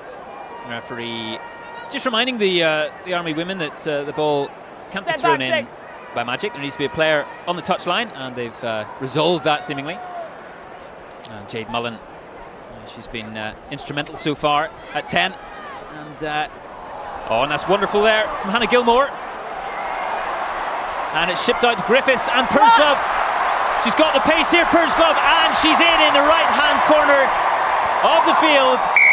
Courtney Pursglove, we've mentioned, she's been prolific in this fixture in the past. Last year with the sensational hat-trick. Courtney Pursglove with the try, and a chance for her to score 5 points this time after all those conversions that she's been successful with so far. Really disappointed to see Jess Bryan down in the midfield and struggling with something. It'd be a shame to see her go off so early. Yeah, just receiving some medical attention. We hope she's okay. It's been a physical encounter as well so far, Charlie. Yeah, it has. Just looking back at that try, the head coach will be very happy. They've absolutely played the game plan to the letter there. It was a great demonstration. Didn't get drawn into contact by the Navy too much, shipped the ball out, great. But as you say, it's been a really competitive game so far. Tackles coming in, very high contact levels out there. It's always a shame to see a player down, especially at the inter-services. Which is all right. No shot clock here. I only get it in the air if I need it. Jess Bryan, and a nice opportunity for Pursglove to add 2 points to her score.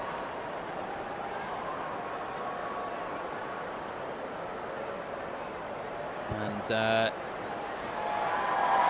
the kick is good, just curling it round the right-hand post. And the Army will be delighted. 35 points to 5. 14-0 to the Army during that 10-minute period of the sin bin, which is now ended. So they'll be delighted with that. Yeah, it looks like Jess might get out from this, which is good to see. Run it off, get the ball in hand, and think about something else. Good to see her up and about. Sam Alderson gets her players ready for the restart. And towards the 22. Gathered in. Yeah.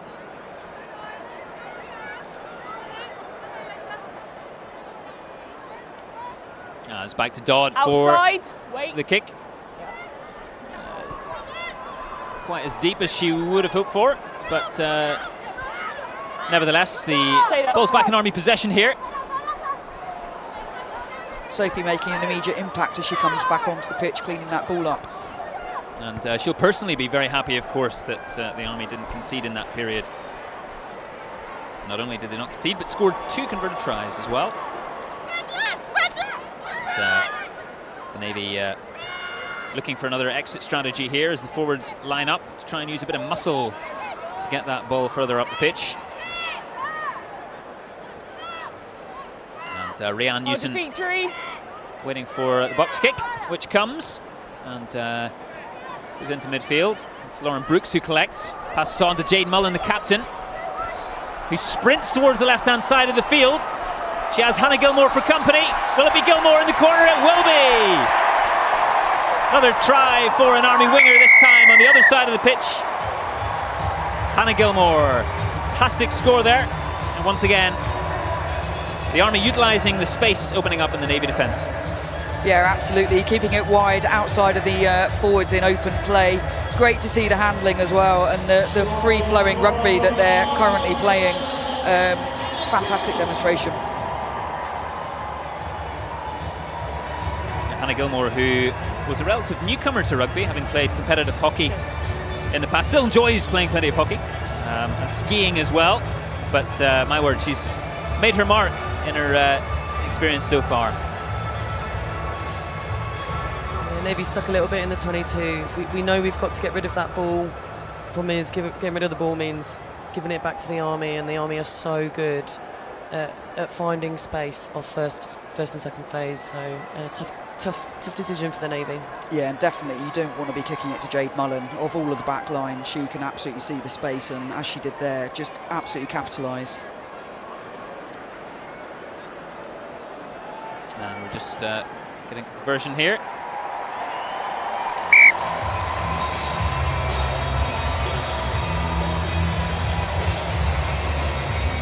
You're right on the cusp of timing, just so you know.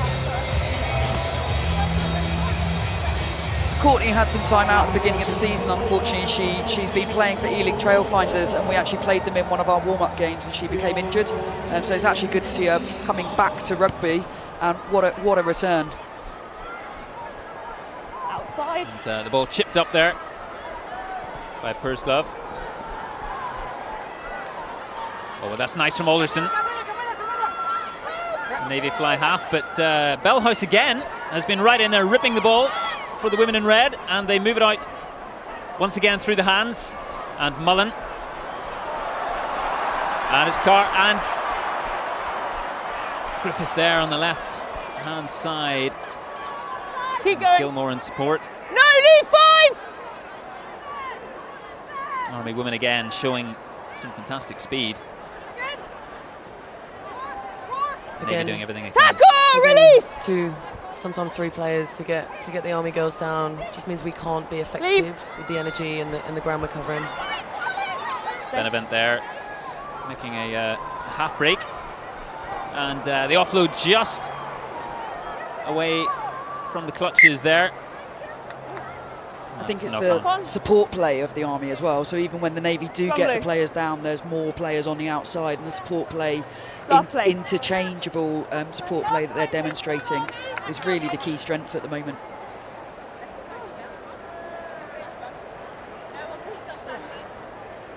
They set up the scrum here on the fringes of half-time.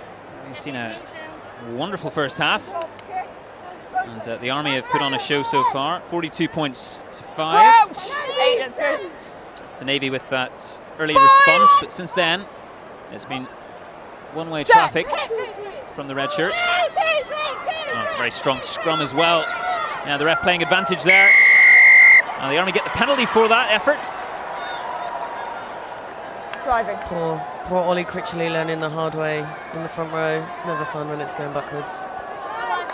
Yeah, Olivia Critchley-Peddle, who scored that try last year to end that drought, Navy drought, 10 years without a try against the Army. She's got good memories personally in this fixture. But as you say, finding things out the hard way at the moment in the face of Army aggression. How many? 7. Okay.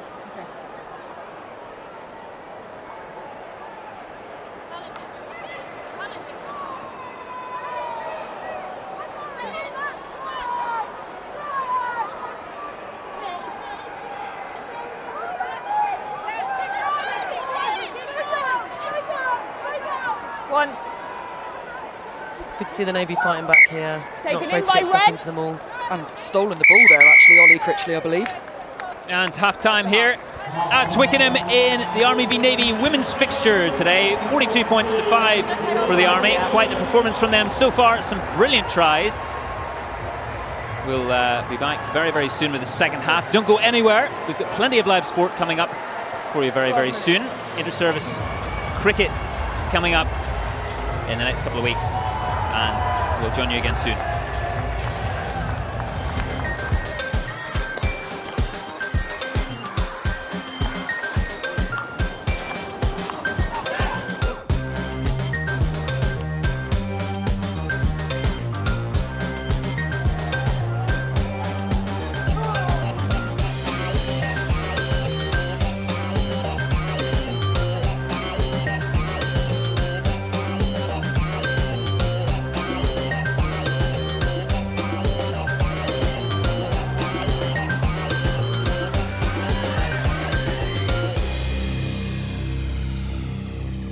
It's designed to catch an RPG as it's flying through the air.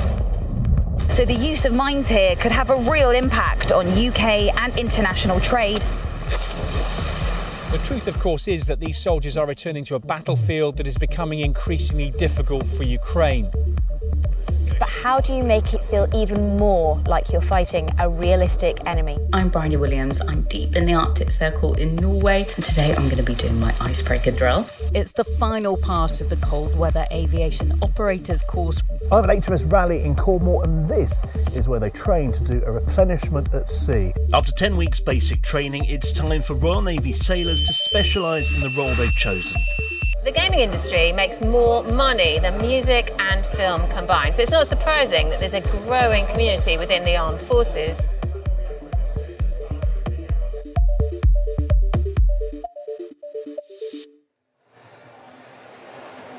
Right, this is not the only live sport available to you. We've got England C versus Nepal, so some international fixtures for you. That's live from Aldershot. That'll be on Monday the 6th of May, so a couple of days from now, and that kicks off at 1500 hours, and you can catch that, of course, on Forces News. Right, Charlotte, your thoughts so far at this halfway stage? So I think the Navy will be disappointed. There's no two ways about that. You know, we spoke before the game about having to come out of the blocks firing, and they didn't. And I just simply think, like, credit to the Army, there's been some wonderful play, but you know, the Navy have stood off in defence. You can't let the Army run at you with 2-3 metres. The tackle will only be passive, and then the support players don't have to do any work in the breakdown. They can just take the points. And as we said, you know, they've got such pace out wide that you know, give them an inch and they'll literally take the whole pitch. So the Navy will be disappointed, and in the second half they've really got to work on that pressure and defence to slow the Army breakdown down. Plenty of tries to go through, so let's get straight into them, shall we? This is the first one, Lauren Brooks here. Sarah, your thoughts on this one? Yeah, look, really great try from the Army. Credit to them, can't take that away from them. I think for me, Navy really need to get off the line here. You've got no other option but to absolutely get off the line and pressurise Army. Yeah. It kind of makes it a little bit too easy for them to get past. Yeah, and then this James Mullins try comes up fairly quickly after. I mean, right through the middle. How do you get yourself back into it to be able to defend against that sort of ferocity? Yeah, I think it's all about concentration, really. You know, we know what the Army's like. We've played them 19 times, you know, we know what they're like. And I just think here, in that one especially, we haven't folded quickly enough off the set piece. And credit to them, big heavy ball carriers that far out. We just haven't done our job. Yeah. Jasmine Abel, though, getting points on the board for the Navy. A great try, really, because first of all, you know, to get to this position in the first place, it was just keep the ball in hand and get over the gain line. So that was a great position to start from. Yeah, absolutely. I mean, you know, both times the Navy have been in the Army 22, like they've looked good with ball in hand. You know, it's been patient. They've done the hard graft. They just couldn't convert the second time. So, but full credit, it was a nice try when it came. Yeah, and I think she was listening to you as well, because you were absolutely screaming from the sidelines, get it out, get it out. And ultimately, the balls go through the hands, and to get into the 22 and come away with points is massive. Absolutely, and Jazz is a talent. From that far out, she's not going to miss. Right. Having said that, Army just answers straight back. Emily Griffiths with a try to take things, you know, straight back and get it right into position under the post as well. Yeah, look, generally after a try, that is the time where most teams sort of switch off, and it's imperative that you stay switched on. You win that kick receipt, and Army just thought, right, if you're going to score a try, we'll score one back. Again, it's just that sort of switch in focus, lapse in concentration that led that try ultimately to happen, then Army get back into the Navy's half. Yeah, and it goes from one full back to the other full back. I mean, it's been a great team effort from the Army, but we mentioned Sally Bellhouse ahead of the match.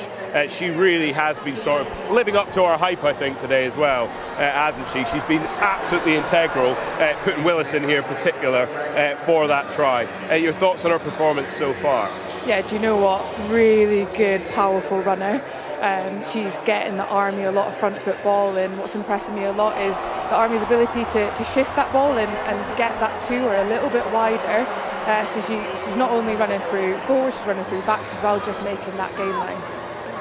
Charlotte, just quickly, how difficult is it when you've got a player like that is ultimately pulling your players to them? Yeah, I mean, it's always difficult when you've got someone like that. You know, it takes a couple of people to get her down, and that's why, like say, we need to be able to slow the breakdown down. But also, like, credit to Sally, like she's been excellent in defence. I think she's had 3 turnovers in this half. You know, so she's doing the work both sides of the ball. We said ahead of time, you know, looking at the Pursglove hat trick last year, that the Army could be lethal on the wings. In fairness to the Navy this year, there's been a few times when it's gone out to the wings, but actually they have managed to shut it down. So I think we have seen an improvement there, but ultimately 2 late tries coming on the wings. So, I mean, we can see it here. We had both Pursglove getting one in for the first time, and then Gilmore. And again, looking here, it's just that lethality, not just the speed, but also the power to be able to fend off there and get into a good position.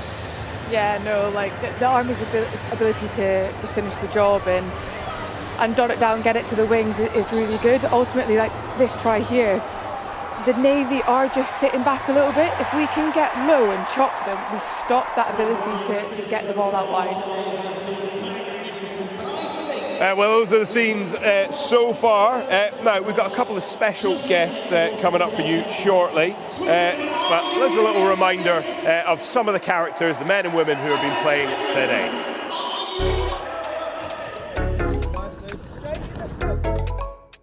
Worst dresser? Do you know what? I'd actually say OB. Nathaniel Tidjard-Jones. Can I say Amy Cocaine? Like, she goes out in granddad slippers quite often. Danica Wilmore, because she wears some awful shirts. Craig Duncan, worst taste in clothes. Harry Challoner, just for a stitch up.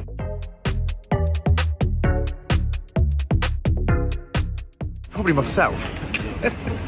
Definitely Ben Chambers, best dressed. I'd probably go for Bex Folds, our second row. Well, Amy Cockayne in her granddad slippers. I'm here for them. I'll give it to Joe Parkin. I wouldn't tell him, but I think Sarah Bonner, she's always got like a nice trench coat on, a bit like Gabby Logan vibes.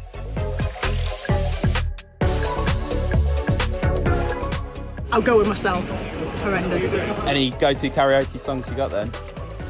Usually Meatloaf. Absolutely murder it. Mikey. Is there any songs that he butchers? Yeah, all of them. Just everything he does. Everything he sings. Toby Evans, he hasn't got a note in him. Can I say Amy again? If you hear us belt out Adele, you'll see exactly what I mean.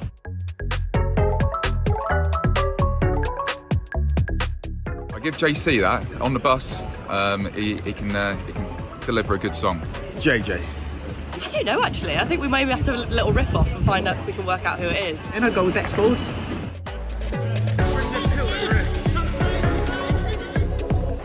I'm going to say Emma Tadman. She doesn't know what contact or non-contact is. Everything to her is contact. Oh, Craig Duncan. Danica, getting strapping, like literally that. James Roberts can have that. Owain Davis. Hands in pockets all day. Right, a little reminder for you that this season, today's fixtures will not be deciding the inter-services competition. That will happen next weekend, Saturday the 11th of May, when the Royal Air Force take on the Army. The women will be kicking off at 10:45, and the men is all very much still to play for. That will be getting underway at 1500 hours. Well, of course, today is not just about what is happening on the pitch. You can tell that from the atmosphere that we have around us. And it's not just about those that are serving, but of course, the armed forces community as a whole. So I'm delighted to be joined by Lewis Fittigan, who's from Little Troopers. First of all, tell me, are you having a good day so far? Oh, it's amazing. It's absolutely fantastic. And you know, I've been to the Army-Navy match many times before, being a veteran and being in the military, but to be here today as the charity of the day with Little Troopers, what a day. How much does it mean to Little Troopers to be the charity of the It's day? massive. So I founded the charity 14 years ago, and here we are, like what a pinnacle moment for the charity. You know, we don't have to tell the story to everyone in the audience. They get it. They know what those unique challenges are for military children. And to be able to tell everybody a little bit more about our charity and how we can support military families, just fantastic. Yeah, well, you say they get it, but I am going to make you tell the story. I mean, what is it that you guys do? Yeah, so we are born out of personal experience. I was in the military, my husband was. My daughter really struggled with long deployment, and therefore, you know, military children move house often, they move school often, they're having to say goodbye to mum or dad or both, you know, for months at a time on deployment or courses or exercise. It's not easy. It does come with unique daily challenges, and those challenges need nurturing, they need support, and as a charity that's what we do. We're there to recognise those challenges and to provide resources, initiatives, programmes to support them so military children don't face disadvantage. Yeah. I didn't have my children when I was serving in the military, but I remember growing up with those that had parents who served in the armed forces, and sometimes thinking, God, what your dad or your mum does is really cool, and it is, and it is something they were proud of, but it is difficult as well. Yeah, like you know, as a charity, our values are recognition, inclusion, and celebration. Because it is something to be celebrated. The qualities you gain as a military child are fantastic. But there are those unique daily challenges, and they do need support. And that's what, as a charity, that's what Little Troopers does. Oh, well, thank you so much for the work that you do and for talking to me today. Well, you can go and enjoy the second half, and you can do the same.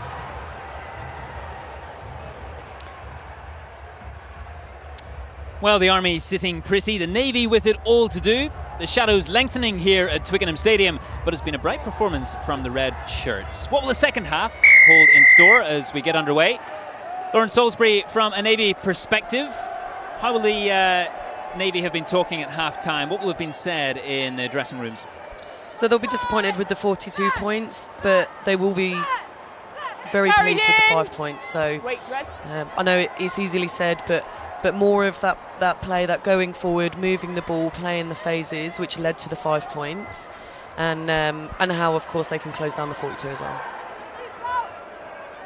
And Rhiannon Newton, Navy scrum half, Getting it out there to Leica Swain. An advantage, 5 high. An advantage being played. It's fine.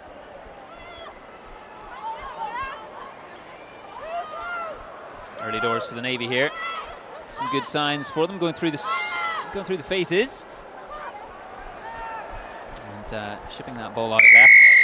Nothing coming, going back. The ref coming back here. Another penalty by the Army. 5 high. Potentially a worrying sign, the number of penalties conceded, Charlie. Yeah, I'm really hoping that, I'm sure it will have been part of Sarah Mitchelson's half-time chat in terms of discipline when we're under pressure. And the girls will know it themselves, you know, an early yellow really in the first half. Army-Navy historically has been a high discipline rate for us.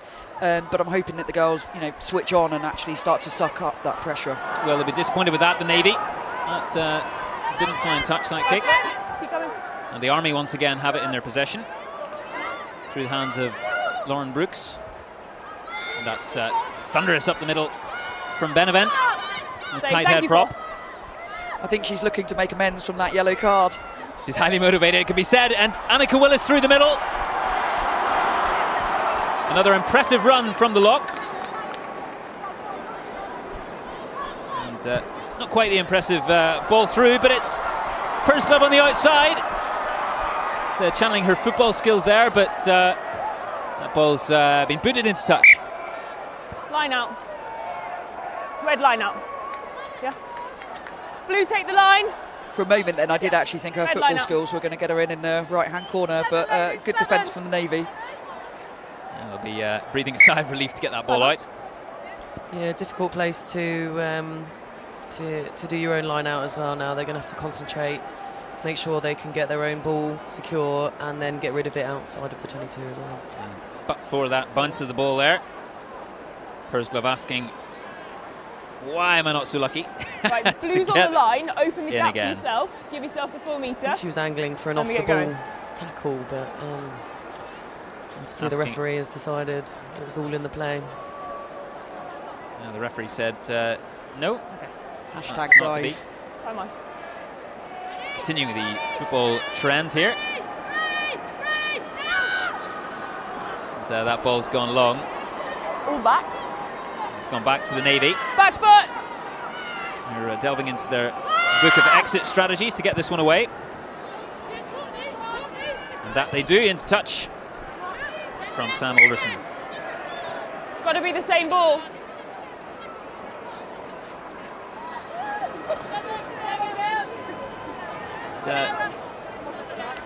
Interesting moments here at the start of the second half. And the Army just in the 22.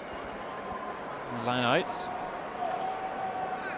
The backs sniffing an opportunity to get their hands on the ball. But they'll have to wait just for the moment. That wasn't straight. Outside hand. Option blue. And scrum or line. Yeah, some mistakes creeping in now from the Army. Why not? And for me, Blue 4, the dark blue, it's about how we can capitalise on them. Every time we make a mistake, they do a really good job of being under the post from it. We need to do the same thing. When they give us a tiny little give in play, we need to make sure that we can turn that into points. And substitution here, Olivia Fafita for number 5, Yvonne Mealy. And what can she do in the second row here for the Navy? Yeah, another really exciting player for the Navy. Quite young into her Navy career, but she's going to be one to watch over the next few years, definitely. It's great to see that young talent shining through, and no better place for them to hone their skills than here at the home of English Rugby, on the biggest stage against the Army, the biggest military rugby union stage today. Tackle! For these two teams, it's going to be an interesting one. The impressive RAF await the Army at Kingsholm. And the Navy just looking to get that ball back. Let it come, some let it come. Strong rucking there from the Army. Lou Dodd just stripping that beautifully, but the penalty goes to the Dark Blues. 12. as you say, Loz, the Army at the moment, they've not woken up post half-time. They need to get themselves together, regroup and go, because at the moment, the Navy, you absolutely can capitalise at the moment, and as you've just seen, making ground there. Yeah. Run made for the Navy as we await the line outs. And yeah, really impressed with El Bithell and Ollie Critchler today. Absolutely stepping up, filling in that role at hooker, at thrown in at the line out. You know, it's not our first choice. You know, we would like to play these players in their best position, but they've done a great job filling in today. Versatility has been impressive. We've seen flankers throwing into the line out before, notably in international rugby, Josh van der Fleer of Ireland having done so in Six Nations last year. And Bithell showing her skills in numerous different areas today. Very impressive. First in. There's another rip. Well, the ball hasn't stayed too long in the hands for either side yet in the second half. Ref playing advantage to the Army. And Benevent again. So Benevent was contracted with Worcester Warriors when they unfortunately disbanded in the Premiership, and she's showing her class today. And Lou Dodd showing her class here, and showing how difficult it is to stop her when in full flow. But the Navy have managed to do so, for the moment at least. Annika Willis try score in the first half, getting in the act, and another advantage being played by the referee. And Jade Mullen just putting it through the hands, and that's straight through. Another score for the Army. It's been a brilliant afternoon for them. Amy Carr this time, adding to the list of names on the score sheet. Absolutely great offload from Sarah Batley there as Amy comes through, blistering through the gap. Fantastic interplay. Amy Carr, number 13, Amy Carr. It's been an impressive midfield partnership. Lou Dodd and Amy Carr today. Number 13 with the score. Yeah, and it's actually Lou Dodd will be presented with her 25th cap after the game. So it's actually not her 25th, it's her 26th today, but apparently Lou wasn't counting. And her management team thought it would be better to present it at Twickenham. So after the game today, she's getting that. That's what the players say, eh? Not about the individual stats, it's about the team performance. Absolutely. As Pursglove lines up to take another conversion, which is successful. And another 2 points added. This score approaching the half century, 49 points to 5 for the Army. And the Navy may have had some possession early on here in the second half, but yet to convert. And they remain now 44 points adrift. Really good to see the Navy trying to get back into the game nice and quickly. They want to play. They want to see what they can do on this platform. It's nice to see them getting back nice and quick and getting right back into it. Back foot, keep going. Well, it's their defence at the moment that they can Hold show red. the Navy, as Lou Dodd puts it up the middle. And cleanly taken by Jazz Abel. Oh, and that's a lovely run from Abel. Through the gap in the middle, trying to move it through the hands, but that's spilled. And Pursglove puts her boot into it again. She has support of Griffiths. And go down to Julian Evans, who's pitch side. Yeah, thank you very much. I've crossed the red-blue divide to catch up with the other Sarah Mitchelson, head coach of the Army. Look, at 49-5, it's difficult to raise any points that you'll be unhappy with, but perhaps penalty count against you? Absolutely, penalty count and their try that they scored. I thought we allowed them to score that rather than they actually did the work to get the score. So yeah, I'm a little bit disappointed, and that was definitely the message in the changing room. Your crystal ball, you'll obviously have a look at what's going to happen next week where the tournament concludes against the Royal Air Force, and probably, no disrespect to today's opponents, a tougher test. So what are you taking from this fixture so far? That we need to make better decisions. Some of our decision making isn't that great, and I know it's a bit hard because all the space is out in front of you, but we've done better things than that. So our decision making and our defence is, I think, it's just a little bit stopping, a bit complacent. We're a lot better than that in defence, and we'll be taking that away next week. I think I'm right in thinking that last year Courtney Pursglove scored a hat-trick of tries. She's back playing for you now, but we must remember that earlier this season she broke her ankle. yeah, and really shouldn't be playing today. Don't say that. Don't say that. No, as in when she broke it, we never thought she'd be back for this game. So it's a miracle. It's not a miracle. She's put the hard work in to get here, and so it's nice to see Courtney back. It's taken a couple of games, but yeah, she's back. I think. No, it's been held up. Look, more points to you. Look, thank you so much for your time. We'll get back to Simon to try and catch up with what just happened there on the pitch. Thank you, Julian. Well, blink and you miss it. Army almost through with another try there. Lou Dodd just held up. Penalty over here. Held up, but we were playing pen advantage. There's a penalty advantage there to the red shirts. Stay on the line for me. Thank you. Lou Dodd crashing up the middle, but 7, not 10. And it's potentially my time to say, 7. I wonder if the referee's counting the disciplines at the moment in the Navy 22. Equitable game so far with the referee. I think they've had a good game. So it'd be interesting here whether there's a warning coming or not. Yeah, absolutely. Perilous when you get close to the try line and you're giving away penalties. But good defence in the end there, Laws, from the Navy on this occasion. Crouch! Yeah, it'd be interesting to see how they can manage themselves in the second half. Fatigue is really setting in now. We can see that with the penalties. The scrums are a bit back and forward. You know, that's another good scrum from the Navy, but it hasn't always been like that. And it's another Army try. Easy as you like. From, looked like Charlie Morgan there. The Army scrum half. And wonderful, wonderful little move. Seeing the space, utilising the space, and capitalising beautifully to get a try of her own. Yeah, it's a great try from Charlie. She's actually another one of our reservists playing today. She's a Royal Army Medical Corps reservist, and in her day job, she's actually a paramedic. Again, struggles to get away to give the commitment to services rugby, but it's fantastic to see her here today.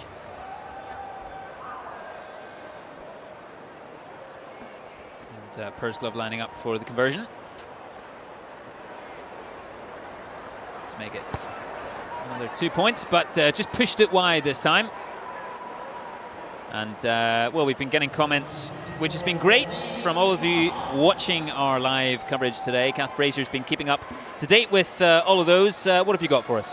Cheers, Si. So actually this one came in a while ago. It's from POPT Alex Stocker, currently situated in Bahrain, and he tells us he wants to give a massive shout out to our armed forces serving across the globe, especially those in UK MCC Bahrain who are supporting this prestigious event whilst on operations. Good luck to all the teams, but more importantly, come on the Navy. Which is just about right from POPT out there in Bahrain. And he said that they've got a big TV screen up outside and an outside bar location. So I hope they're all still with us out there in Bahrain. But a few more messages in support of the Navy. Jessica Amy, go Rose Dixon, waiting for her to get the ball. And you're right, Rose does make a difference when she gets the ball. Elias Blum, ex-Navy, says, come on, Jenny. Ben Hilton, watching from Italy in support of the Royal Navy ladies. And Alison Kelly, the Stacey Hargrave Walker. Ladies, rooting for you. You're going strong. Great to hear. Loz commentating. And good to see Jenks fueling positivity. And just one final message. It's more of a sort of tribute, really. And Charlie Maxwell flagged this up to me. And we just heard from head coach Sarah Mitchelson. Sadly, known as Huddy, Sarah, of course, lost her dad, John Hudson, very recently. And the Army girls in tribute are wearing tape around their wrists with John's name on it. So that's a massive, and I think this is the first Army Navy that Sarah's been involved with where her dad hasn't been around. And so the whole of the Army team are doing that in tribute to them. So if the eagle-eyed out there have noticed tape around their wrists, that's what it's for. Well, a lovely touch from the players, and of course thoughts go out to Sarah Mitchelson's family. We haven't had any instability and a reminder that rugby retain some stability as we agreed at the start. What we see on the pitch. And Don't the greater rugby family, forward, as always supportive and cohesive. And as we return to the action here at Twickenham, the Navy have the ball in a rather promising location, Loz. And keen to try and go for their second here. If they can put together a bit of possession and go through the phases. Yeah, I mean, this will be set moves from the training park. It'd be nice to see them pull something off because I know they work really, really hard at it. Out and round.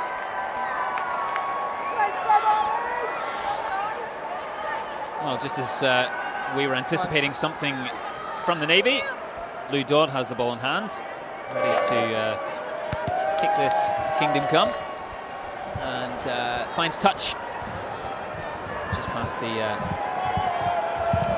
past halfway. There's your mark, Lou. Just as she's about to pick up the ball, India King, so a quick shout out she's asked me to do to 1 Regiment Royal Logistic Corps. I believe they're watching her today and supporting her, and we thank them for releasing her to play. Interesting transition recently for India King from the back row, in fact. And Jade Mullen wrapped up there, but using her strength to try and wriggle free. Yeah, India's another player that Huddy mentioned, Sarah Mitchelson mentioned earlier on in the week, as she's earned her shirt today. It's first starting IS shirt for India. She's been involved in the squad for a while, but she's really earned it this season. She's dug out in all of the warm-up games, and absolutely welcome for her starting shirt. There's that versatility, and something laws of the modern player about it as well. We're seeing more and more of these transitions, more utility players, especially when you think of the likes of the back three or players in midfield. But the Army coming straight through the middle here. And that ball goes right into the hands of Brooks and Jade Mullen. And it's another try for the Army skipper, Jade Mullen, finishing off a fantastic bit of work from the red shirts there. Jade Mullen once again delighted as skipper, and pushing that score up ever more. Jade Mullen.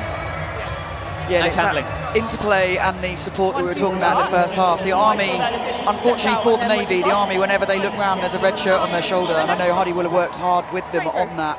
And the interplay between the forwards and the backs, you can't tell out there who is who in terms of the positioning, and it's great to see. Are you going off too?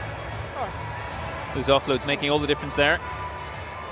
And it is, yeah. Wonderful through the hands, and ending up with the skipper. And Pursglove once again. And she's had quite the productive day, Courtney Pursglove. The Navy working really, really hard to scramble back and stop that play.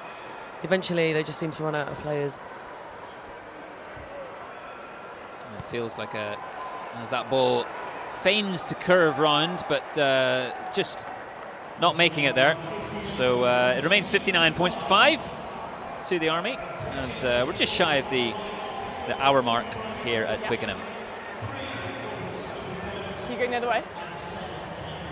And impressive. It's relentless at the moment from the British Army, the attack, and swallowing up anything the Navy have to offer at the moment in attack, but still a good bit of time to go in this game for the Navy to rustle up some moves and try and eat into that deficit. Advantage. 18 high.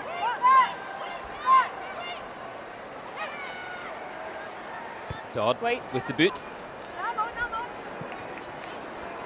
Straight down the neck of Jasmine Abel, but the ref calling the back. 18 high. And a high tackle there from Olivia Fafita. 18 high.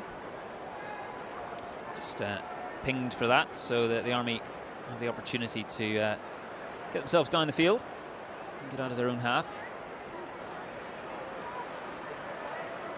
Just behind the 10. Dodd with the kick, and finds a good angle there in the end. Lou Dodd. And it's been an impressive day for her so far, Lou Dodd. Yeah, I think that's another difference between the Army and the Navy. Sam has been doing some great kicking, but it tends to be on her own as the kicker, whereas the Army have a few out there that can actually pinpoint the space and the accuracy and actually make that ground for us, combined with quite a strong line out for the Army. And it's Dodd again, and getting it through the hands here, Emily Griffiths. And what's Gilmore got on the left? The ball's just a little heavy on that kick. Touchdown, goal line. Not to be there, but Hannah Gilmore once again showing her pace on the left wing for the Army, and trying to get in the act as well with her football skills. Let's go. But, the ball not bouncing kindly for her in the end, just a little too much on that. Behind the kicker for me.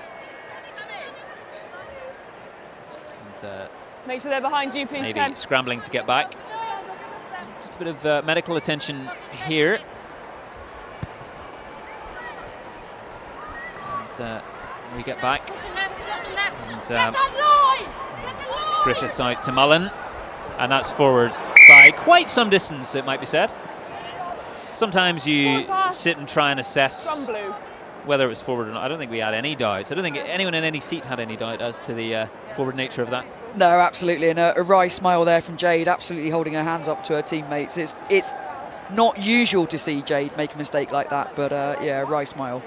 Just a bit overeager, it seems, as space was opening up. Yeah, and we can see the Navy players are getting a bit tired now. It's going to be a really tough last 20 minutes for them. The Army having beaten 21 defenders to the Navy's 3. That deficit not only in the scoreboard but also in that statistic as well. Come on. Just patience with the hold, yeah? Keep the gap. Same mark. Another scrum to get set. There's been a change. I've just noticed that Ray Metters is now on in the hooker position for the Army, and it's actually Ray Metters, having come on for that cap, is now equal top cap for the Army with our head coach Sarah Mitchelson. So I'm trying to desperately rack my brain as to what the number is. It's approximately 36, I think, in service caps, and we're eagerly looking to see if she's selected for the RAF game, because if so, she will become our top cap person. Yeah, the 34-year-olds with what we have seems to be 33 Army caps and 33 Army caps, 3 UCAF caps, as you say, 36. Very impressive number for Ray Metters. Yeah, and Huddy and I were joking early on in the week, was she going to put herself on the park today so that she could just stay one ahead? But sensibly, she stayed on the bench, on the coaching bench. Yes. And Ray Metters, very talented as well in different codes, League and Union, and has represented the Army in Rugby Sevens as well. Yeah, she's also a front row player, but a utility player, I should say. She's always kept herself fit, mobile, and absolutely the pace. Fantastic individual player. Well, it's Dodd, and crashing through the middle, and it's Courtney Pursglove with another score. She loves scoring in this ground, Courtney Pursglove, and delight on the face. Just sums it up for the Army at the moment. Yeah, the right winger having a great day. Royal Navy suffering with those offloads again. And unfortunately that score takes us within one of the score last year as well. So 67-5 the score last year. Depending on this kick, we're quite close to that. I believe the highest score in this game was 95-0 in 2017. So it's interesting. And as you say, can the Navy fitness hold out for the last 20 minutes? Yeah, it's just under 20 minutes to go as Pursglove lines up, and this will take it to 66 points to 5. Of course, the score last year, 67 points to 5. And a wonderful day for the women in red last year, running in 11 tries in all. And that lady will be doing her best to make sure she gets another hat-trick. So Courtney Pursglove loves the space, loves the ball, and I'm sure she'll be doing her best to beat that score. Well, the Navy are getting down there quickly to restart, which is good to see. And Alderson with the kick, and deep, reaching the 22. It's gone backwards off the hands, and Pursglove with a nice little dink over the top, but straight into the hands. Just noticed that Rowan Sinclair's gone off for the Royal Navy. Really exciting to see Gemma Flowers on. She's spent a couple of years out. We'll take your time. We'll restart with the blue scrub. So really great to see her come back in. Great to see, and we have Julian Evans, who has Sarah Batley with him. Yeah, thank you very much, Simon. Look, there were some smiles on the faces there, mirrored by your own here on the bench. Fantastic performance so far by the Army. I bet you're rather miffed that you've had to come off. Yeah, the team were just getting going. We had a good chat at half-time. And we were just asking for that bit more from each other, and we're just about getting there. But I know full well that the players that are going on now are going to completely keep taking it up a notch, and it's exciting to sit here and watch the team absolutely excel. Yeah, you started the game as vice-captain. I'm curious to know who assumes that role now that you've come off. I mean, you are blessed with leaders. Yeah, absolutely. So Heidi will step up now, an absolute phenomenal player. She just naturally leads and takes away. So between her and Jade, the team will continue that fight. So were you taken off precautionary with an eye on next weekend, because it's going to be a tough one, a fast one against the Royal Air Force at Kingsholm at Gloucester? Yeah, absolutely, and it also gives players an opportunity. Opportunities like this don't come around that often, do they? So to get out there playing in front of a big crowd gains experience. So when I fall off the edge, you know, we've got players that can quite easily step up and fill those shoes. One of those that shone today, Courtney Pursglove, is coming off now. She's done so well after coming back from a broken ankle just months ago. Yeah, she's absolutely done really well to get back on the team, ready for the inter-services, and today she's really showing her quality, and and credit to her coming back and giving the display she has done. Yeah, she looks disappointed as well, probably more in the tank for next week as well. Your expectations then against the Royal Air Force next week? Yeah, we're looking forward to it. We know it's going to be a big fight up front, but we're ready. We've been training hard. We come here today wanting to put performance. We'll continue to do that. We'll rest and then we'll get ready for next week. Sarah, thank you very much for talking to us. Simon, back to you.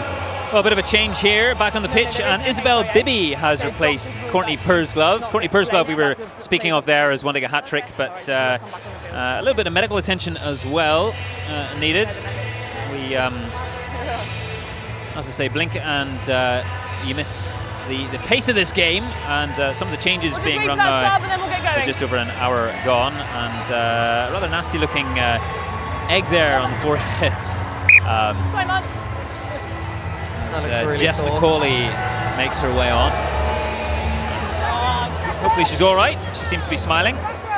Yeah, hopefully that looks worse than it is, and luckily it's come out, so ultimately the swelling looks bad, but the fact it's come out of her head, the swelling's not internal, is definitely of benefit.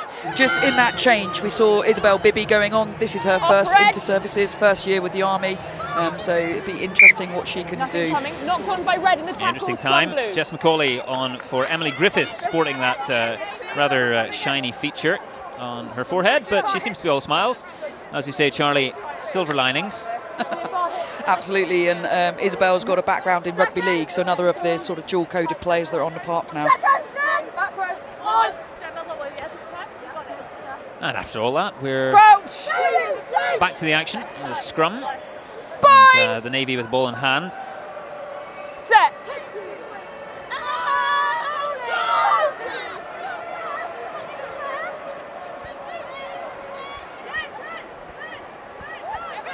And Gemma Flowers on for Rowan Sinclair. Number 17, Gemma Flowers on for the open side, Rowan Sinclair for the Navy. So both sides bringing on the changes at this stage. I think another warning here for the Army. Okay. That's it, no more. Who was it? 8. Thank you. Number 8, Sally Bellhouse.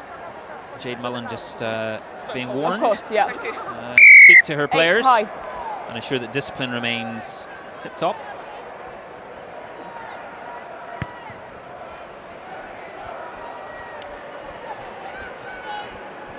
Good to see the Navy in the right part of the pitch again. Hopefully they can regather and start playing some of the stuff that they've been using in training and all of their warm-up games as well. Well, we know the score isn't in isolation, but it's almost as if the way in which the Navy have been shaping up to try and improve on last year, if they can get another try, even another couple, hopefully for them, then they'll certainly not be too upset about the 66 on the board at the moment. Just player going on there was Major Gemma Pearson, who interestingly this time last year was actually about to give birth to their son Louis, married to Heidi Silcox, who we mentioned in the first half. It's great to see her in season coming back to play, and she's switched positions this season, going on at scrum half. So yeah, interesting player going on. Switching positions, and Heidi and Gemma, both experienced players. Heidi with 33 caps for the Army and 10 for Gemma.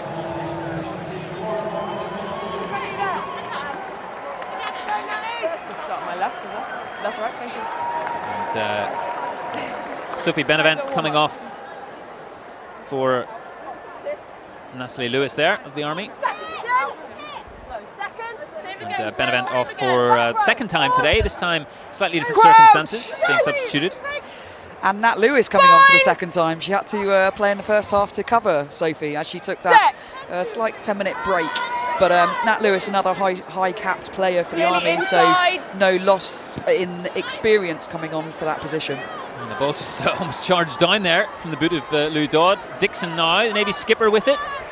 And shipping it out to her colleagues in the back line. Josie Parnaby trying to wriggle free that, not a collision you'd want to be part of there. And Critchley Peddle trying to show her worth to Bithell. Bithell, the star of that behind the scenes videos we were enjoying, those videos this week. Taking us into the camp, how they prepare for the big days. Use. To Alderson now to no, Jackson. leave, Red. Alderson again. And it's back in Army hands now. It's been back and forth, quite a bit of possession tennis so far, but the Army just looking to break here on the right-hand side. An advantage being played from the ref. Pen advantage, Red. For a high tackle, it seems. A little bit... the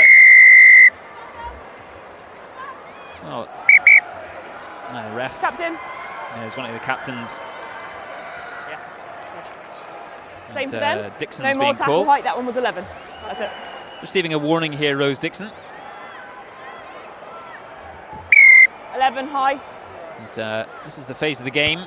You've got tired legs and some tired minds out there as well. It's imperative to keep that discipline and to ensure you keep your defence tight as well. 1-4 substitution. 1-4. It looks like Daisy Lumsden is coming on for Josie Parnaby of the Navy. Replacement in the backs. Okay, yeah, happy, come on. Very good, one on, yeah. And speaking of fresh legs, Laws, what can Daisy Lumsden offer? Yeah, we've seen Daisy for a couple of years now. I think this is her first proper sort of break into the senior squad. It's nice to see players sticking around and working at it, and when they do get to us at the senior stage, they've got a really good performance to offer. It's another yellow card here, and number 19 Jessica Bryan coming off for the Navy. The ref's been fairly firm today. Fairly firm, not letting anything slip. I think the referee's been great today.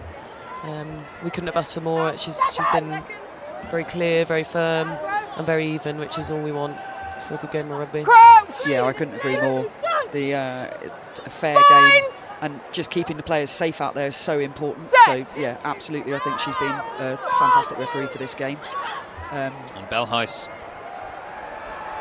to Pearson, and Jess McCauley. It's Jess McCauley on the score sheet. That's a nice way to announce your entrance to the pitch, just having come on, and over the whitewash. Yeah, absolutely. So Jess is no stranger to actually scoring tries for the Army as an Army winger. It's nice to see her though making such a quick impact in this game. And Jess will play her civvy rugby with some of the Navy girls because she plays at Havant Rugby Club. So she'll certainly know Sean and Daisy, I think, as well. And that's something surely as well that helps to narrow the gap. We keep hearing this term about narrowing the gap between the sides in this inter-service championship, but the fact that they play together, they inevitably, I'm sure, learn a lot from each other in training. Yeah, definitely. And the Navy are doing a great job of getting girls into civvy rugby, which is what we have been missing in the past. Our issue now is that the level of civvy rugby we're playing is still not quite even, so we aim to get girls at a higher level of civvy rugby club, which can then come down to military rugby and try and even out the score a bit. Well, now that Pursglove is off the pitch, the responsibility for the conversions falls to Lou Dodd, and she's successful with that. So it's 73 points to 5 now in favour of the Army, and looking at another substitution here, this time for the Army. Skye Jackson is on. And we've also got Adrienne Baker of the Navy on for... Yeah, Sky Jackson, another league player, so it's her first inter-services for the Army Rugby Union team. She's been in and around the team before, but it's her first inter-services. Well, that just spilling there. And the Navy with the opportunity here to have the put in. And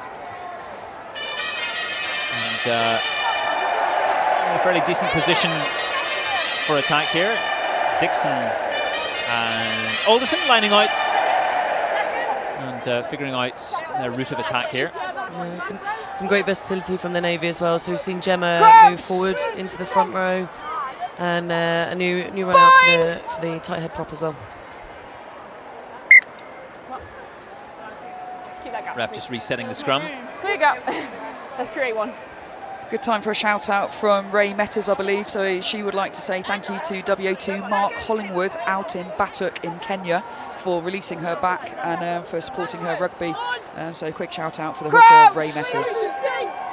Well, great to get all those shout outs and comments from all of you watching around the world. Bahrain, Kenya, here in the UK, wherever you may be, keep them coming in. And we love to hear from you. And the Army have turned this. Bellhouse once again. And the ball, unfortunately for Gemma Pearson, just knocked on. Scrum and going to head down once again to Julian Evans.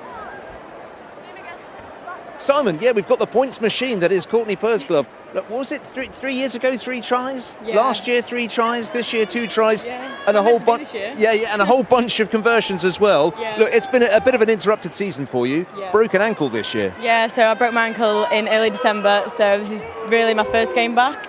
So it's good to get a few minutes in, and obviously, what a better place to get your first game back, really, at Twickenham. I suspect that at the start of the year, or when that injury happened at least, did you have this at the back of your mind? I've got to get back for Army Navy, I've got to get back for inter-services? Well, I had a lot of doubters and a lot of no's and a lot of, let's be realistic talks, but this is what got me back so quick, and this was like, I will be back for this, so it's like, gave me the motivation to absolutely smash my rehab out, do all the things I need to do for me in order to play today. Look, you're a tight group of players, and I just want to talk about the wristband if I can. Yeah, of course. Talk us through that. So this is our coach, for our coach, Huddy. Don't know where she is, but her dad sadly passed away earlier this year, and since 2003 Huddy has been involved in the whole inter-services since it basically began, and he's never missed an inter-services, whether he always here.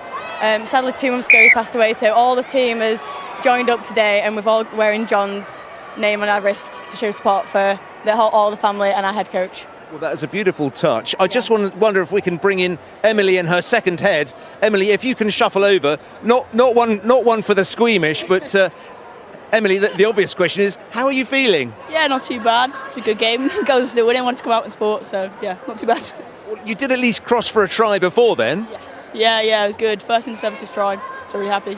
Yeah, so your maiden chance to play at the home of English rugby. So your thoughts then on today? You certainly got a souvenir. Yeah, got a souvenir, got a try. Girls are doing great out there, so can't ask for anything more from them. I think this is my fault actually, so I'm sorry. Oh, right. Well, you're accountable. Well, look, I might just move away and we'll hand back to Simon. Thank you very much indeed. No worries, thank you. Thanks, Julian. And back on the pitch here, the Navy moving up the left hand side and trying to put together a few phases in the dying moments of this match to see what they can come up with, if they can get a second score on the board. No, leave, Red, leave! As Julian was speaking to 2 of those back three players for the Army who've had a very good day and of course smiling as they should be. The Navy pushing it through the forwards here. Back foot, no, leave, Red, leave! Maybe tired bodies, but they're still powerful. And roll first. It's taken it quickly.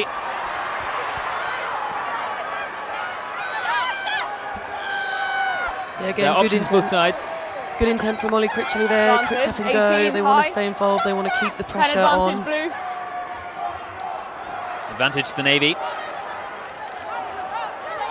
The referee keeping a close eye at the breakdown there as they move ever closer Tackle, release. To that famed whitewash in Twickenham.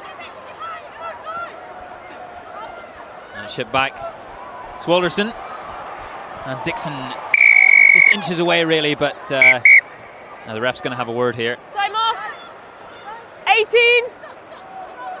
Maybe another It could be Captain. Holly Beacom of the Army striding over towards the referee. 22. And it's a yellow card for Holly Beacom. Holly Beacom from Northern Ireland. Capped a few times so far for the Army, but she'll spend the rest of this game off the pitch. And can the Navy take advantage of this? Leave it. Thank you. Extra person now. Extra women on the pitch. Oh, that's good driving there from the legs of Rosie Staples. No, leave it, 17. The Navy vice-captain. And Olivia Critchley-Peddle carrying on that work very admirably. But the Army have taken it back, and yet another turnover in this game. Yeah, good steal there by Sky Jackson, making her presence felt on the game. Unfortunately, another visit to the 22 where we haven't managed to put that into points. No, 6. And an Army penalty, and it's one thing to have a yellow card for the opposition, but frustrating if you can't capitalise on it, Loz. Yeah, absolutely. I don't know what the numbers will look like in terms of territory on the pitch, but we can't say we haven't got the opportunities we have. I mean, we did have times where we were lucky to even see the halfway line or the try line, but I mean, I suppose it's all building blocks, isn't it? We're getting the time in the right parts of the pitch now. The next thing we have got to do is make sure that we can turn those into points. And in the Navy have had quite a bit of the possession as well in the second half, it must be said. Yeah, absolutely. I mean, there's been a little bit of disruption, you know, seeing Jess go off and stuff like that. They'll want to maintain a bit of continuity. They want to keep ball in hand. We can see that. They're happy to play the phases. Just making sure that we can turn that into points so that it actually means something at the end of the day. 50 on, wait. Dodd once again. Yeah, we're good. Feels like deja vu with that boot down the middle. And, gathered in there. Ashby of the Navy. Move 8. Newson. Newson's trying to find that gap, just half through. And ferrying it back to her teammates, but weren't quite ready for that. Yeah. It's a shame the referee missed the offside there. First fault all day. She's had a good game. All right. Ref. Red 6, you're going off for the replacement. And looks like another replacement coming here. Time's off. Yeah, so I think it's Lauren Brooks coming off, and just as she does, she would like me to do a quick shout out to 106 Squadron Royal Engineer, in particular all the shot troop. So just as she leaves the pitch, quick shout out to them. Thank you for releasing her. She's had another stormer of a game. Used to play for Quins, played for Ealing Trailfinders this season. Fantastic asset within the Army team. And Sarah Batley, the vice captain for the Army, back on. Lauren Brooks off the pitch. To get a shout out for Ventnor Rugby Club, my dad and my 2 brothers. They'll kill me if I don't get it in. Just in time, Loz. You'll be pleased to know I've got no more up my sleeve, so thanks, Loz. I think I've got like 12 text messages from my dad. Come on. I'll give you an answer in a minute. The beauty of today is people... 19 seconds. There you go. Thank you very much, Jim. We've seen quite a few very impressive performances. Crouch! From the Army. Bind! Set!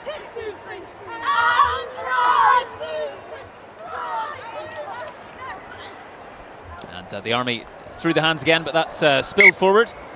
Just a bit of fatigue perhaps showing at the end of this match. Scrumbly. And it's time to ask you, Loz and Charlie, who's been your player of the match? So obviously Courtney's spent loads of time under the post, scoring the tries, getting the conversions. Sally Bellhouse has done a really, really good job disrupting the play, stripping the Navy players. But today we've gone for Annika Willis. Great performance. it's really nice to see her making her own performance within the team. Yeah, as a second row player, actually she's been doing the dog work in those contact situations, but she's also actually had the ball in space, been really useful. And of course that try in the first half. So yeah, fantastic for Major Annika Willis today. You can't forget the image of her striding through the middle for that try. She'll relive that in the highlights, undoubtedly. Absolutely, and a quick shout out back to Lieutenant Ed Leggett of the Royal Navy for releasing Annika Willis to be able to get here today and play that game. I'm going to have to phone him about next year, aren't I? Well, if you want shout-outs, you know where to come. Knock on. Scrum red. Thank you to the Navy, constantly supporting Army Rugby. 1-3 blue substitution. 1-3. And player of the match is Annika Willis, the lock for the Army. He's had a fantastic game in attack and defence, as you were saying, and great to get those shout-outs as well, Charlie Maxwell. Yeah, thank you. I'm gonna come off Facebook and make sure no one can contact me for more next week. But yeah, it's always good though. The team have actually, they really do appreciate the chain of command support. It's so important. We've said it earlier. I know that the Navy and the RAF, both just before both of their inter-services, have had players removed due to reasons. Ops comes first all the time. But where these players are released, it's always an operational impact back onto the unit, and we thank them massively. Well, Newson kicked it through there, and Bibby is finding space on the right-hand side. What can Bibby do here towards the end of this game? And ref playing advantage as well. The Army have an opportunity for another try, potentially. And, as they eye up, getting close to that 80 mark. And moving it through the hands once again. And... oh, that's very, very nice there. They have the numbers, the Army. And indeed they're through. And in the shape of Jess McCauley. Wonderful score there, the Army. Finishing off the day like they began. Only seconds to go here at Twickenham. And the Army reminding everyone of their performance this afternoon. We've got such a quick turnaround before the RAF game next week, so I know that that's Sarah Mitchelson's main effort now is to look towards next week, play a different game plan. However, the players now will be starting to look towards that and start to stamp start to look at getting that starting shirt for next week's game now. Great try there from Jess. Great try, and Loz, of course the Navy have had numerous chances through this game. They'll have been pleased at various points for getting into positions, but obviously, ultimately, disappointed they weren't able to capitalise. Yeah, absolutely, and some of those are from really, really good turnovers with the Army, and some of them are unforced errors as well. So, we can't control so much what the Army do. We should be able to control our own performance and stuff like that. So there'll be a bit of both in there. Well, it's the final whistle, and the Army have done it again. A resounding win, 78 points to 5 over the Royal Navy here at Twickenham in the Inter-Service Championship. Just pulling that last conversion, otherwise it would have reached 80. But, the red shirts, fancied by many to repeat their performance from last year. The Navy coming into it, speaking of closing the gap and wanting to try and get closer to that standard that the Army have shown out here. But firstly, Charlie Maxwell, Army will be delighted with that. Yeah, absolutely. They've stuck to the coach's game plan. They've kept it away in midfield from the contact situation. You've seen the front row, every player from 1 to 15 playing flowing rugby with each other, supporting each other, and that really has been the linchpin for them today. It's fantastic play from all the players. A real team performance, and that was reflected in quite a few of the tries as well. You mentioned the offloads before, seeing the ball being shipped out wide so often, and indeed that's where the Navy was caught out against the RAF, and again today. Yeah, unfortunately, I know they've worked really hard, and I know it's one of the points in the pre-match interview with the head coach. They were looking to keep the space, but unfortunately, the Army have been able to capitalise out wide. Taking nothing, there have been some up the middle, and I know Loz was saying, actually, the score does flatter the Army from the point of view of the possession today, and the Navy have made inroads into the Army 22, but unfortunately have not been able to come away with those points. What will be the talking points for the Navy as they assess this match? Obviously another very heavy defeat, but what will they be taking away from this? There'll be lots of conversation about how we can reduce those points against. But I know from when I was coaching them, it's important not to forget how we scored those 5 points and to retain that as well as reducing the others. Well, we're going to hear shortly from the player of the match, Annika Willis, and Julian Evans is with her. Yeah, thank you, Simon. I've got the player of the match, Annika Willis, with us. Fantastic second row performance by yourself and your teammate, Heidi. But to come here and put 78 points on your old nemesis, the Royal Navy.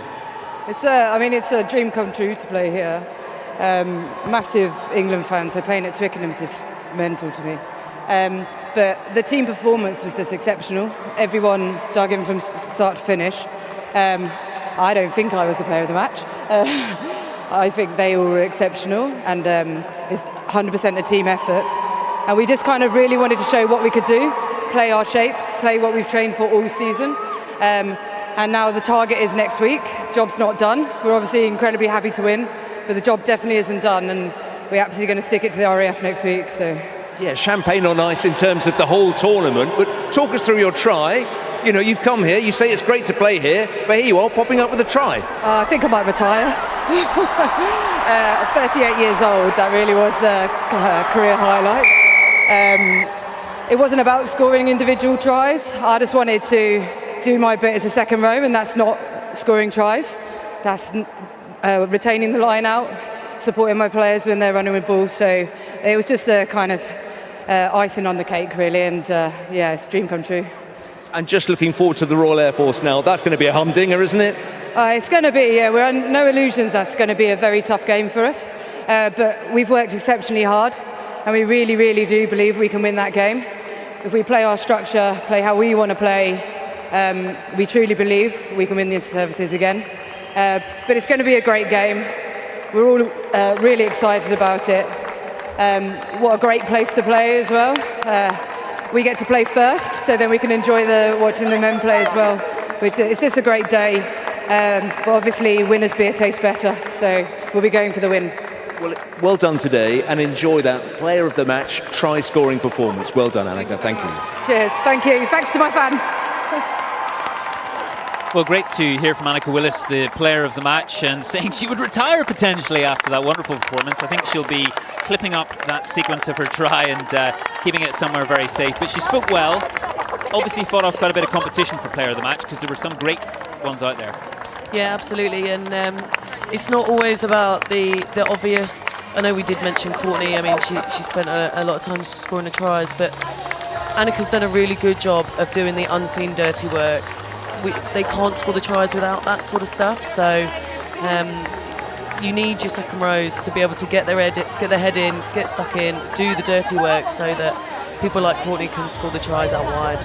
And it's nice to see that she's got the other part of our game where she can support players and finish off the tries as well. Absolutely. And one other thing that's good to see is the camaraderie between the players. Different teams, as you say, some of them play club rugby together, but nice to see a tunnel at the end, the players appreciating the performances. And we're going to hear from Rose Dixon now, the Navy captain, and she's down pitch side. Rose, disappointment. You know, I know that the scoreline says which way and which side won today, but yourselves, you've blooded plenty of players today, so that for future inter-services, the scores are going to be reversed. Yeah, I think gutted. We wanted to do better today, and we're not going to hide that, but being out on that pitch, it felt good at times, and that's exactly what we want to build on. And like you say, we're blooding new players, and we're building season upon season. So we put on a performance to be proud of, but it definitely isn't the result we wanted. You'll take plenty of heart from the try that you scored and the territory that you enjoyed as well. Couldn't just quite turn that territory into points today. Yeah, absolutely. And we spoke about it before the game, those 1%ers, and that try came from one of those 1%ers. But we just didn't capitalise when we should have, and we're going to take that forward. I know you're always building, and it doesn't help that you're all so busy across the military, losing players at the start of the week that you thought were going to feature today. Yeah, that definitely doesn't help, but the requirement of the service always comes first, unfortunately. That's why we're trying to build that depth in player kind of numbers, so hopefully we can keep on doing that season in, season out. So park up tonight's disappointment, build for next year, and don't forget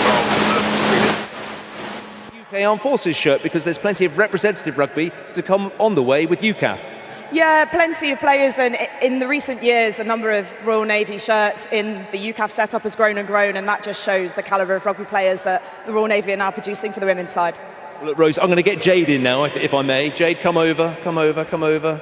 Commiseration. Oh, it's still friends, hopefully. We need you both. Centre partnership for UK Armed Forces. Yeah, hopefully, yeah, definitely. Obviously, the UK Armed Forces is coming up in June, so a really exciting fixture and something we're really looking forward to, bringing the best of the best together. So, yeah, an exciting fixture as always.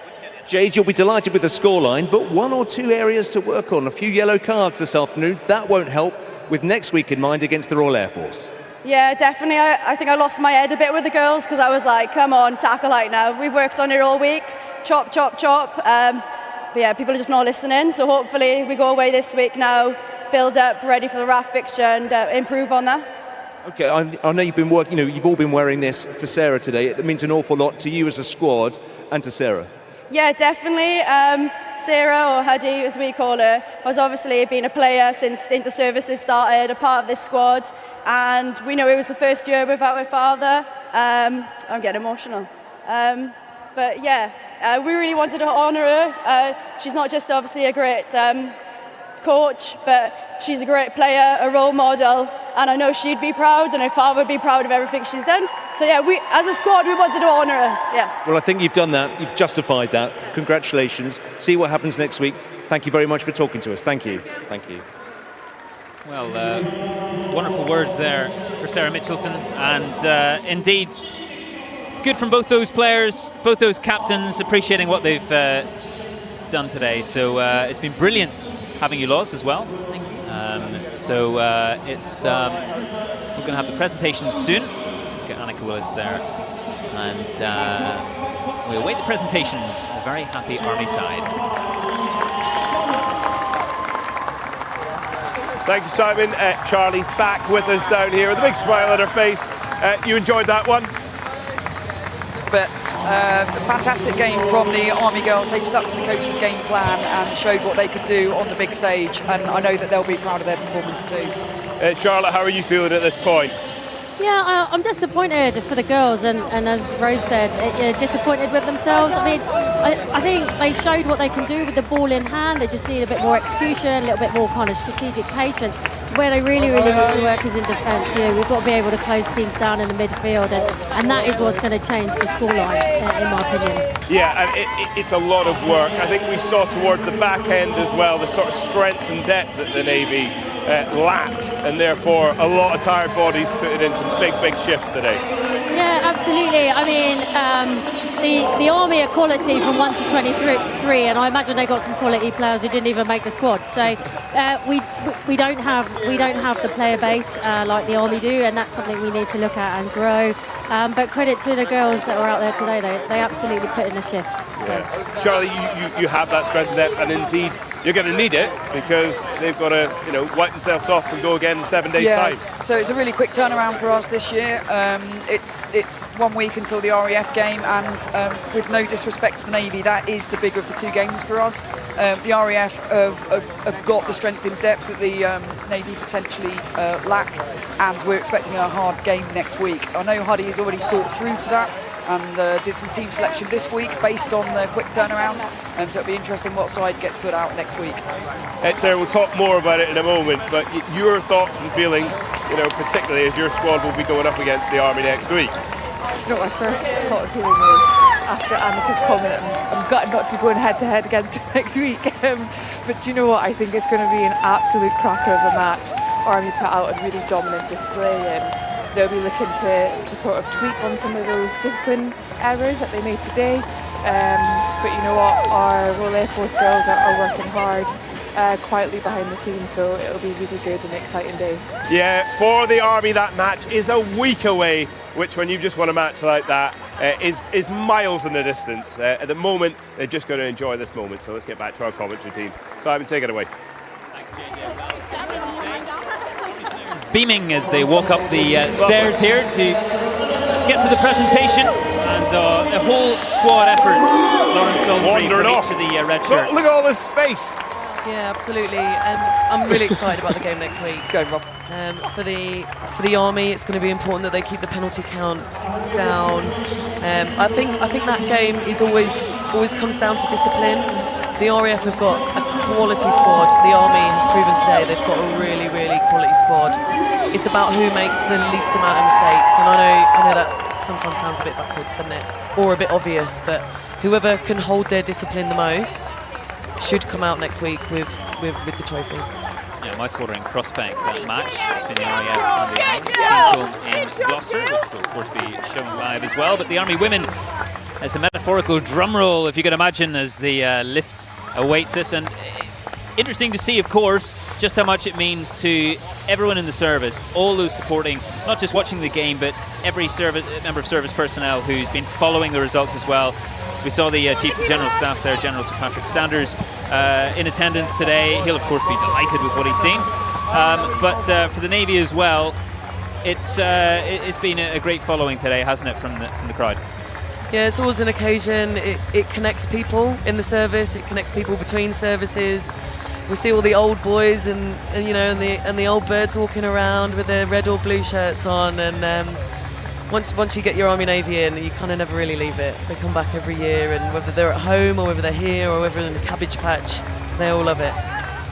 Well, we know it's Star Wars Day. The 4th of May, may the 4th be with you, as some might say. The Force was certainly with the Army women today, and they're just excited to get this trophy lifted, and standing around with their medals around their necks. And what a wonderful sight for them.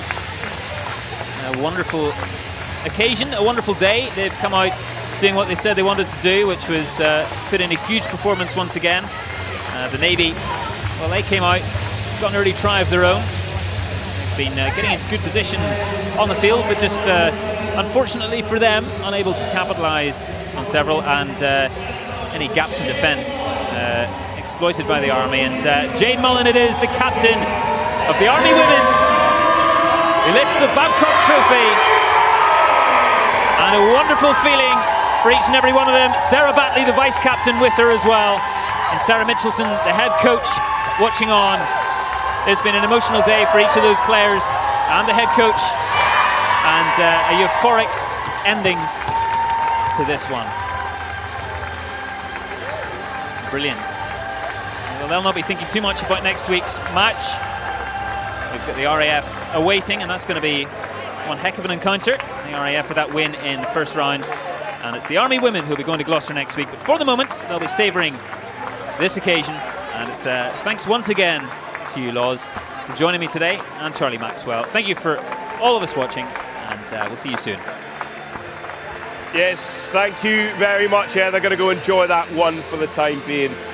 Charlotte, let's start with the Navy. That scoreline today, worse than last year, 67-5 last year, 78-5 this year. But considering the lack of players, some of the people that were not available, considering, when they got that try, it was a team effort, getting over the gain line with real patience and composure, and then a wonderful finish out in the wing. How do you measure up this year's performance to last year's, bearing in mind we were talking about this is a process to build towards success in the future? Yeah, I think it's clearly not the progress we wanted, but a shout out goes to Ollie Critchy-Pedal at 2. Our starting 2 broke her foot at the weekend. I think she got taught how to hook this week. Wow. So for her to have stood up and given that performance in the set piece, our set piece held well today. Under that, that at least gives us a platform to go on. And I think our percentages in those parts of the park will stand us in good stead. And I think there's bigger and better teams that don't execute in the 22. So it's not just a Navy women's problem. So I think the fact that we got in the 22 and we stayed there for a reasonable amount of time is progress as well. So there's always positives, there's always learning points, and we'll do the analysis, and the coaching team will do the analysis, take it away, and we'll come back next season. Yeah. Charlie, 1 week to the next match. Let's talk about the Yellows in particular. The Army's not going to get away with that next week. No, absolutely not. And I thought the ref had a great game today. We commented on her in commentary, so absolutely no issues with the yellow cards themselves. Absolutely, it's those small gains actually that will give the RAF the opportunity. and I know that they've got a team that will take those opportunities. So I'm sure that Huddy this week in training will be absolutely concentrating on discipline. Jade said it in her post-match comment about they've already been working on the chop tackle and to bring those tackles lower, and so I'm sure that will feature in their training this week. Sarah, this arguably, and we've talked about this as we were watching, it's there for the RAF. It is there for them. They are missing a key player, of course, but it is there for the RAF, particularly because the fixtures have lined up the way they have. Yeah, no, 100%. Look, the way it's lined up, it is the grand final essentially, and we're working away quietly behind the scenes, doing our thing, and you know what, we're going into this week focusing on ourselves, bringing our best game in, and looking forward to next Saturday. Yeah, well, as I say, it is next Saturday, and it's going to be another double header. It's the Army versus the Royal Air Force. It will be the turn of the women to be the first to kick off at 10:45, and then hopefully they'll be able to enjoy the men's match. As we heard earlier, winning beers taste all the sweeter. And then in the men's tournament, it is all still to play for as well. That kicks off at 1500. That'll be on the Forces News YouTube channel, and that's going to be live from Kingsholm in Gloucester. Right, well, thank you very much to my guests here and to our whole team that has put together this wonderful spectacle. What a day it has been. A wonderful fixture there from the women, but of course that men's match, well, that was one that I'm going to go and have a lie down now, because somehow I've been coping with the fact that the Navy lost it. But what a day that was for the armed forces and for the rugby community. Thank you so much for joining us. We'll see you next year.